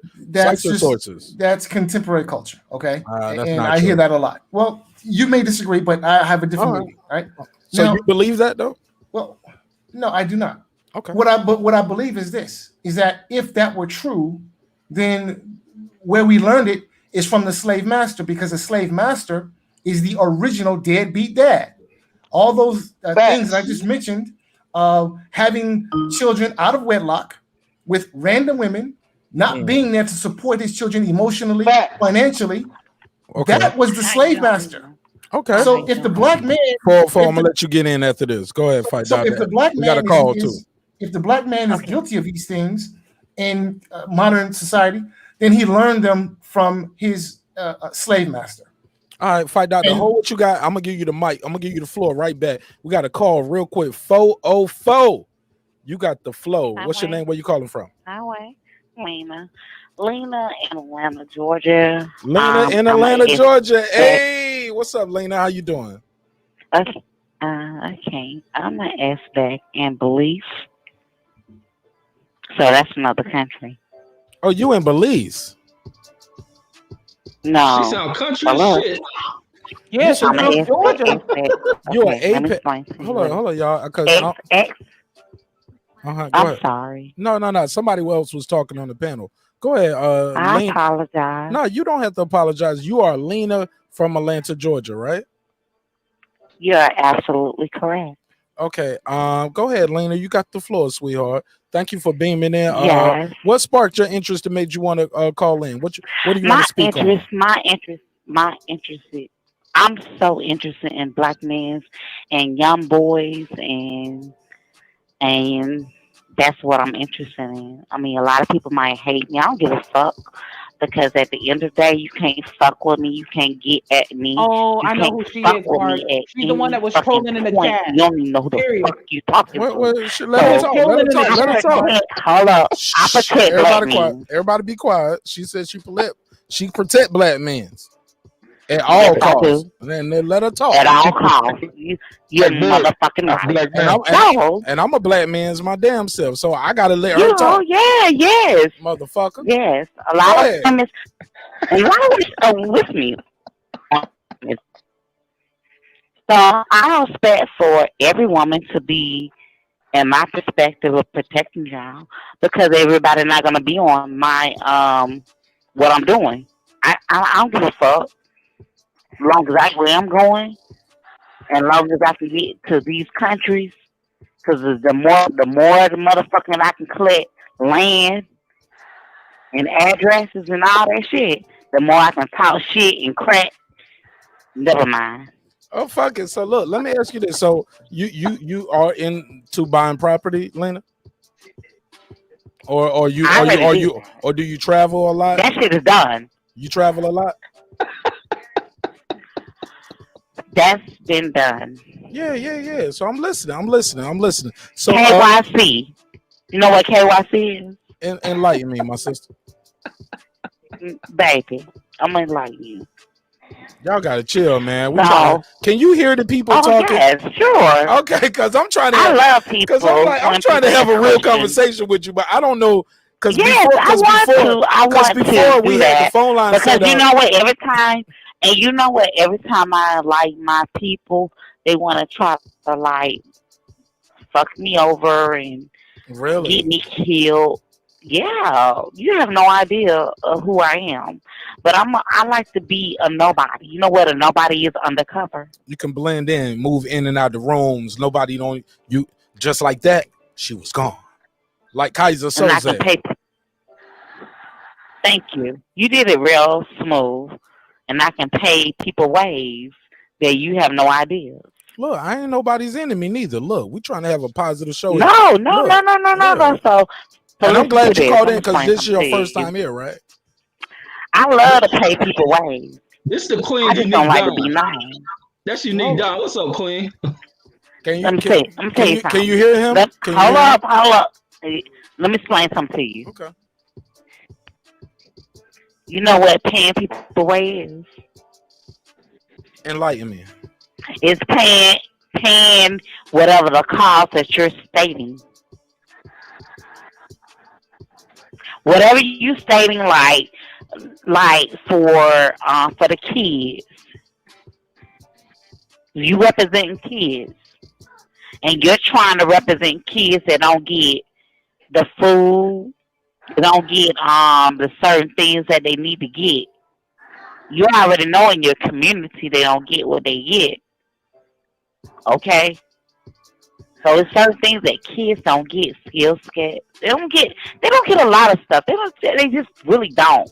Public schools in the United States don't provide you what you need to know. 100%. So you can be educated. To get money. Absolutely. And money means food. You do know that. Yeah, man, you got to keep the lights on. That's what we're doing right now. Exactly. So they're not teaching our kids skill sets. Right. Okay, Mark, I ain't trying to be mean, right. But what does her talking points have to do with the current topic we're talking about? She's just getting her bars off. Fuck it. Let her get her bars off. But it has nothing to do with anything that we were talking about. I'm a little lost. It's like she segued the conversation to something different, and I'm kind of a little lost here. Thank you, Queen. I ain't trying to be mean. It's just let her reply. You being mean. Go ahead, sister. Can you hear the panel?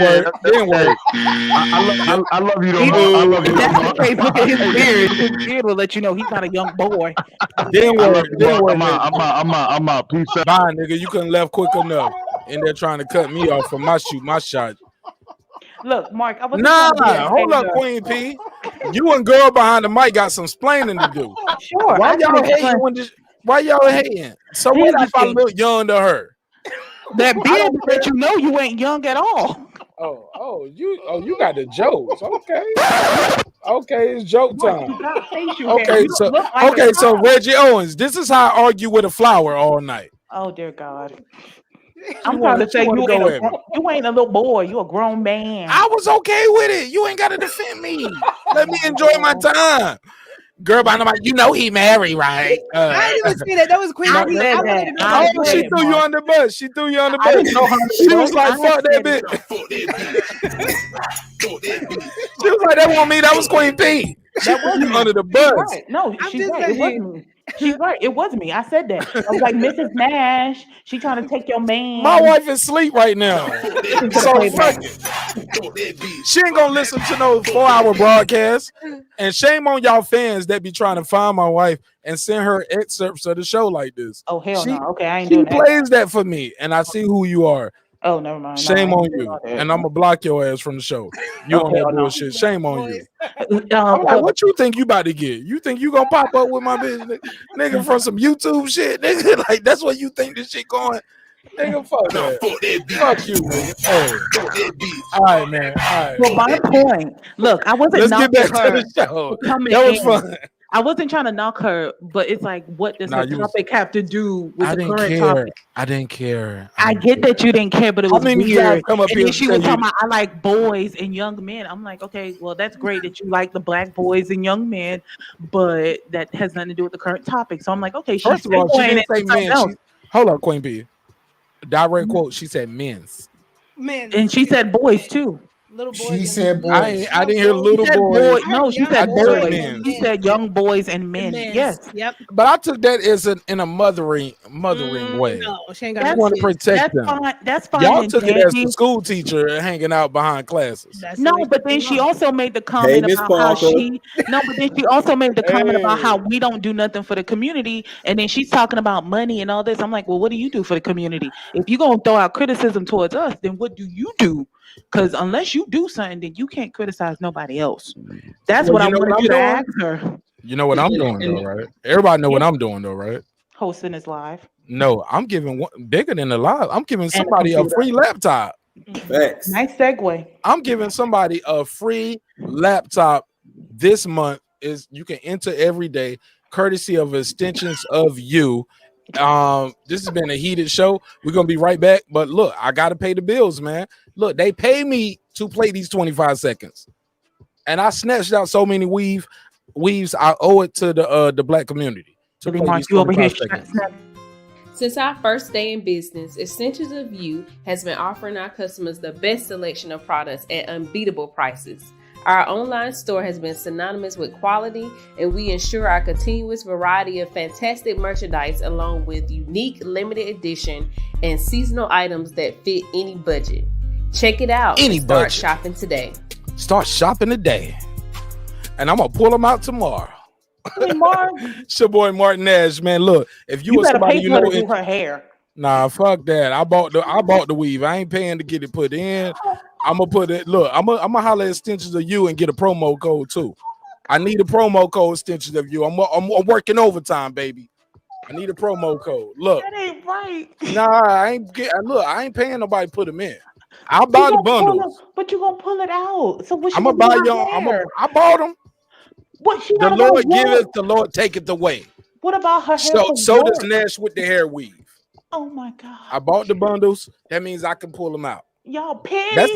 Man. That's the boss. Those you pay the cost to be the boss. Shout out to Extensions of You for making the price affordable. Look, Reggie Owens, you got the floor. I'm sorry.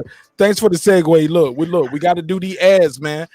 We got to keep the lights on because I ain't paying for it no more. The show paying for itself now. We gotta let the show pay for itself. Fuck it. Go ahead, Reggie. You got the floor. No, Mark, was it true? Oh, go. Yeah, I want to get back on to Brandon's conversation about. You better cook them because I'm disappointed in Brandon. The rejection of the term white supremacy, and I reject it because ain't nothing supreme about white folks, and nothing could be supreme about anything that can fall apart. American system is not a system that has dominated the world. It's not. It has dominated weak societies. And anytime you're dealing with a weaker society, the most you can do is oppress them. And even in situations where people look at their jobs, you can feel oppressed by a job. Is that job supreme to you? No, because you can break away and manifest greater goals for yourself. You can find greater upward mobility doing things on your independence. Is that job holding you down? No. Same thing with a woman. Are you supreme to that woman in a relationship? You can be abusive to her, physically imposing and dominating. Are you superior to her? No. She can be at a point where she's mentally weak and you dominate over her.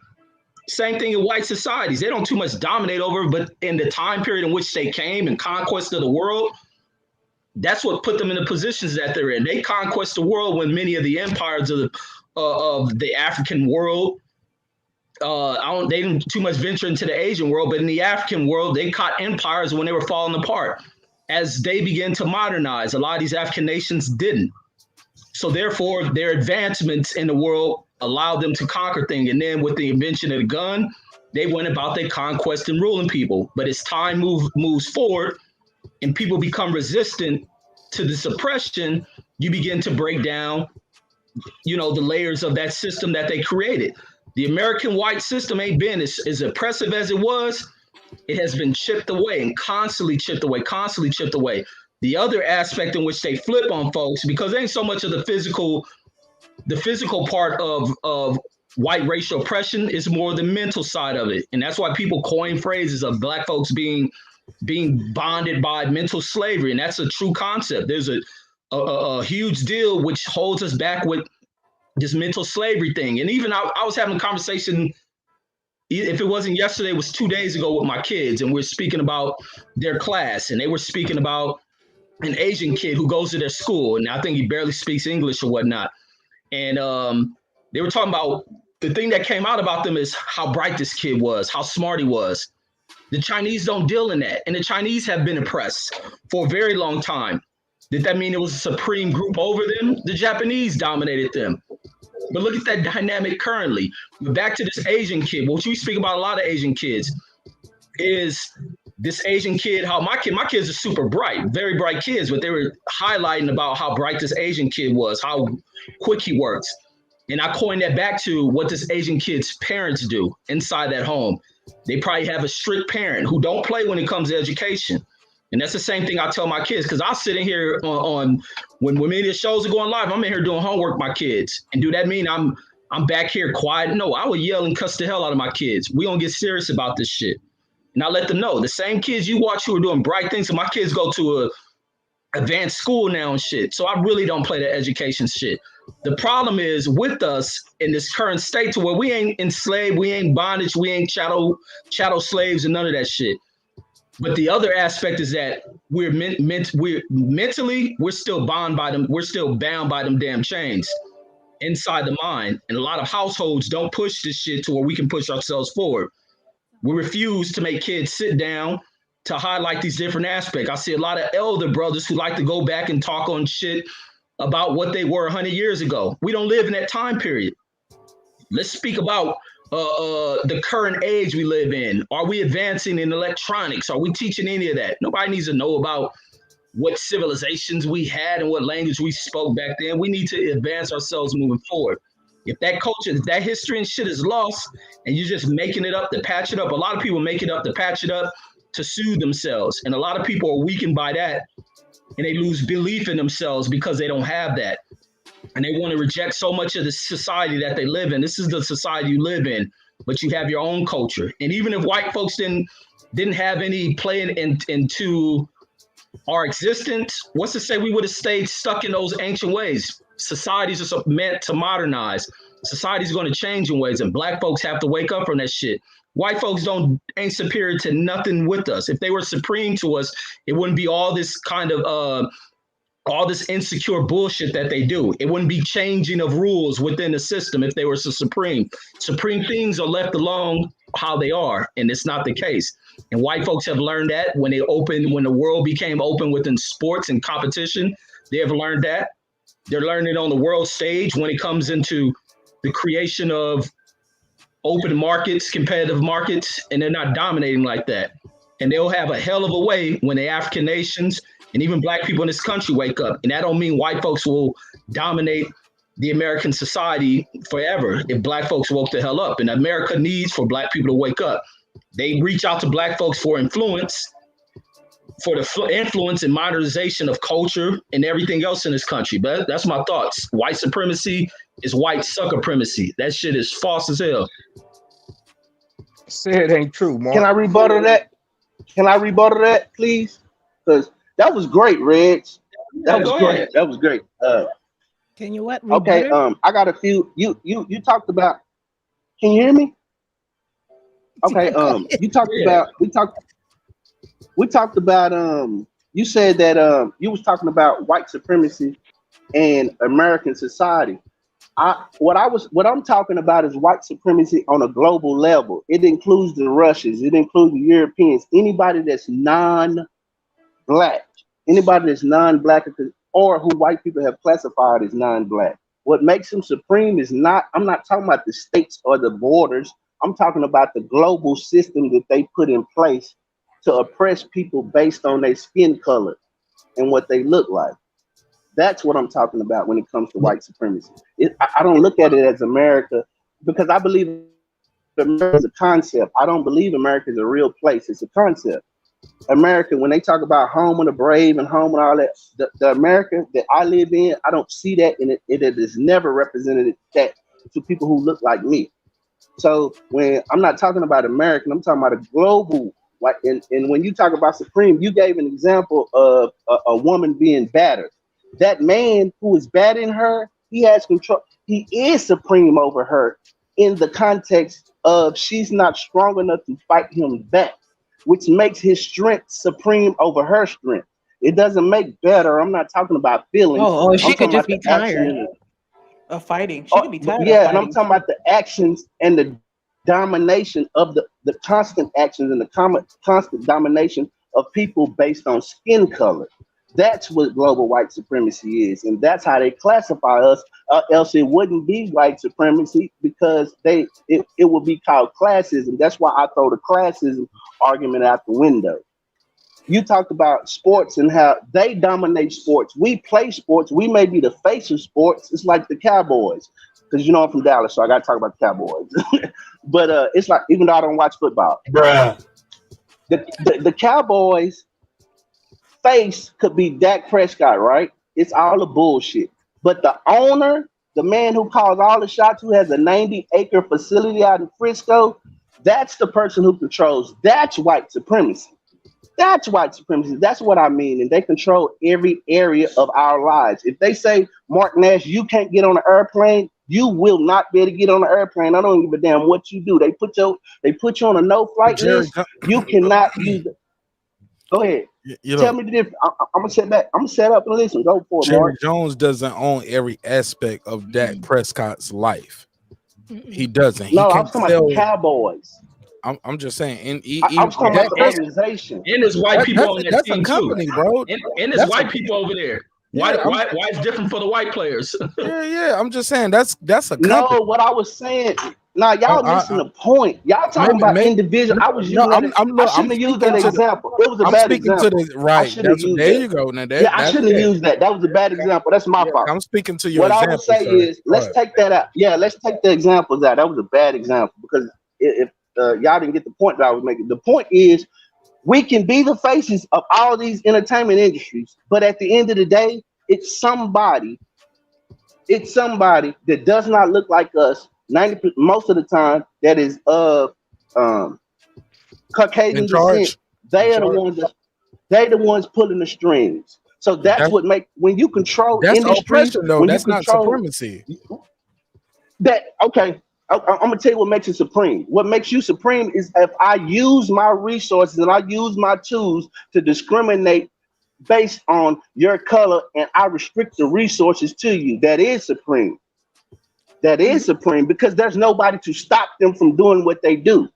Who's gonna stop them? If they decide that you go on a no-flight list in the morning, Mark, you have to appeal to them to let you off. You have to appeal But to that them, so it doesn't is mean their they society. supreme. No, that just means they have their law. They have their rules. They Which have is their supreme. Which is no. supreme. My brother. They didn't say I can't go to California. They just say I can't get on their plane.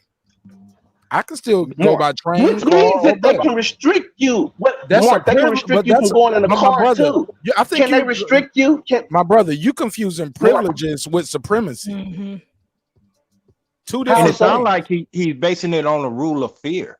Because I think the only thing that a person would be oppressed on, what all of it, if people thought as I think, the only fear, the only thing that they can oppress us with. Let me land this Asian right man, are black people oppressed? Asian man, as a whole, are we Yes, oppressed? oppression is different from supremacy. though. Okay, cool. Okay, fine. Who oppressed us? Who does it? I'm In not. what region? In what I'm not region? What oppressed. country? What Right. city? 'Cause Thank you. blacks That's where I oppress was going with. blacks. That's where I was Okay, going Whites with. oppress let's whites. do it. Okay, Chinese oppress okay. Chinese. I'm not oppressed. So wait a minute. You said blacks oppress white people? Yes. White people Where? fear us. What? Oh, and Where? in a lot of the neighborhoods I grew up in, them motherfuckers Where? bow down. But I'm As telling a you, whole, listen, black listen. people. We look. So black Hey, people listen. as a See what we're group. doing Wait a right minute. here. I want What to we're doing right understand here. this. What we're Asian doing man. right So here is you we. telling me black people as a group oppress white people as a group in whole and in mass? That's what you telling me. No, you just said first. You just put it like in a small segment. Say, "Are white people being oppressed?" Yes, as white. A white motherfucker can't come in my No, house telling me that's what to not what I, do. That's that's different. not what That's I asked. different. Yes, That's they different. can. Yes, they That's can. different. Yes, they can. And they can. It's called eminent domain. Yes, they can. Very true. Eminent domain is Yes, a they real thing. can. It's called eminent domain. They can come in your house and tell you what to do. And if you live in an HOA, they can tell you what color to paint your house and what you can do with your And they're house. gonna Is tell that you, not and look, correct? People oppressed by the HOAs, Brandon. White people oppressed by that shit. Right. right. That's No, what that's they. not what I'm saying. That was just an And that's what. example. But Brandon, That's all. we keep going down this tunnel of bad examples because soon as like you're jumping in real quick when people are saying certain things. So I want you to finish so we can actually speak to some of your points. But once we speak into your points, give us a chance to dissect some of them before we go into discourse so quickly. Yeah, and Mark, you was going in a direction I was going with. Yeah, okay, you could say, "Hey, we're being." But I lose my point real quick if I ain't got my No, I notepad. got it. in here. I'm gonna pick you. I'll pick back up where you was going with. Looking for it. The reason why On the desk over here. why would you would say they are supreme, and the only thing when you get just to the bottom line, it's a rule of fear. And what is the ultimate fear? The main thing is, oh, they can hit this button and it'll fuck up a bunch of shit. And they got some places where they can hide, where they probably have a high probability of surviving whatever this thing they detonate, which we all know is probably a nuclear bomb or whatever the fuck. Other than you take that advantage that they have from, and then of course them big things up in the sky and the planet satellites and all that shit. But you take all that shit away, what they gonna do? We outpopulate them. Unless you subscribe to the census that they're teaching you them lies, they do not outpopulate us. And it's going to take them hundreds and hundreds of years to catch up to our population. So we're really the supreme. It's just a lot of them don't subscribe to the fear that they done programmed us with. And they have a lot of the melanated people haven't mentally caught up to where, hey, we could think for ourselves. We cool with what Massa doing. We got a lot of house niggas and all that shit, and they rule of fear. Oh, how Massa might kick me out the house, or the government might not give me my food stamps, or they, like you were just saying, they won't let me on the plane. But goddamn, I could build my own plane. Exactly. I could get my own plane. Fuck flying on your plane. I could get my own plane. Fuck your guns. I could build me a bulletproof vest to where shit. You shoot that motherfucker, ain't gonna get me. But can I survive? Can I survive? Us as a people, can we survive like a big ass explosion and all that shit and fuck up a lot of our natural resources? I think that's Crazy probably thing the is, though, ultimate rule of one example that you did have though, Asian man, that I gotta argue against. Yeah, Go you ahead. can build your own plane, but they got FAA regulations that's gonna tell That goes you. back to fear. You feel No, it okay? ain't They back got to fear. It goes back to what their laws are, the law of the land. You break that Yeah. rule and you fly anyway. What's gonna happen? We can shoot your plane down. But you don't have That's to. what can You don't have to. That's what You can don't, happen. yeah, you don't have to break But the law. also, You but can figure also, Fine, it's- You can Go, do go, it hold on, within the realm. Asian man. I heard you. I heard you. What you said. I heard what you said. I made my statement. What I Jokingly, just said. but you made another one. Go ahead. What you say? I say you just supported what I say. They say they could ban guns. A lot of people have started making their own guns now. I know you didn't heard about it. Very true. Very true. But to So, say that, Go ahead. Go ahead. no, Go behind the mic. no, I Go was ahead. just gonna say for me, I'm along the lines too. I've never believed in white supremacy. I believe it's a theory. Now, do I believe that maybe there could be a white supremacy system in place? Yeah. We could see that. We see evidence of a system, but I would never be the first person to say that same system has held me in oppression, because in 2021, I still see that we're able to still advance as a people across the globe. Now, listen, I'm not naive to the fact that they are racist people, that there is white privilege. I'm not racist to the fact that people with more resources have more leeway. But at the end of the day, what I've also noticed is that keyword resources. So if I'm not allowed to fly on their plane, majority of the people, the elite or the people with money, they have their own plane. If you get a pilot's license, it takes you what, under 9 months, a couple hundred hours. You just got to afford the gas, buy you a Cessna, $65,000, $70,000. I mean, this is what some people do with the resources. Now, are we not afforded the same resources in this first world nation? We do, but we just have to probably dig deeper than the people that have had their generations of wealth handed to them. So that's why my debacle with white supremacy being a theory is that I don't believe any man is superior than I am. I have encountered racist people. I've had somebody be racist towards me of European descent, but do I include that one encounter as the majority of the group and that this lady was superior? No. Only one encounter? Not on one encounter. Honestly, that lady, I felt like I was superior than she was. She had no teeth. She had dog animal hair, and she was just a hot mess. So it's a theory, and I just perhaps maybe I'm not so easy to gravitate to, and maybe because also growing up, and I'm not naive. I'm not dismissing the traumas, the pains of a melanated people globally. I will never do that. But maybe also because I also grew up just conversing with my dad, and I've seen him go through that. My dad's in his 70s, and it's always been the white man. And I'm not naive to those factors. I worked in an industry where I was the only melanated person in a space with the white people. So I'm not naive to what my eyes saw. But what I've said for myself is that I won't make generational excuses of the white man is holding me back. I won't do those talks. I won't do about the white man is making me do this or the white man's doing that, because in 2021 I have seen the opportunities that are afforded to me as compared a to your melanated, ancestors, right? as compared to my ancestors, as compared to my dad. But at the same token, I'm not naive to our struggle. I'm not dismissing it. I'm not saying it doesn't. We don't have our own little challenges, but I'm saying that we're able to rise. We're able to go now. We're able to walk, and we're able to go through. That's all I'm saying. Ma'am, with your breakdown with how much it costs to get a plane, are you thinking about buying yourself one and getting your license?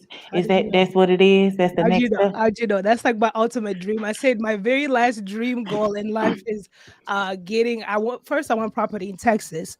I want to get a runway on there, get a Cessna pink, and then I'm gonna put my sister Princess Namsa on there, get my pilot's license. But that's going to, girl, it's all in my head. That's going I'm to be like, my damn, end. it's because you get this breakdown. I'm like, Jesus But Christ, you is are, she but you, trying to go but, on for That's my that? end. but girl behind the goal. mic. But are you an American citizen? Somebody put that in the Yes, chat. I am an American citizen. I was not born in the United States of America, but I am an American citizen. I just wanted to address this real quick.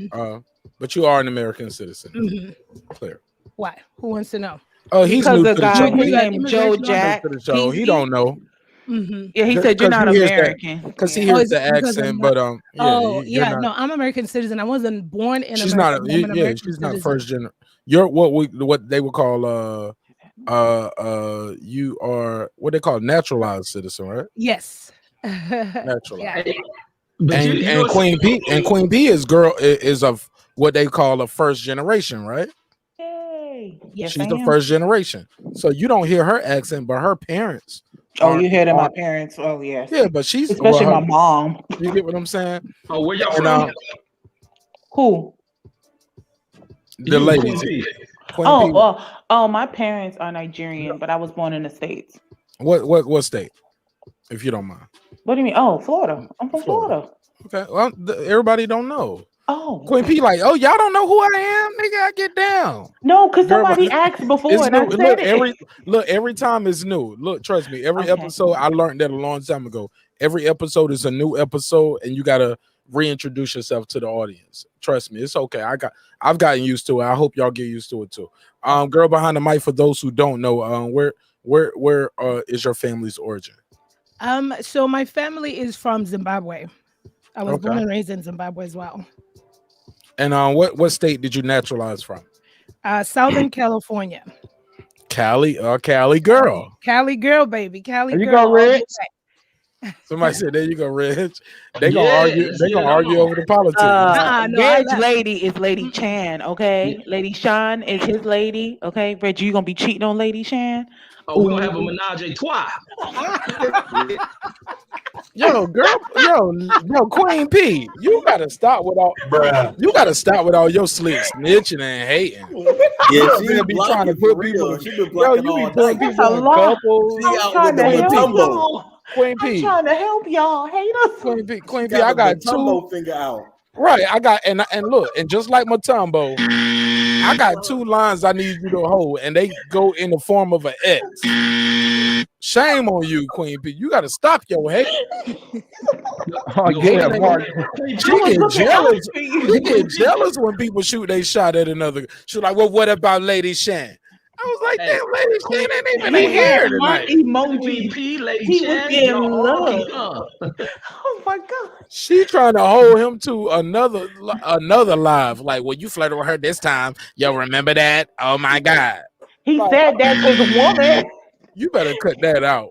He said that's his woman. He fell in love with her thinking. She ain't here to fight for her love tonight. Let Reggie shoot his shot. Reggie, shoot your shot. Go ahead, Reggie. Like I said, y'all can join the menage a trois. Queen P, girl behind the mic, Lady Shan. I know you're listening. Hey, now that's how you shoot your shot. Shout out to Reggie Owens, one of the best. Oh my God, Reggie giving Sunny Red a competition. Oh God, he talking about that menage a trois. He giving Sunny Red a competition. She's still shooting her shot at you, Sunny Red. She be wanting you to click on the link to join the panel. I am not. She don't know how to ask. Queen P, you want me to let you shoot your shot at Sunny Red? No, all he is married. Okay. I respect marriages. All right. It's a little internet fun, but she was like, okay. She want to take it serious. All right, boo. Hey, look, man. Yes, sir. Go ahead. So Teresa Kelly called in shooting a shot at you and they hated. That was Lena. Yeah, Lena. Shout out to Lena. Talking about some Mark, a little boy. I'm like, he a little boy. You ain't hear how this man was speaking? No, I'm not. I don't think he's a child. No, I'm not. She didn't say that. Okay, Mark. How she was looking, how she was talking to you. She couldn't even get it out because you was over there like. Yes, she could. She was rambling the whole time. Trying to shoot her shot at Mark. They ain't seen me in the red bucket in a minute. I guess they missed the kid. They was like, wait, do he really be pulling out the weave and buying them? Maybe she want her extensions of you. I don't know. Yeah, look, with another man who's not married. So see, maybe I gotta have a drink. Look, there you go again. And he got his coat. You better cut your shit out, Queen P. Let me be the one to say I'm married, goddamn it. Damn. You ain't gotta say shit. You up here fighting for Mrs. Nash. Ain't never met Mrs. Nash a day in your life. I would want someone to fight for me. I would want someone to fight for me if I'm married. They ain't gonna fight for you. They ain't gonna fight for you. They're gonna be like, oh shit. Hey, Mark. I'm wrong drop. They're gonna be like this. That's what they're gonna say. They're gonna say, let us shoot her shot. Oh, Queen P up here. I'm looking out for her. Hey, Mark, I got a question for girl behind the mic. Hey, you said just your family is originally from Zimbabwe. Mm-hmm. I got a few questions about black people run Zimbabwe now, right? I think it got its independence in 1980. 65 or 80, 1980. Mm-hmm. So, Mm-hmm. and it was called what, Rhodesia before that, right? Mm-hmm. Rhodesia, after a white man. Mm-hmm. A What's the British. what's the Okay, yeah, question? What's that's the what I was question, about B? to ask. What's the question? The question is, who runs Zimbabwe now, and are white people still in charge of Zimbabwe?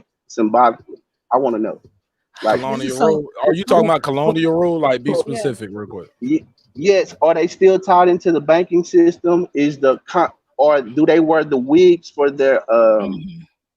their parliament? Is it still the same system Are you in asking a place rhetorical that was? question, or you don't know? No, I'm Because asking her these questions. so Okay. I you don't don't know. know. You I'm don't. asking. Okay. I Okay. really So don't know. No, sir. No, sir. all right, so I get what he's saying. So here's the thing, right? It's especially when it comes to the makeup of Zimbabwe on its own, it's deep. So because I can't speak for all the other countries, as you know, majority countries in Africa have been colonized, but particularly for Zimbabwe, it was colonized by the British, and that's why I talk about melanated people globally. It was colonized by the British, even though we gained independence in 1980. The British pulled out, but they didn't pull out, if that makes sense. They still had their hand in there. We had British education. We still have British, not we had. We still have British educational system, British culture. So colonization has affected the continent as well, especially on my experiences where even though a country says they were free, low key behind the scenes, they were still being controlled. Because if you know the history of Zimbabwe, the leader that had been in there for years tried to pull away. And you see the retaliation the Western powers did. They opposed sanctions. And the hand came down really big when he tried to kick the Europeans, the British people out of the country. And this is the ramifications that happens to Black leaders when they finally stand up and stop taking the money from Western countries. So now the system as a currency is not under British system. It's kind of frayed, and that's why the economy is really wavered, because the alliances are the big Western countries. So if somebody does something, like they did something to British citizens in Britain, so Britain, America, all the big giants, all the allies say pull out. You're not allowed to deal with that small country. So that country has to fend for itself. So it's my take on it is that's why it's a global thing. The melanated leaders in Africa need to learn to survive on their own, because they depend too much on the Europeans' dollars. And when they try to pull out, there's retaliation, people suffer, and so forth. So that's what's happening there. It's not a standing system on its own, but it's caked with colonial imprints, the courts, the everything, even though there's Black leadership, if that makes sense. Go ahead. But the answer to the question is yes. Yeah, Like, yes, they still. that's what I was trying to.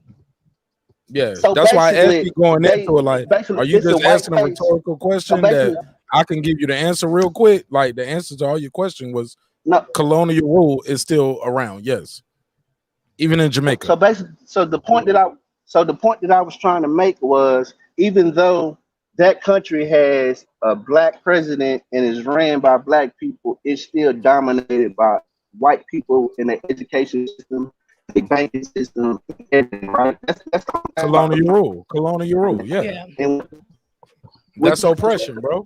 But no, it's not oppression, because people can move around. It's due part to the leaders.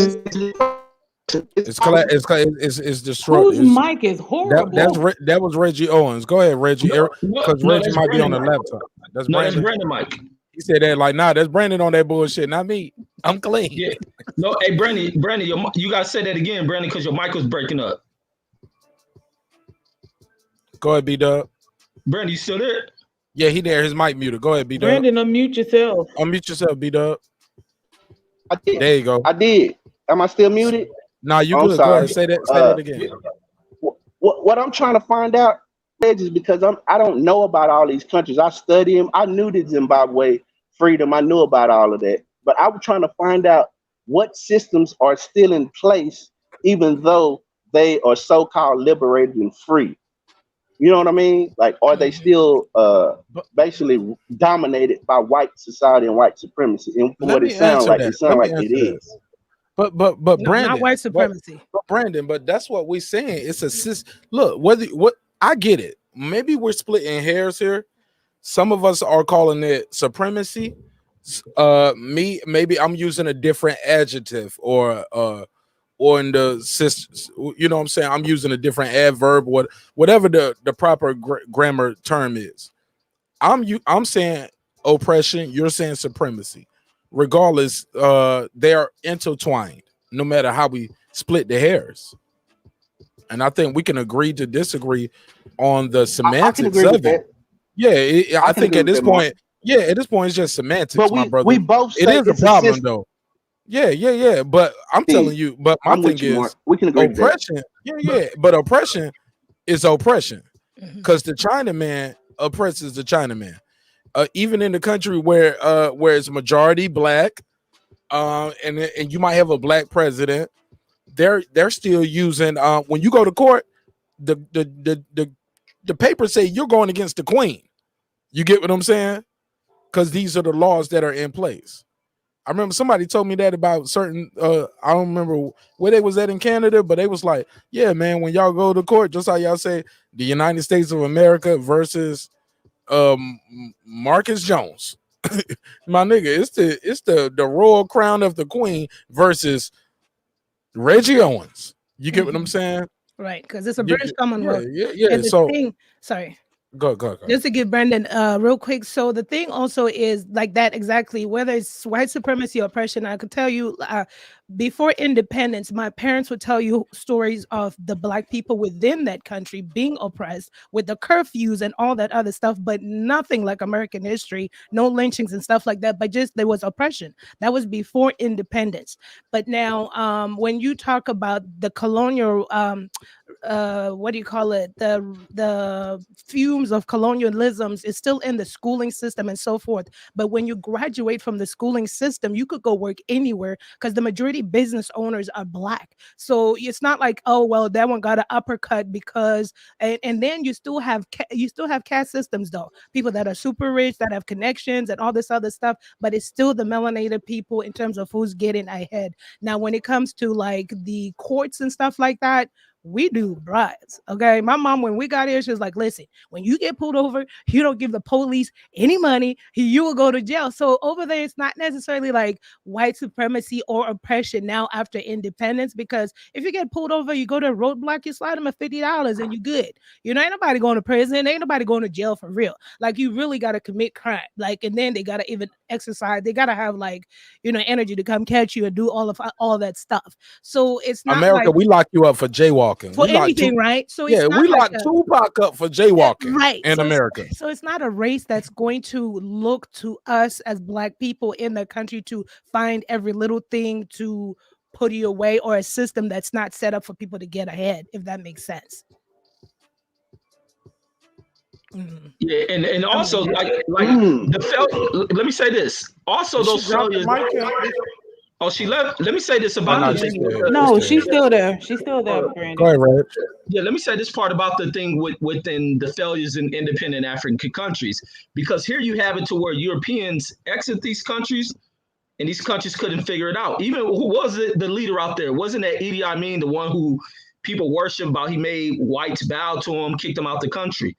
Now, when I believe he was exiled from the country or not, the country tried to go about nationalizing and being able to create industries to move things. The failures in a lot of these countries is a lack of industry advancing. You have to advance in society. Otherwise, you just become an agricultural country. And that's basically what many of these countries are. It's agricultural countries. And a lot of them didn't know how to create the markets. The infrastructure ain't there. That's the way you think about nations. When they didn't develop that, plus him as a leader was too big about the egotistical theater behind what he was doing to Europeans, and it did nothing for that nation. He didn't do anything to advance their full education. Now you take a picture at what was happening in China. China was no different. China was a suppressed country. They had a leader who put in a plan, who worked that country hard. We have a vision. We must work hard. We'll come in here, do labor, blah, blah, blah. But and also why foreign dollars is coming in, just because Europeans in there don't mean that it's a bad thing. Europeans coming in there is a bad thing when they're running everything and they're controlling everything. And the people aren't getting a piece of that. If leaders are taking everything, You hold the country back. And that's what was happening over there. Now, when he was gone and the other leaders has failed, those folks over there are begging Europeans to come back over there to teach them how to farm the land. Why? Because the society wasn't educated. And that's been one of the failures of African nations, is their failure to modernize and advance. That's what kills me with black folks now wanting to be too much of Moors, indigenous people. Yeah, go ahead. Reggie, do you think that's by design?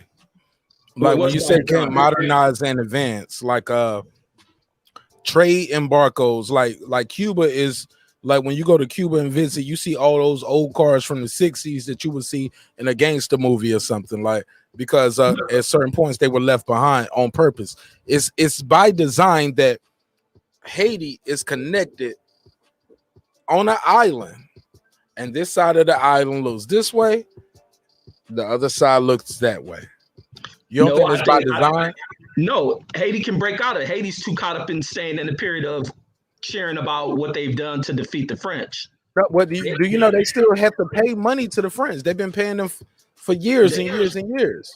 They have to, but listen, because the way they won their freedom, how they won their freedom, but everybody else in the world has exiled them from trade and embargo. But there's countries they can partner with from trade and they've been embargo. I'm sorry. But listen. When you think of this, and this is the thing that gets me, like when Americans think, we don't think fully about the full dynamic of everything. Enlighten me, brother. Enlighten me. Well, not saying with you, but with our people who I see argue about the Europeans doing this and that. It's not always the case. What does Haiti bring to the picture? What do they bring to the picture? There's other countries that have created auto industries. Does Haiti have anything competitive with that? They don't have anything that you'll want from them. It's by design, though, Reggie. Like because those countries aren't. Look. If you can develop this stuff, look at small ass countries like Greece and Italy and all that. Those Haitians, if they didn't have corrupt ass leaders, every leader you heard about with Haiti has stolen from that country.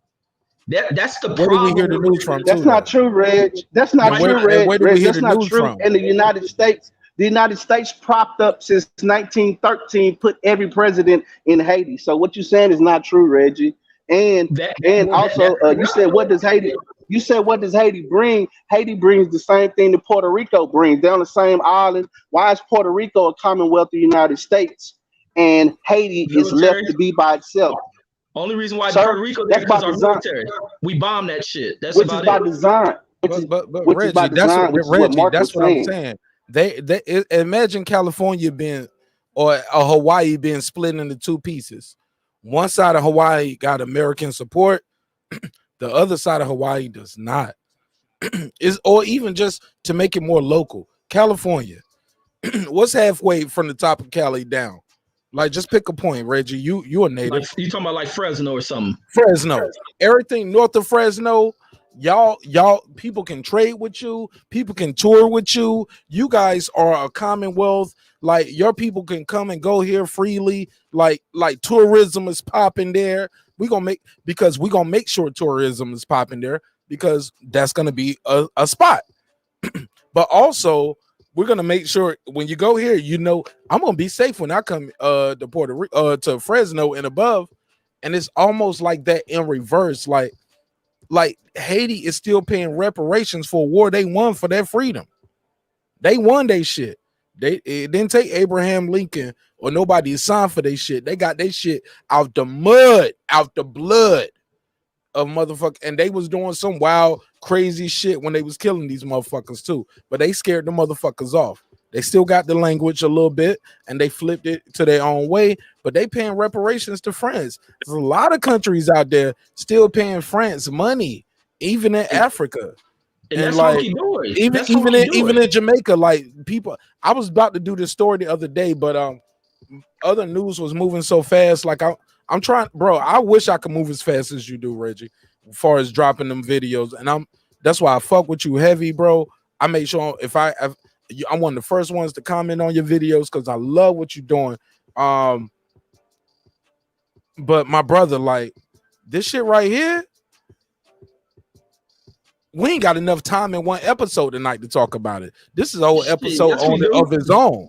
This should have been a whole episode of its own, my brother. I saved it for last on purpose, thinking like, All right, yeah, and I'll save an hour for this. Let me get through these 15, 30 minute, 40, 30. You know what I'm saying? I'm trying to rush through the topics, but sometimes this shit just grow into a conversation of its own. And I respect you highly, but I gotta disagree with you on some of the fundamentals of what you're saying right here when it pertains to this. Respectfully, of course, Big Dog Willie just pulled up. I see him in uniform.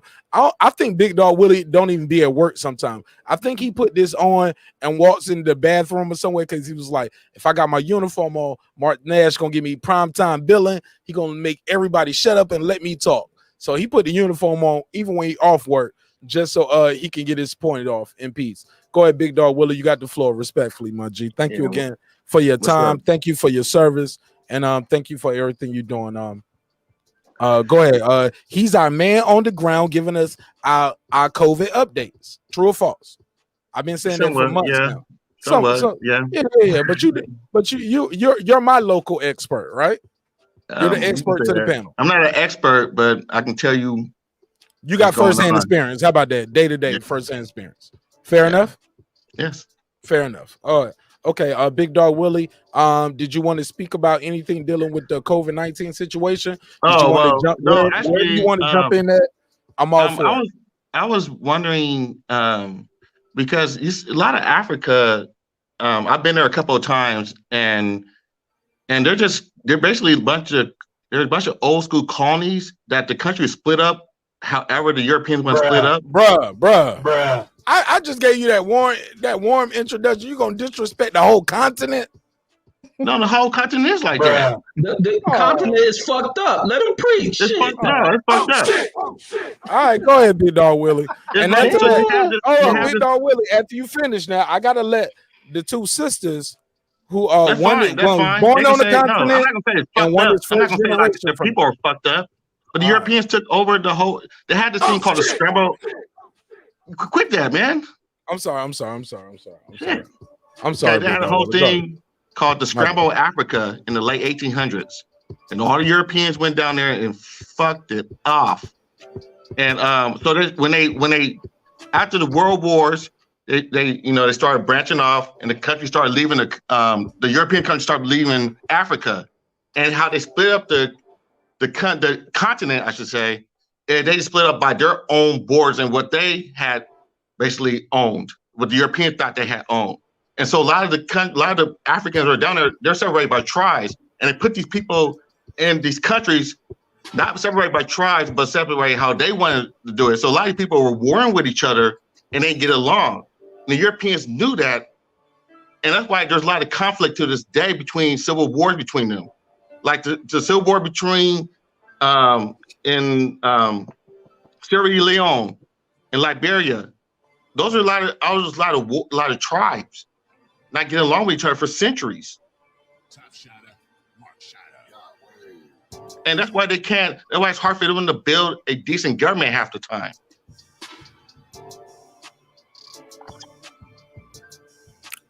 For sure. Go ahead, Big Dog. You still got the floor. No, I'm just saying argument. Because it's not. I'm just saying that. I mean, I'm kind of. Keep the camera right where you had it. That's perfect. There you go. Keep it right there. That's perfect. Yeah. I mean, the Europeans fucked that shit up, just like they did with Southeast Asia. That's why there's shit still going on down there. That's why they fucked up in South America. They fucked a lot of shit up. And so, I mean, I can't really, I can blame a lot of it on the Europeans, but it takes strong government. It takes just people who are actually in those countries to stop fighting and allowing the Europeans to take advantage of them. Because they are stealing their resources. They are doing it. They've been doing that for years. That's how they roll. Well, look, I want to say this. For the person who asked me, Haiti exports. They export clothing, scrap metal, vegetable oils, dates, and cocoa. Yeah. And 80% of that goes to the United States of America.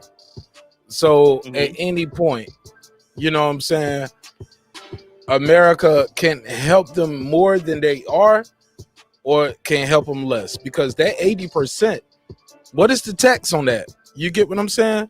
What is it? Like, it's a reason. it's a reason why that. With that said, let me give a big shout out to Ricky Williams. Thank you so much. Hey, look, I know Big Dog Willie hate the drops, but my girl Blue Dream, she hate the drops too. And Reggie Owens hate me doing all the plugins, but I gotta plug them in because they help keep the lights on. Thank y'all so much for making the show 100% independent, where we are not paying out of pocket for nothing. You guys are keeping the lights on as far as doing this show. Thank you so much. I thought he hated the drops because of what his point that he was trying to make. No, not so much that he hates it in general. Oh, okay, my bad. And I probably shouldn't have did that then. Yeah, because he was trying to say something real, and then it's like you. But I cut in know with I'm the drop. 100% right with Reggie. Hate me to plug his show, but I'm gonna keep plugging his show because he's super consistent. Y'all think I'm consistent, dropping Monday, Wednesday, and Friday. You never know when you're gonna get a video from Reggie Owens, and there's some hot topics out there, even with that Reggie that you spoke on. While I got you up here, I kind of want to play one of your videos. Cause I got a little more time to get this off if I could. But you know I'll be tripping. Yeah, play whatever. Oh, Reggie got some Mark, shit, you man. might want to play the little love song. Look at girl behind the mic trying to shoot a shot at Big Dog Willie. I saw what you wrote there talking about something sexy. I was like, oh, I'm gonna play the drop. Go ahead, girl behind the mic, get your shot. Are you married, Big Dog Willie? Ooh, if you're not, then you got a young lady here who's interested. You make me blush. Oh God. He was spitting that real fast and she was getting turned on the other side. I just appreciate my brothers. Yeah, she was like, he sounds like I'm turned on. All right. Oh, this ain't. Oh, did I click the right one? I don't know. No, I'm talking about Reggie. Like, damn, like 1 hour. Oh, I just realized I've been live for how long I've been live, so I missed a couple of these. But Reggie, you got one joint that I want to talk about. Actually, got a couple of videos I want to talk about. It was the one about the 5 teens charged in that triple. Mark, you have somebody who hates your music in the background. They say it's a distraction. All right, well, even though it's for copyright protection. Yeah. I play the beats in the background so people can't steal my shit. You know what I'm saying? Mm-hmm. But I'm sorry if you don't like the beat. I can switch the beat. But you just one person though, man. Like, no, it ain't me. Look, I don't give a damn. No. I'm just saying you just one person. Like, if that's the general consensus, I'll switch it up. But I'm focused on something right now. I'll switch the music later. I'm sorry about that. We'll work on it. We're gonna get better. I pick that beat naturally all the time because it's naturally mixed lower. I play the mixed version. It's not a master version, so got music in the background, but it's not too loud. You know what I'm saying? So I apologize, but I'd rather have some music in the background. I don't want it to be. I don't like dead airspace. So agreed. So get used to the show. It's different. It's a different show. It's a hip hop political sports show with a comedy twist. We like to let the jokes fly because life is serious enough. Reggie, you got the story you spoke on. It was 5. This ain't the one, man. Maybe I saw this story somewhere else, but I thought you had covered this. No, I got it up there. But this is a different one. But I definitely want to touch on this one. I'm gonna share your screen. It's 4 minutes and 48 seconds. But I'm gonna play the intro. I think this is one of the ones you play. What happened at the beginning, right? Let me see, man, because you had a different story. Where is the one? Oh man, this is the one, the Milwaukee kid. That shit was crazy, but that ain't the one. All right, I'm gonna find that other story. But while I'm doing that, the 14-year-old girl, right? The 5 teens and the 14-year-old girl for that triple murder. Yeah. Oh, that was a different. No, that ain't the one. But that's a good. That ain't the one that I was looking for. But is it on his page? Do you want me to look on his page? I got it. No, I got his page pulled up. Y'all just can't see it. I know it don't look like I know what I'm doing sometimes, but no, I was. Just I know what I'm doing. Oh. Yeah, and I be on point, and I be right there on it. Like, but I just know I might have got that story from somewhere else, but I fuck with Reggie heavy, so I don't miss no Reggie Owens drops. Oh, a quick one, Mark. You talking about with the white guy that from the Marines that killed the family? I heard about that. Yeah, this is a newer story. I don't even know if I caught that one from you, but I definitely want to touch on this one. They said he was on meth and he had mental illness. Oh, sorry. Y'all want to skip this one? Y'all already know about this one? No, I don't know about that one. I knew about the other one. All right, Reggie was Reggie talking dropped this about. one today. Shout out to Reggie Owens. 5 teens charged in a triple murder. Ruined their lives and many families' lives. They've ruined their lives, all their families, and they killed somebody for nothing. 14-year-old girl begs for her freedom. Curtis and Reggie Owens. Let me click that light. I'm tripping right here. Why I ain't got the light? I commented though, but the light ain't work. There we go. How things turn when people want to be gangster, go about taking the lives of people. And then you see what happens with this 14-year-old girl. She begs for her freedom as reality sets upon her being caught and charged in this triple murder along with these 4 other boys who get her caught up in this homicidal shit. And she's playing as if she don't know what's going on. She's accessory to the murder. The one guy being charged as an adult in this situation in which 3 people lost. Goofy nigga. Senselessly. Who knows what it was for? But it was all a setup. And it's all first-degree charges for him. Absolutely, Reg. This Reg, is you what it still here, shows right? with these kids who go about, I'm here. fall into this kind of culture and behavior and conduct, peer pressuring acceptance of bullshit until you get caught up in the shit. And especially young kids, y'all don't think crime out. Y'all ain't fully functioning on an intellectual level to understand what's going on, where cameras are, how to whoop.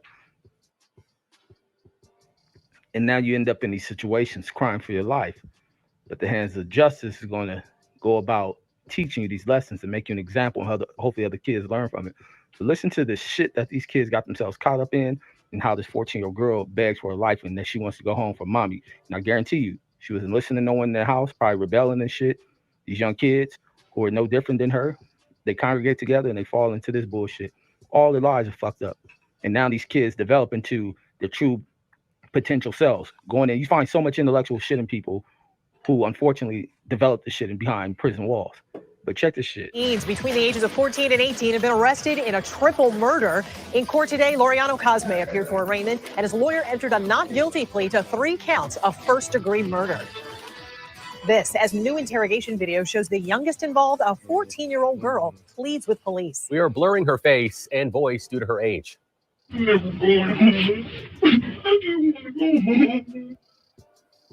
News4Jax reporter Janice Harris has been covering this violent case since the beginning and has more on how all this came about. Janice? That's right, Targ. And this evening, according to the documents provided by the state attorney's office, the young girl was at least one person FaceTiming the night of the crime, a critical component to placing multiple people at the crime scene, including those who were killed. Oh shit! Hold on. A 14-year-old girl sits inside a Did y'all JSO hear that? interrogation Hold on. room. Police say she is the. Who heard that part?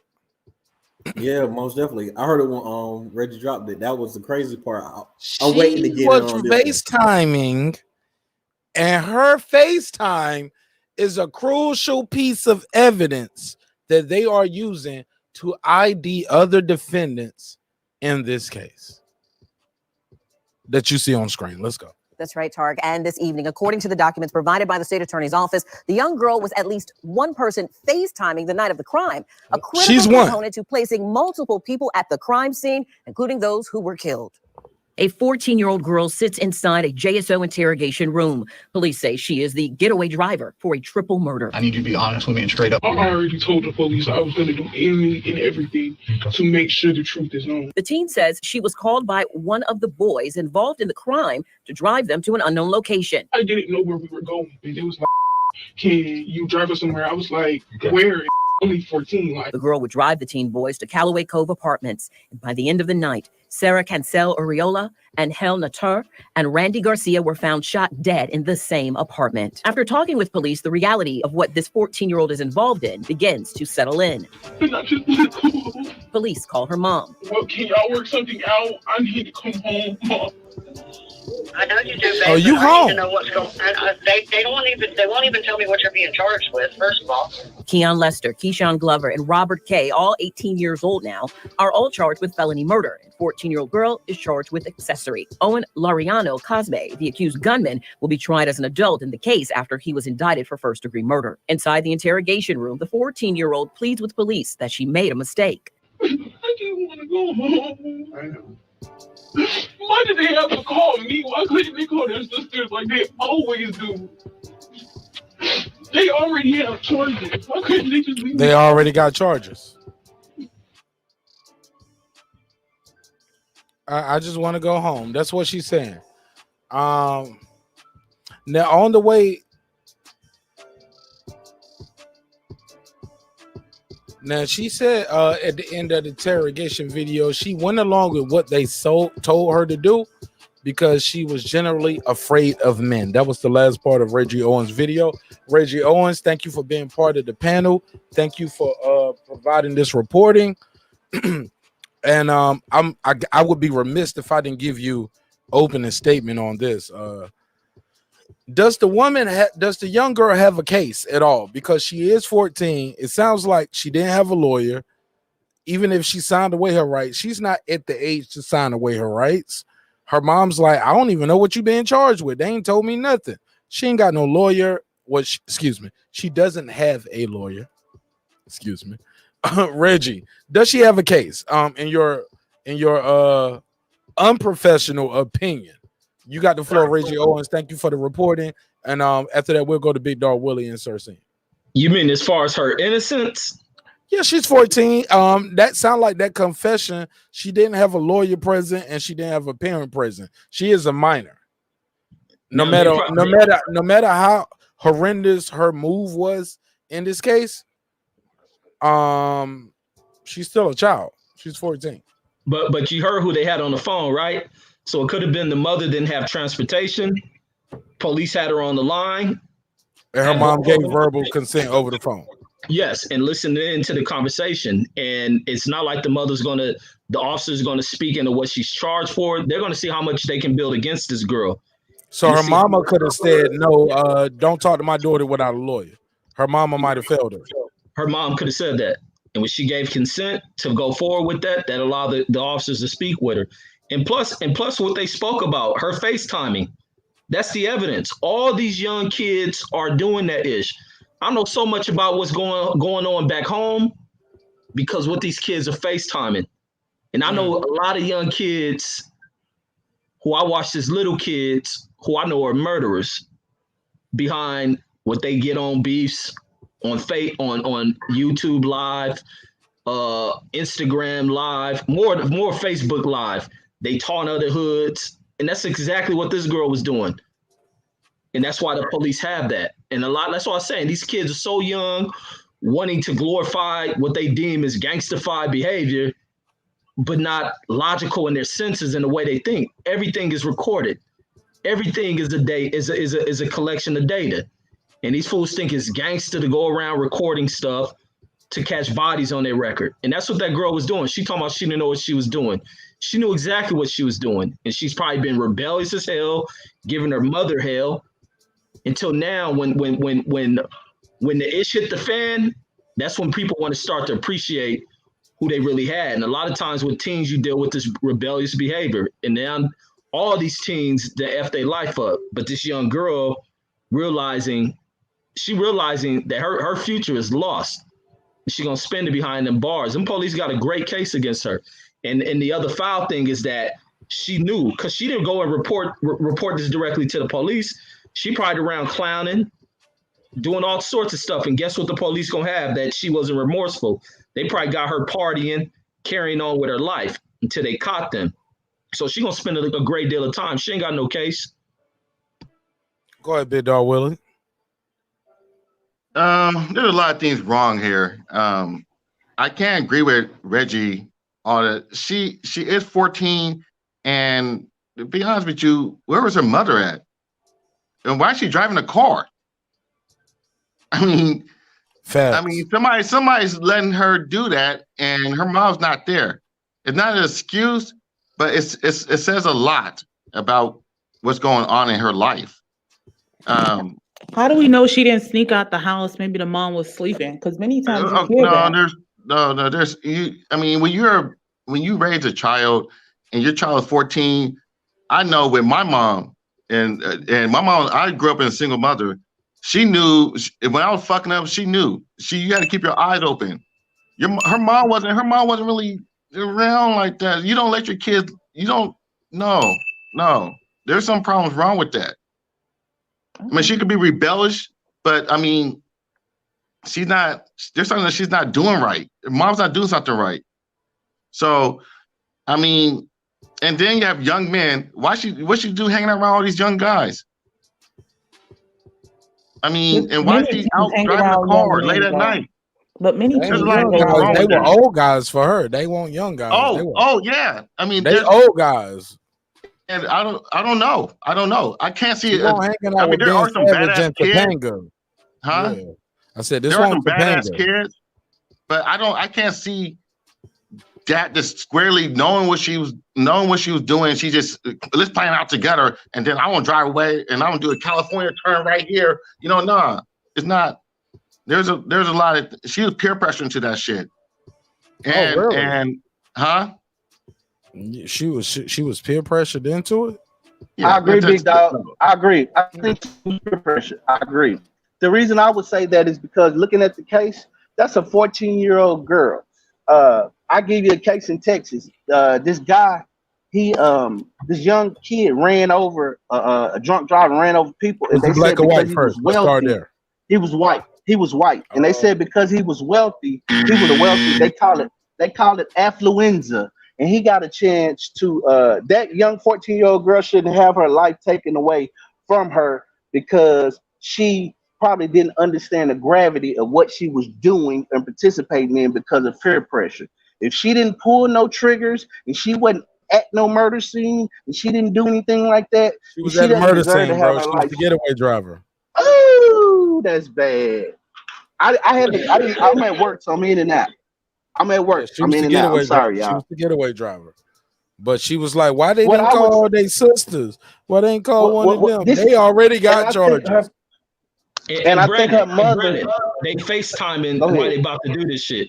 They FaceTiming That's while they about to kill cold, these Reg. people. I didn't, Reggie. You know what I think, Reg? I think these children are ignorant and they don't know and they don't realize the gravity of what they getting involved in. No, they think they Now, can't respectfully, it's I a gotta put long some life. pushback to that.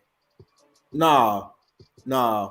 You think that 14-year-old girl knew what she was getting involved in? All And of a she, sudden, Look, no, it hit it. No, she didn't think she was gonna get caught till she got picked up and went to jail. Look, Exactly. that first Then- night in jail changed you, bro. And then all of a sudden, when you was 14 when you was driving, you was 14 when you was out late, you was 14 when you was at a crime scene, you was 14 that whole time. So stop it. And you gonna have them 14 years in jail while everybody else get life. So you a female, so they're gonna let you go. They're not gonna let her go. I think she may Oh do no, some time for being an accessory. Oh, she's definitely gonna do, but I get what he's She'll get saying. some Like time. she gonna do about 14, and they're gonna do life. Yep. Yeah, he about start saying. Yeah, he about right on point with that. And I think the issue is that many of these teens feel like when they're she Teflon Dawn and they're invincible. That's One what at the a time. issue One at a is. time. Oh, Say that again, Queen P.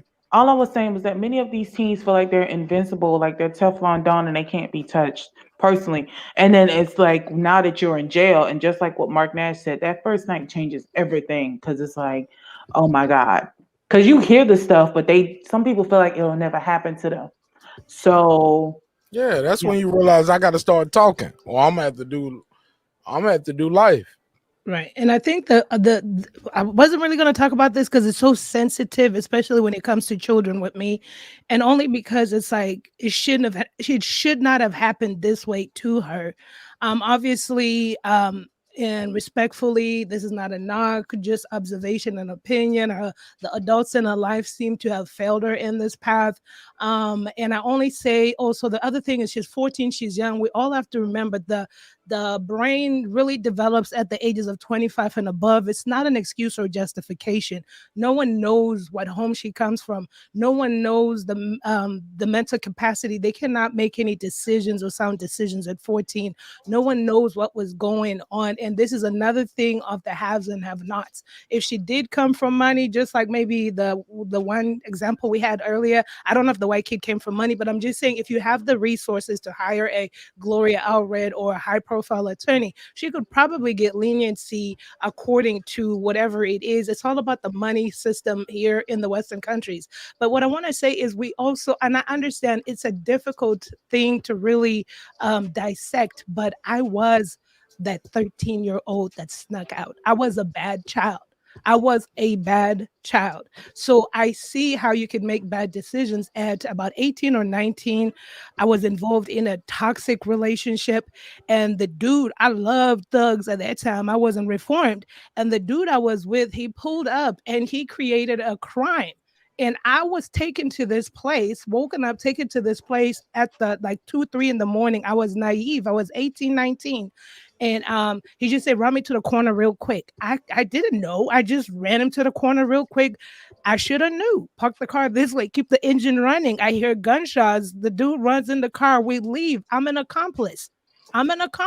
So I always have, for me personally, Girl it's a behind the lot. mic, be careful you don't say nothing that could. Oh no. It's the case is done. He's out. He's done his time. This is years ago. Okay. And I won't even mention the state. This is years ago. But the thing is, this could have been me. I've just always had a different like outlook in life, because it's not like I'm a bad person at that age. I was just a girl in love with this older guy, and I just thought, you know, he was my Tupac. And so I was making bad decisions, and I was one of those girls running away from home because I didn't like the environment at home. So that's why I have this this thing with this girl. She made a bad decision, but now should the law throw the book at her? That's what hurts me about the laws here too. We have to do a Yeah. We got to throw the book at her. People died. She went on a killing spree. Well, she didn't go on it. She was a getaway driver. Yeah, while She the knew, other and she people knew they was already up. But she filmed the pre everything. She did the trailer to the movie. She record. She was Steven Spielberg. I can't agree with that, man. I can't. You can't. She's 14 years old. I don't care. So, I don't care. She It's acts like she was a 14-year-old killers. It's mastermind. 14-year-old hoes. I'm from the hood. Doesn't because they're whole doesn't mean they bear the responsibility. Like 14-year-old hoes. Hold on, Sir Senior. Yeah, damn, I'm gonna let hold on. Let's let him speak, and then then I'll reply to it. Go ahead, Sir Senior. Ain't been getting his time tonight. Go ahead, Sir Senior. Ain't been cammed up. Look, he look like he in a movie. That's how they make us look in the movie too. Look They make the dark skinned nigga look blue black. Blue, black, purple. Yeah, That's why we but put it in TV. look, it look good with your lighting though. I ain't gonna lie, my G. Your lighting is impeccable tonight. I love it. Go ahead, you got the floor, King.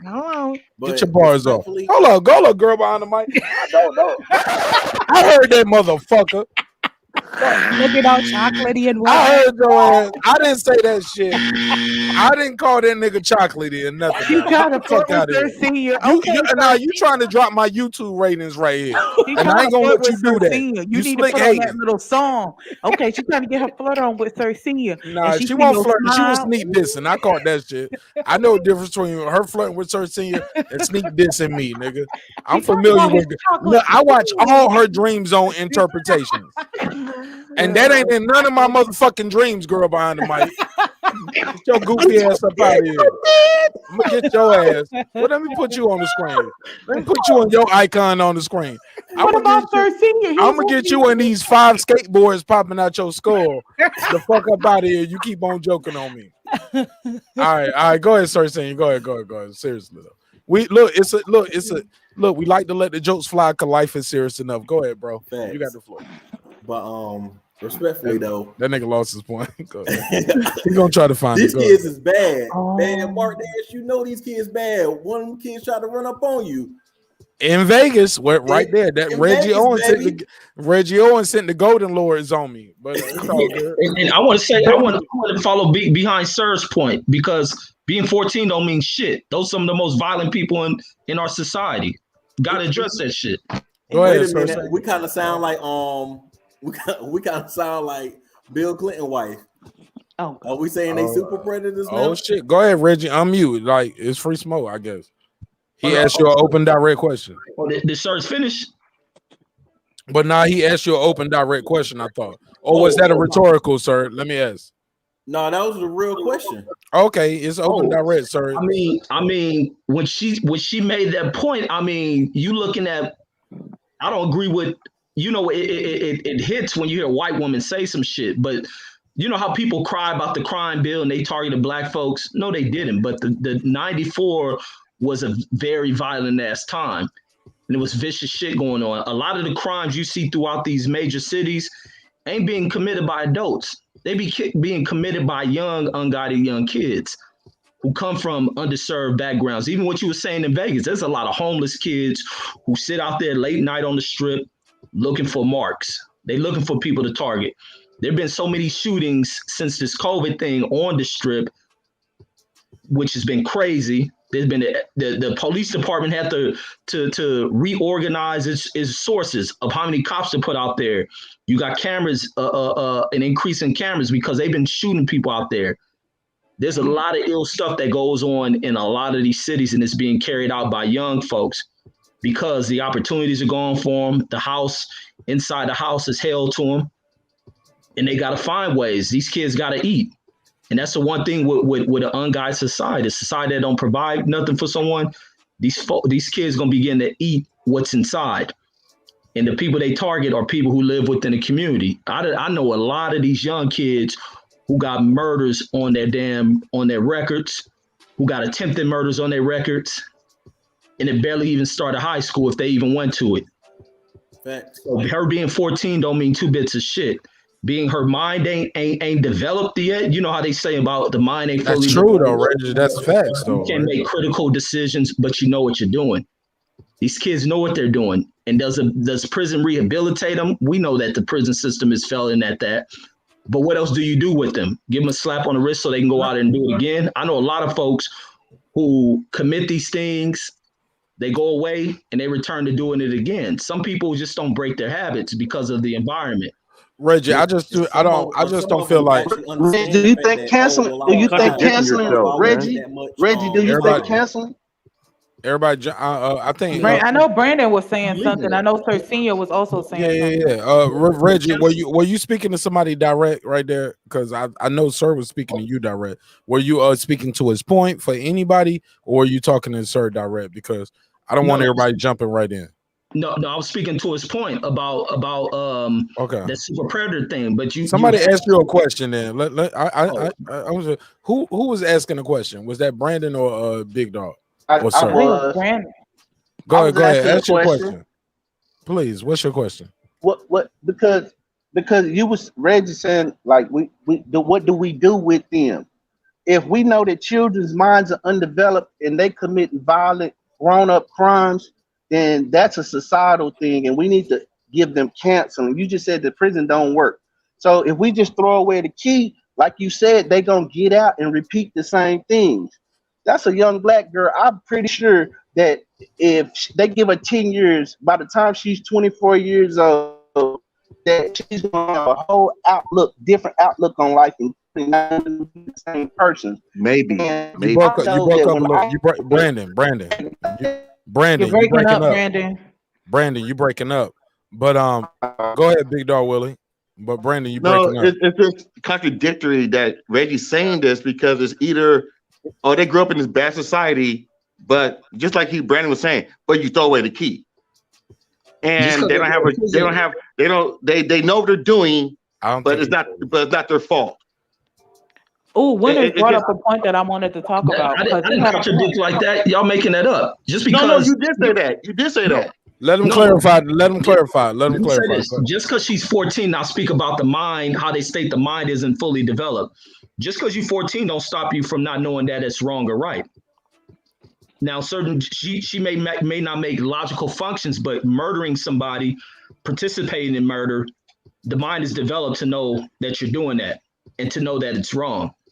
And to know that when you get in front of she didn't go into this police office and acting clueless as if this was like the coyote from Roadrunner getting killed with an anvil. She knew to beg for her life and to act innocent as if she wasn't part of this and she didn't do that.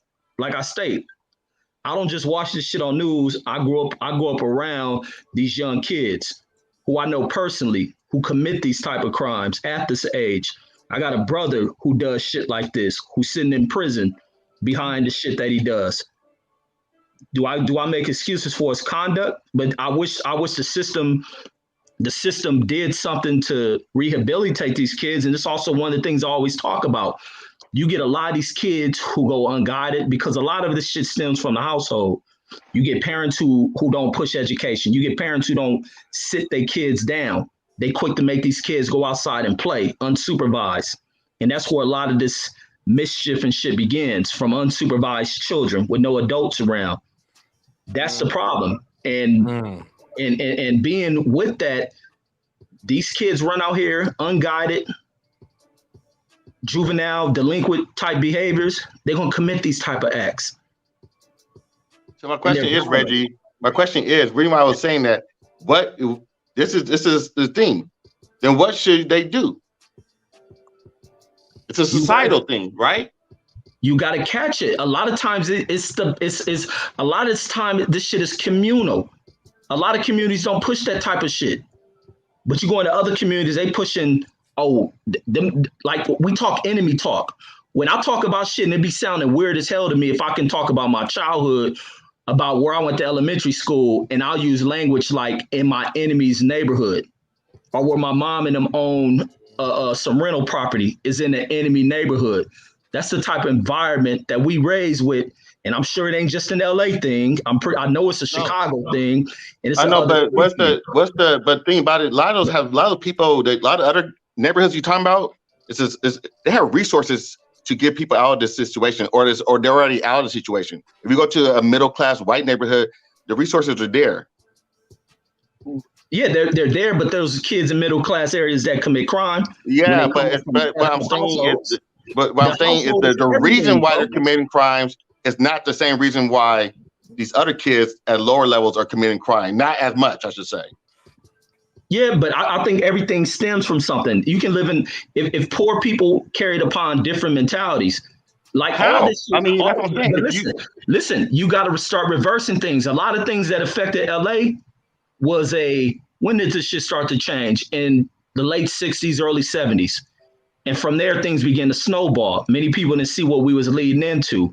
And it wrecked a lot of that. If something why is that? Why was that? And then when I had my teacher on, when they were talking about, when he was speaking about when the blood and Crip shit was going on, they ignored what these kids is doing. They didn't pay attention to it. A lot of these kids were unguided. When you hear stories of Tookie Williams, you hear stories of Raymond Washington, you don't hear stories of their parents. You don't hear stories of who was guiding them. A lot of things begin to change. I'm asking you why, not what was going on. I said, why did this happen? Why? Every situation is complex. What do you look at the situations. Do you know people that come from these type of environments?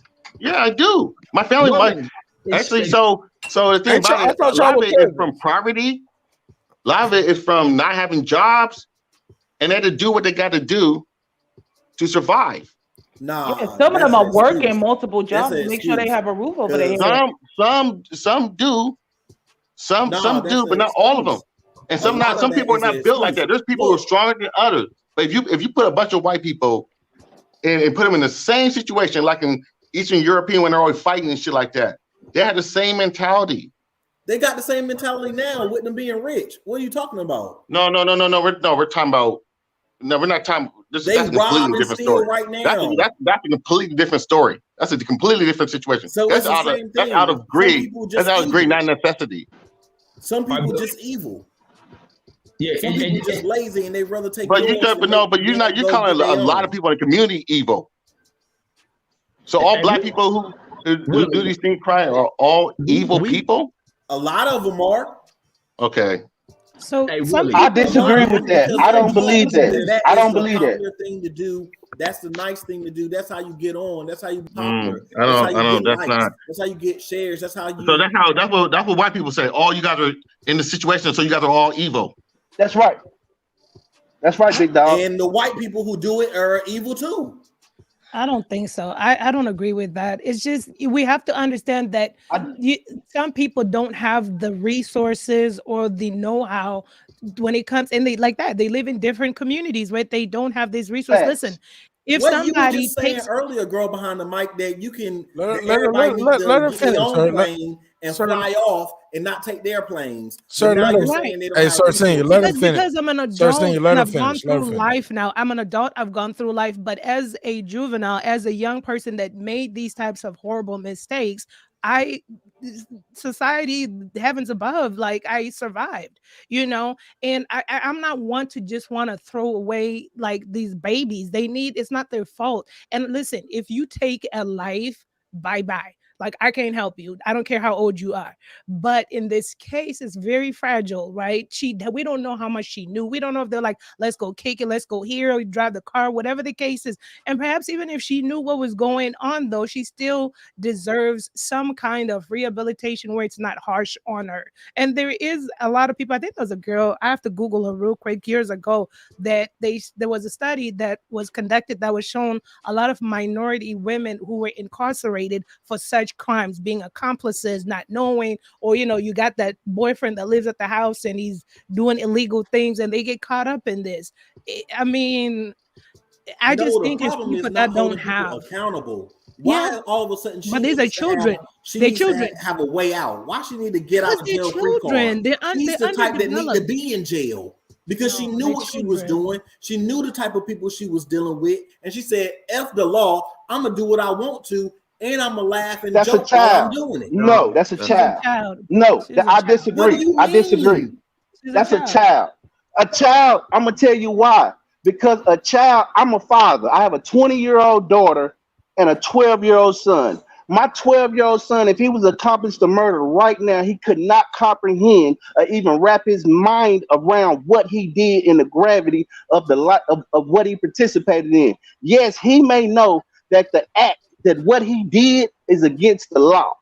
He may know that, but I would guarantee my son cannot understand the gravity of what he did at 14 years old, and to be caught up in a judicial system at 14 years old, and to be caught up in the judicial system and have to mentally go through all of this paperwork, them putting cases in front of you talking to people who that is psychological. That is fucking psychological warfare. And like I said, I don't believe that we should throw away the key because children, that don't make them inherently evil because they committed a bad act. That means that they committed an act in that we all can be redeemed.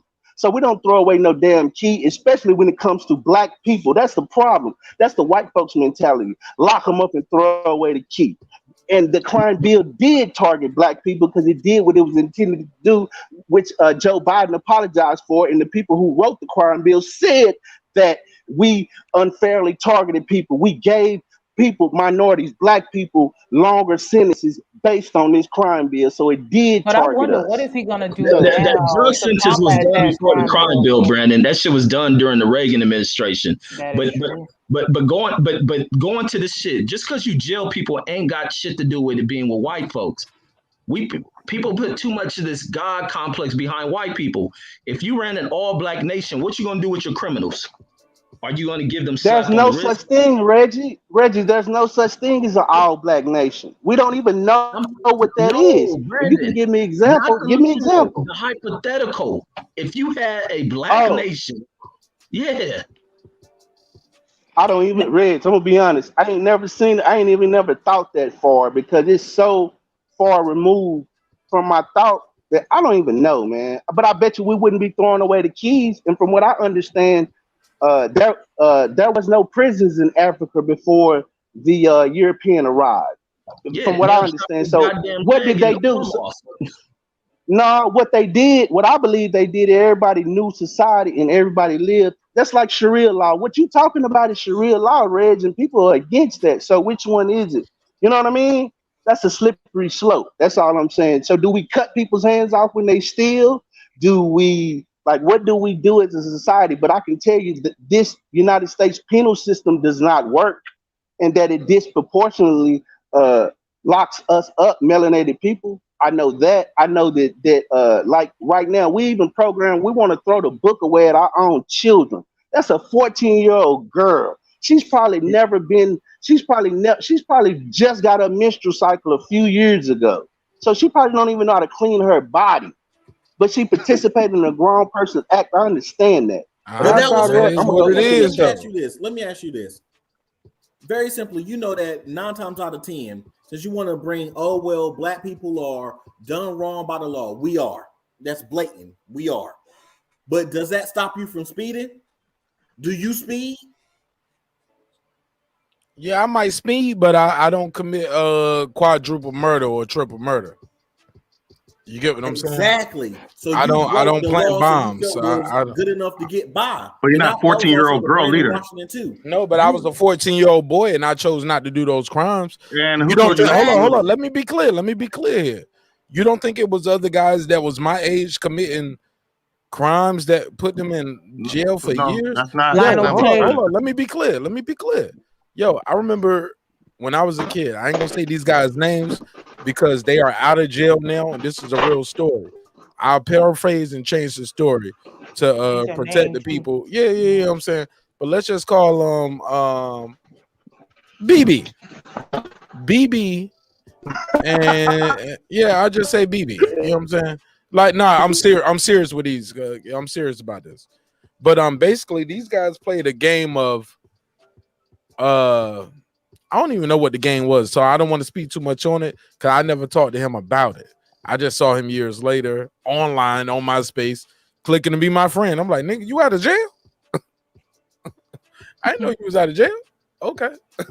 You know what I'm saying? My mama's still living in that town, nigga. I got to be respectful at all costs. And I'm going to ask y'all to do the same. But more or less, what happened was it was a game of, I'll paraphrase it, I bet you won't, or do a, or what y'all call it, truth or dare, or do or die, whatever y'all want to call it. That Russian roulette shit. Whatever you want to call it, some kind of initiation. The next person to come around this corner, you got to go up and punch him in the face. Oh. You know what I'm saying? And it was a adult man, a grown man just carrying groceries home for the day. And he didn't take lightly to this 14-year-old kid punching him in his face, and he started whooping his ass. Everybody jumped on him, and more or less, they beat this grown man to death. They was like 6th and 7th graders. So what age are you in 6th and 7th grade? Because that's how I remember the story. 12, 13. Okay, so you like 12 or 13. So a group of 12 and 13-year-olds beat a grown man to death in the middle of the street, broad daylight, 4 or 5 o'clock in the afternoon, some shit. Don't quote me on it. Like I said, I'm changing the names, changing the story because I don't know all the details, but that's how it was given to me. My G, they was wrong for that. They knew right for wrong. They knew they didn't supposed to go beat up that man. Now, should they spend the rest of their life in prison forever? Maybe not. But do they deserve to sit down? Yeah, you got to sit them down a little bit, my G. Yeah, but this man is dead though. Yeah, He can't come back alive. He can't come back. And the only reason you don't sit them down forever is because they so young and they can't get a chance to tell people and other kids how they can ruin their life. That's what I was saying. Mark, I could give you a rebuttal. Have you heard of Lionel Tate? And look, and soon I'm gonna say this, and I'll pass the mic right to you, and we can pass it back around after the sister speak. We always gotta get the ladies' primetime billing because a lot of times we don't get to hear that point. You're good. But sis, the problem is some of those brothers, they don't come out trying to give OG knowledge neither. They come out thinking, yeah, I'm a super OG, and they give kids prison logic. They don't come out. You get what I'm saying? Sometimes when you put somebody in jail too early for too long, you truly institutionalize them. They don't know how to function. After, okay, yeah, you was 14, I put you in jail for 20 years.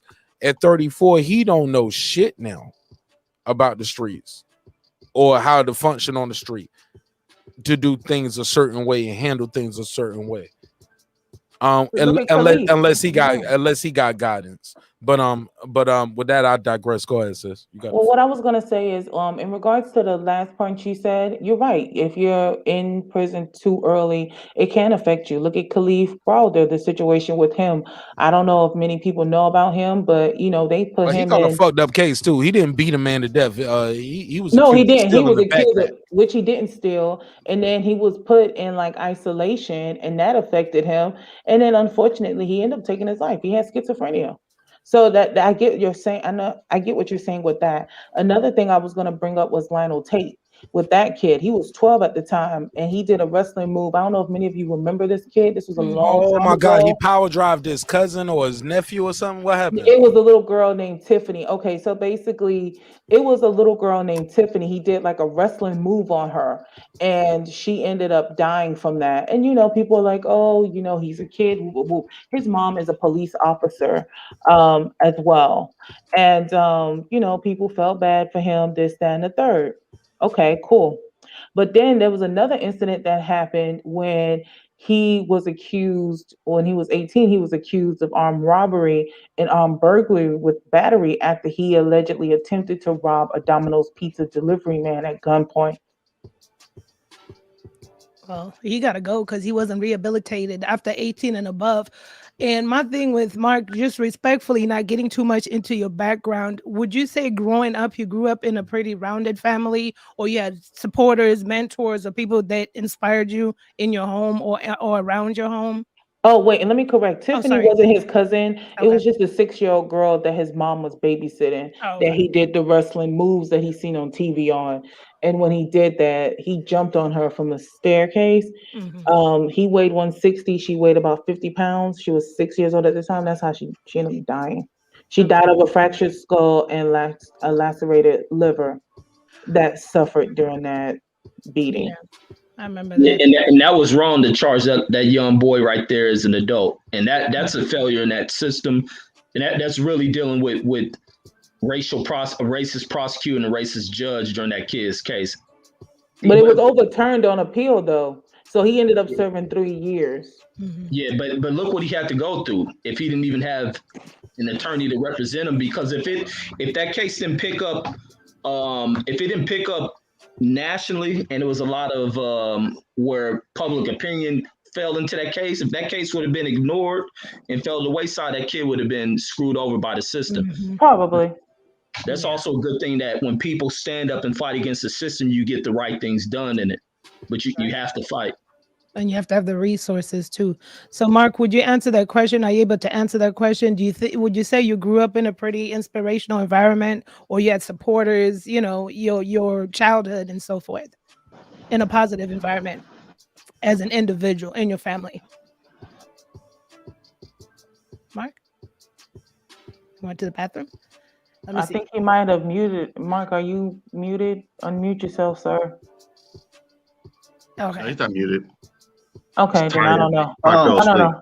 Yeah. Well, the only reason why I wanted to ask that was just to really determine the differences of decision-making processes, because, like I said, it just, for me personally. When you say that, girl behind the mic, what do you mean when you ask me that question? I'm only asking it respectfully, so I don't get into your business. But like, when you grew up as a child, like, some people will be like, well, yeah, my dad was my hero, my inspiration. He kept the strict line, or my mom was the hero, or, my big brother, looked after me. So did you grow up in like an inspirational home where there was support, or, somebody that taught you to think differently? I always search for inspiration. Okay. I never expected it from my mom or my sister, my brother, or I always search for inspiration, even to this day.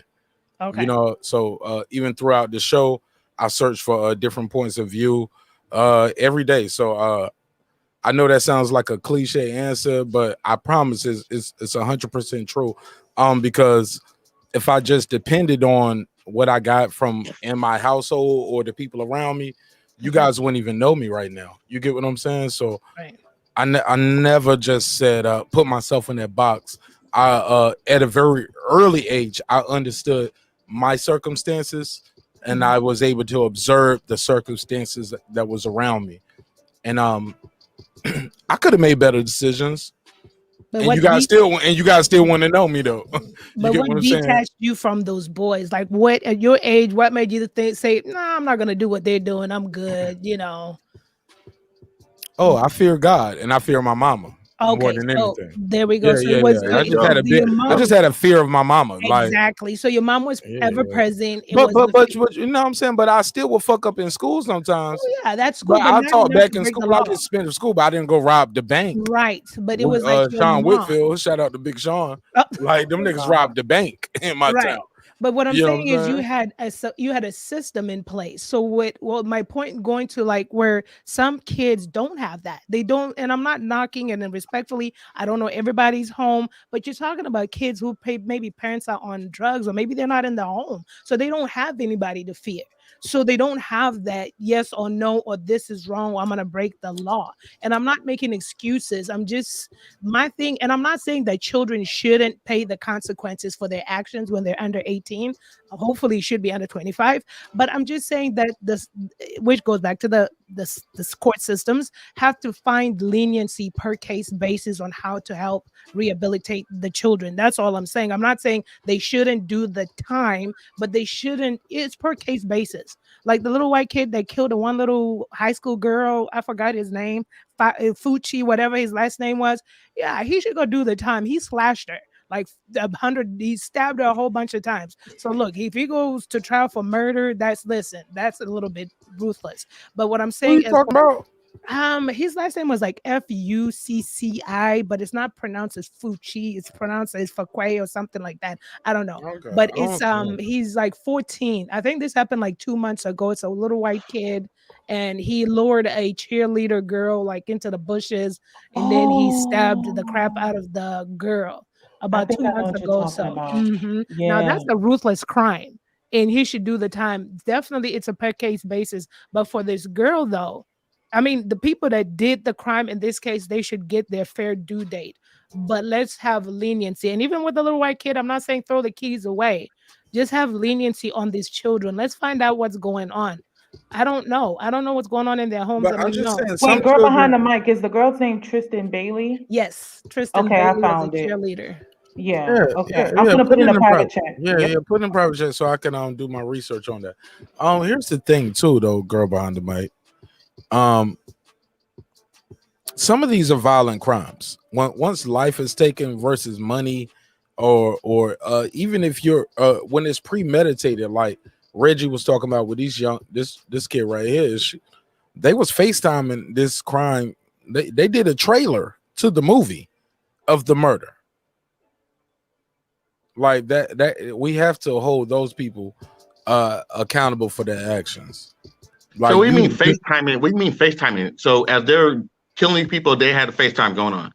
Reggie, you got the floor. Elaborate. Yeah. Big Dog Willie, these kids are doing this shit. They're doing it. I'm talking about this specific case. What happened? Did you hear they said that they even in her video got the victims on her recording? They knew what they was over there doing. Let's play this one more time, and then after this, we got it in. You get to where these people disrespect the dead. They kick over dead people's candles. It's no different than people showing up to funerals to shoot it up. It's a lack of respect for life. Go ahead, Big Dog Willie. But yeah, basically that's how they got her and got most of the people. I thought it was like they were chatting about it and they were chatting about it on FaceTime. But you may seem like did they go into the place and start shooting like a film or something like that? They are FaceTiming the crimes, Big Dog Willie. That's part of it. Oh, she was FaceTiming the crime. Oh well, I don't want to misquote it. Big Dog Willie. Let me just play the news clip one more time so we can be. I didn't hear it. Let's hear it then. In charge in this triple murder. Let's hear it. Where is it? This is what it shows with these on an intellectual level. I think he started with. Yo. Look how. Listen to the shit that these kids who are no different. But check this shit. Teens between the ages of 14 and 18 have been arrested in a triple murder. In court today, Laureano Cosme appeared for arraignment, and his lawyer entered a not guilty plea to 3 counts of first-degree murder. This 3 people dead. Interrogation video shows the youngest involved, a 14-year-old girl, pleads with police. We are blurring her face and voice due to her age.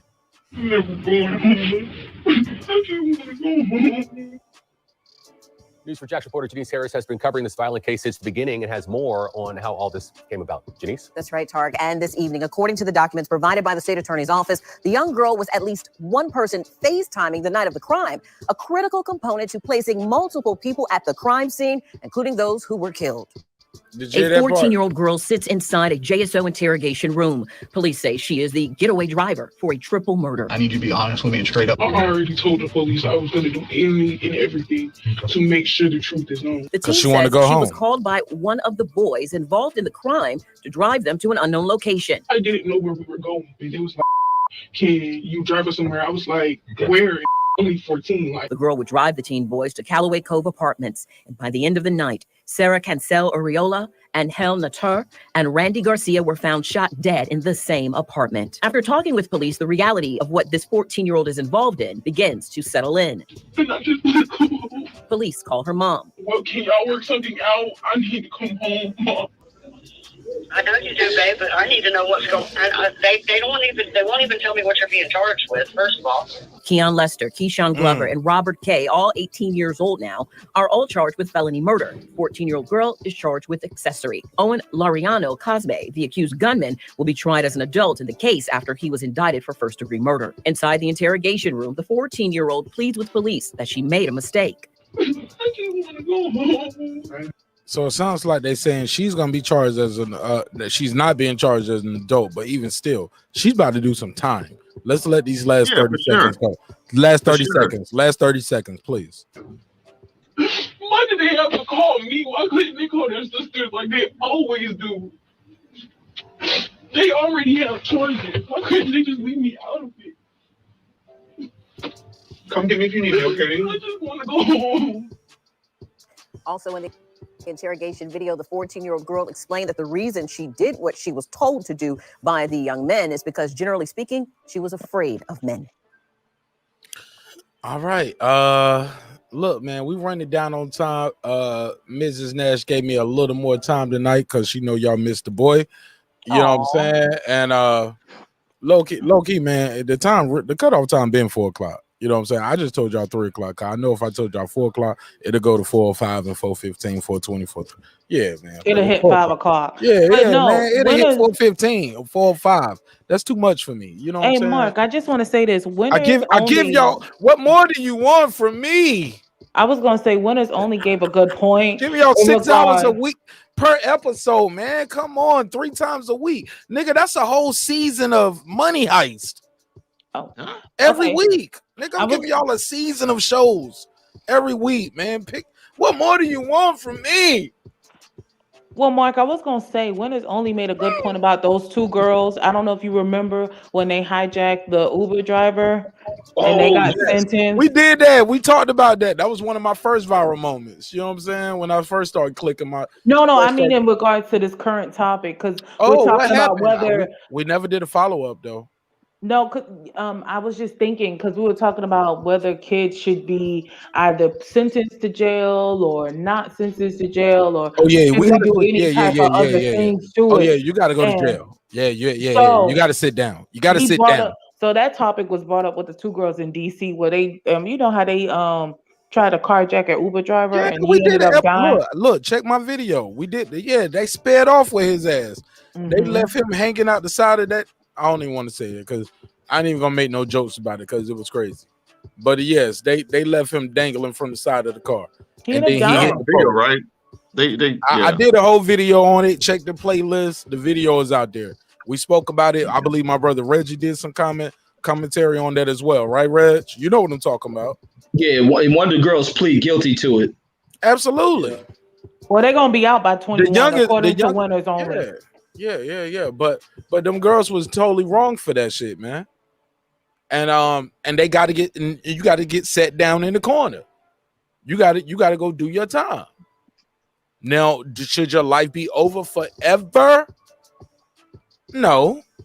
But should it be a significant enough where you can Brandon after the Queen P, take that down. Let me take that down. Yeah, nobody else beaming in, nobody else calling in. That's it. Oh, Brandon was trying to get back. Yeah, he here, but other than him though, it's over though. It's over. I'm gonna get out of here. Yeah. Final thoughts, man. Everybody, please. But that's all I want to say. You gotta do some time to make it to respect the family, the children, the kids. They left the legacy. It's a good movie. I didn't finish it yet, so I can't say it's a good movie, but it started off good. It's on Netflix. It's called Worth, and it's talking about the guy who was responsible for basically giving out the settlements after 9/11 and telling people basically the dishwasher ain't worth the CEO or the cab driver isn't worth the elevator man. You get what I'm saying? Or the nurse isn't worth more than this person.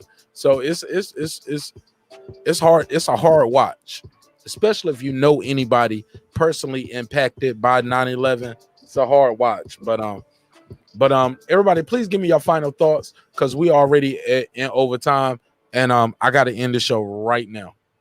So go ahead. Let's start with Brandon Washington. Because he just beamed back in. Brandon, 2 I minutes just or want less. 2 minutes or less. to. It ain't gonna even be that. Thank you. Thank you Yeah, for but I got to letting put the me clock up though. be a part of. Go ahead. Thank you. Your mic is trash though. Your mic is trash. All right, well, I'm done. Thank y'all. There you go. Peace. Now Have it's a great clear. night. Shout out to the Now it's panel. clear. I love all Now it's y'all. clear. I No, learned Now it's something. clear. Go, Brandon. Okay. Now it's clear. Okay. I can't make this shit up. Okay. Go ahead. I just want to say thank y'all, man. I learned something every night. Thank you for this space, Mark. Hey, Reg, you know I'm always learning and growing. Keep the videos coming, Reg. Queen P, girl behind the mic. I enjoy y'all views, and we need a woman's view a lot of times. So thank y'all, man. I just be at work learning, so I appreciate it. And I'm gonna be honest, man. I live for this kind of stuff. So thank Hey y'all man, for we're gonna being be back open. Wednesday. Thank you, We Mark, live for the again. forum. Bro, we live again on Wednesday. Indeed. Thank you so much. Yes, sir, Yes, my sir. brother Bleek. Go ahead, Reggie. Yes. Go ahead, Reggie. Cook it up. Yeah, man. Another good show, man. Good conversation, good dialogue, topics, and a sharing of ideals. And I like that, man. I like conversations where it's just not led with just your opinion being being the opinion of ours. And it's just like we share ideals, we move dialogue around, and sometimes we change our minds, and sometimes we come with a certain set of beliefs.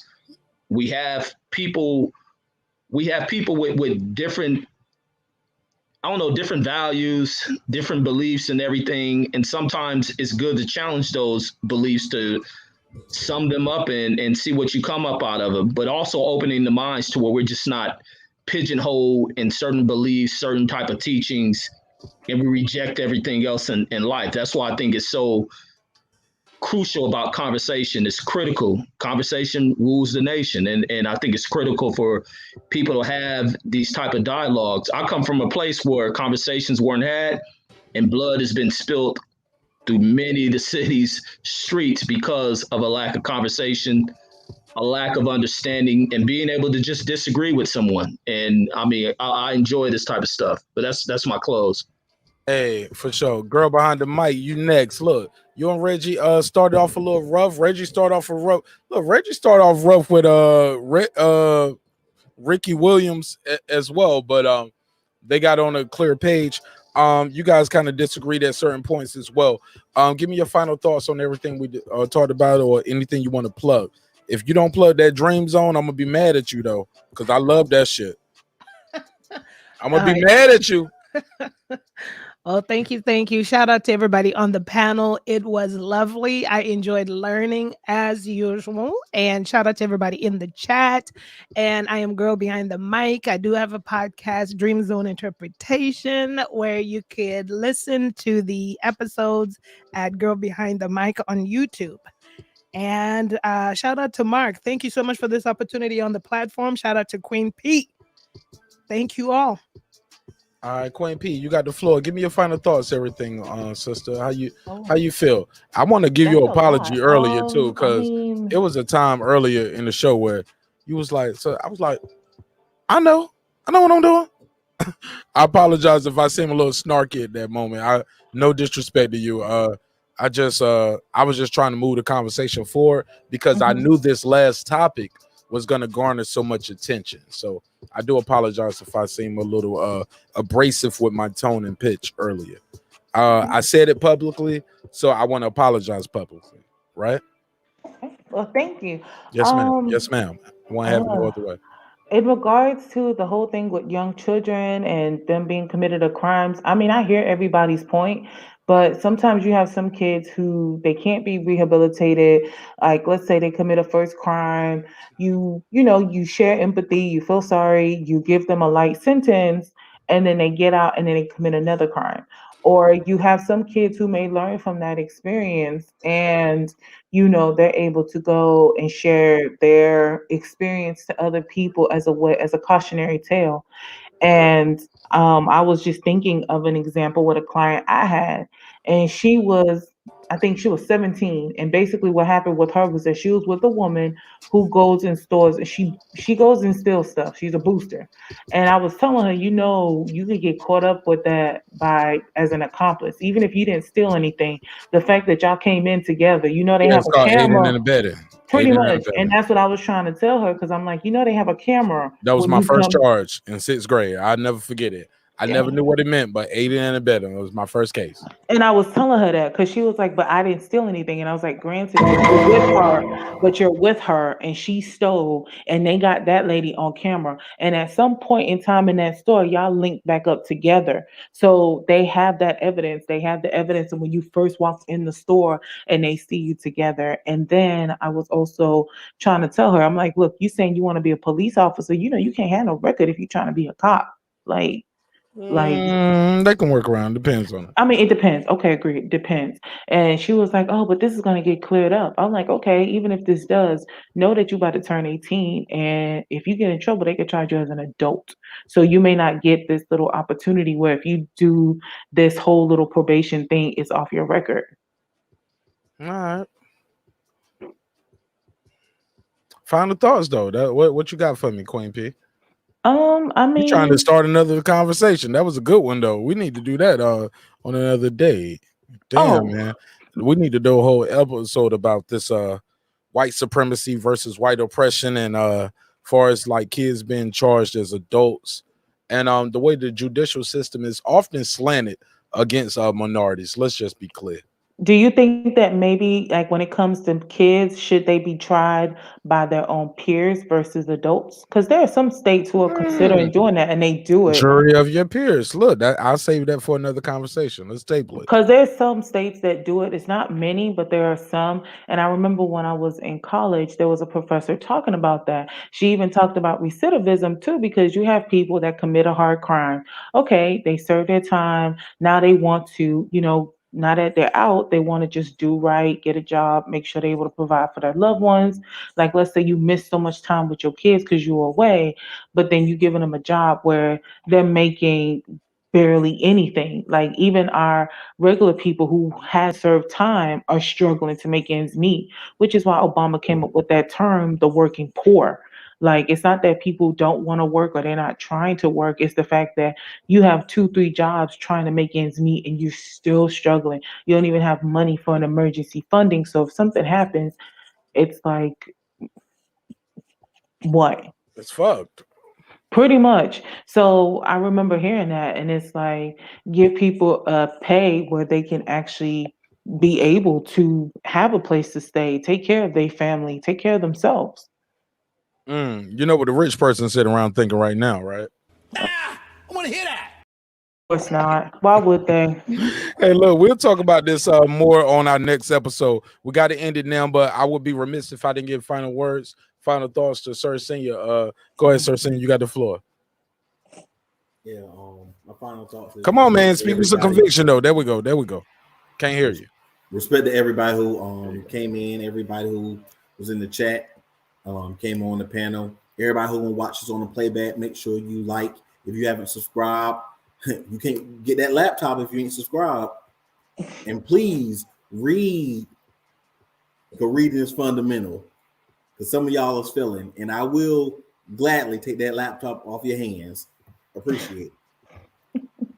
But yeah, man, that laptop thing is a real thing. We giving away that laptop on the first. I'm telling you, I already got my mind made up. It's a real thing. I'm low key. I'm thinking about buying a more expensive laptop, but I'm finding out that the taxes and what I got to claim and what the people got to claim as a free gift limits me on certain points. So it's for the people's like, yo, why we can't get a Mac? I'm like, first of all, I ain't got Mac money for y'all. Yeah, that shit ain't cheap. but I can get you a refurbished Mac. But we want to give somebody a brand new laptop. You know what I'm saying? I had shout out to comedian Miss Lip. She was like, "What kind of laptop you giving away?" I was like, "A free one." Free one. She want to know the brand. Yeah, I was like, "Look, man, look, it's gonna be free." But we're gonna look. Everybody's location is different. And also, I think it's dope to be able to talk to the person who I'm gifting the laptop to, because these aren't gonna be this ain't no fake person. This is gonna be a real person. If they can't, I don't know if I can do this, if it's too late, if I'm changing this, but I want part of the shit, Reggie. Motherfucker, you got to take a picture with the laptop or something. You got to come on the show like that night. Like, I think like you gotta let people know you really won. And when we seen you this shit, you gotta take a picture with the shit. Like, I almost wanted to shoot a video of me going to buy it, like make more content. You know how the YouTubers do in the YouTube land. Shoot a video of you going to buy it from Walmart. Then shoot a video of you mailing and announcing it. Then shoot a video of you mailing out to the person. I was gonna milk the content game, but I'm like, nigga, I ain't paying for the shipping twice, bro. Nah, nigga, I'm gonna mail that shit straight to you from Walmart or Best Buy. Who delivers in your area? That's why we haven't bought the laptop up front. One, paying for shipping twice, but also we open it up internationally. You know what I'm saying? Because we have international viewers. I didn't even know motherfuckers in Russia and Germany was watching this shit, but they love hip hop and they watch the show. Only thing is that shipping though, that might be a no, I'm not paying for international shipping. Oh. That's clearly laid out. If you win internationally, you got to pay for your own shipping. That's clear. It's written. I say it vocally and it's written. Oh, and YouTube has nothing to do with it. Yeah, YouTube has nothing to do with this neither. I gotta say that every time. But yeah, man, y'all got anything else before I run this outro? I love y'all and I appreciate y'all. Yeah, see everybody. We had a great live. Certainly. All right, with that said, let me run the outro. Search and hang out real quick. I'm gonna holler at you one time. And hit the like if you didn't hit it before. Man, fuck them, man. We good. We're gonna be all right regardless. We already winning. You know what I'm saying? They sharing it on Facebook. I can see all the Facebook hearts. I can see them liking it on Instagram. So that's cool, man. We're gonna be all right regardless. We ain't got to beg for no likes. God like us. Amen. And that's all that matters. Look, man. Remember, drinks require sleep, goals require effort. It's been another great episode of Breaking the Beats, where we break down business, entertainment, art, technology, sports, and anything else. Me, the panel, the callers, definitely the callers tonight. He heard that part. He was like, I can call in. I can say what the fuck I want to do. What about Oscar Valdez? And he brought that shit up, and we gave it its time. The only reason I ain't talk about this because I was out the loop, and I felt like it was so many people doing so great commentary on it. I felt like it was no need for me to just flood the airwaves with it just to give y'all my take. If you've been following the show, you already know how I feel about it. Fuck them. You know what I'm saying? It is what it is. You cheating, you exile, baby. We don't rock with you. Drinks require sleep, goals require effort. I see y'all on Wednesday. No, it's Thursday, Friday. Dude, I'm like, why you keep it's Friday already. So I see y'all tomorrow. Damn, we don't went over to the next day. I forgot. So I see y'all tomorrow. Peace.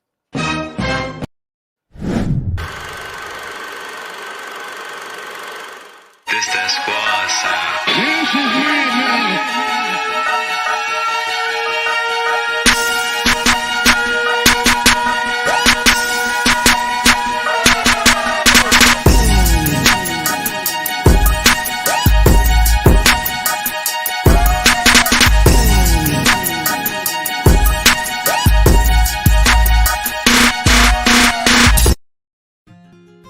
Since our first day in business, Essentials of You has been offering our customers the best selection of products at unbeatable prices.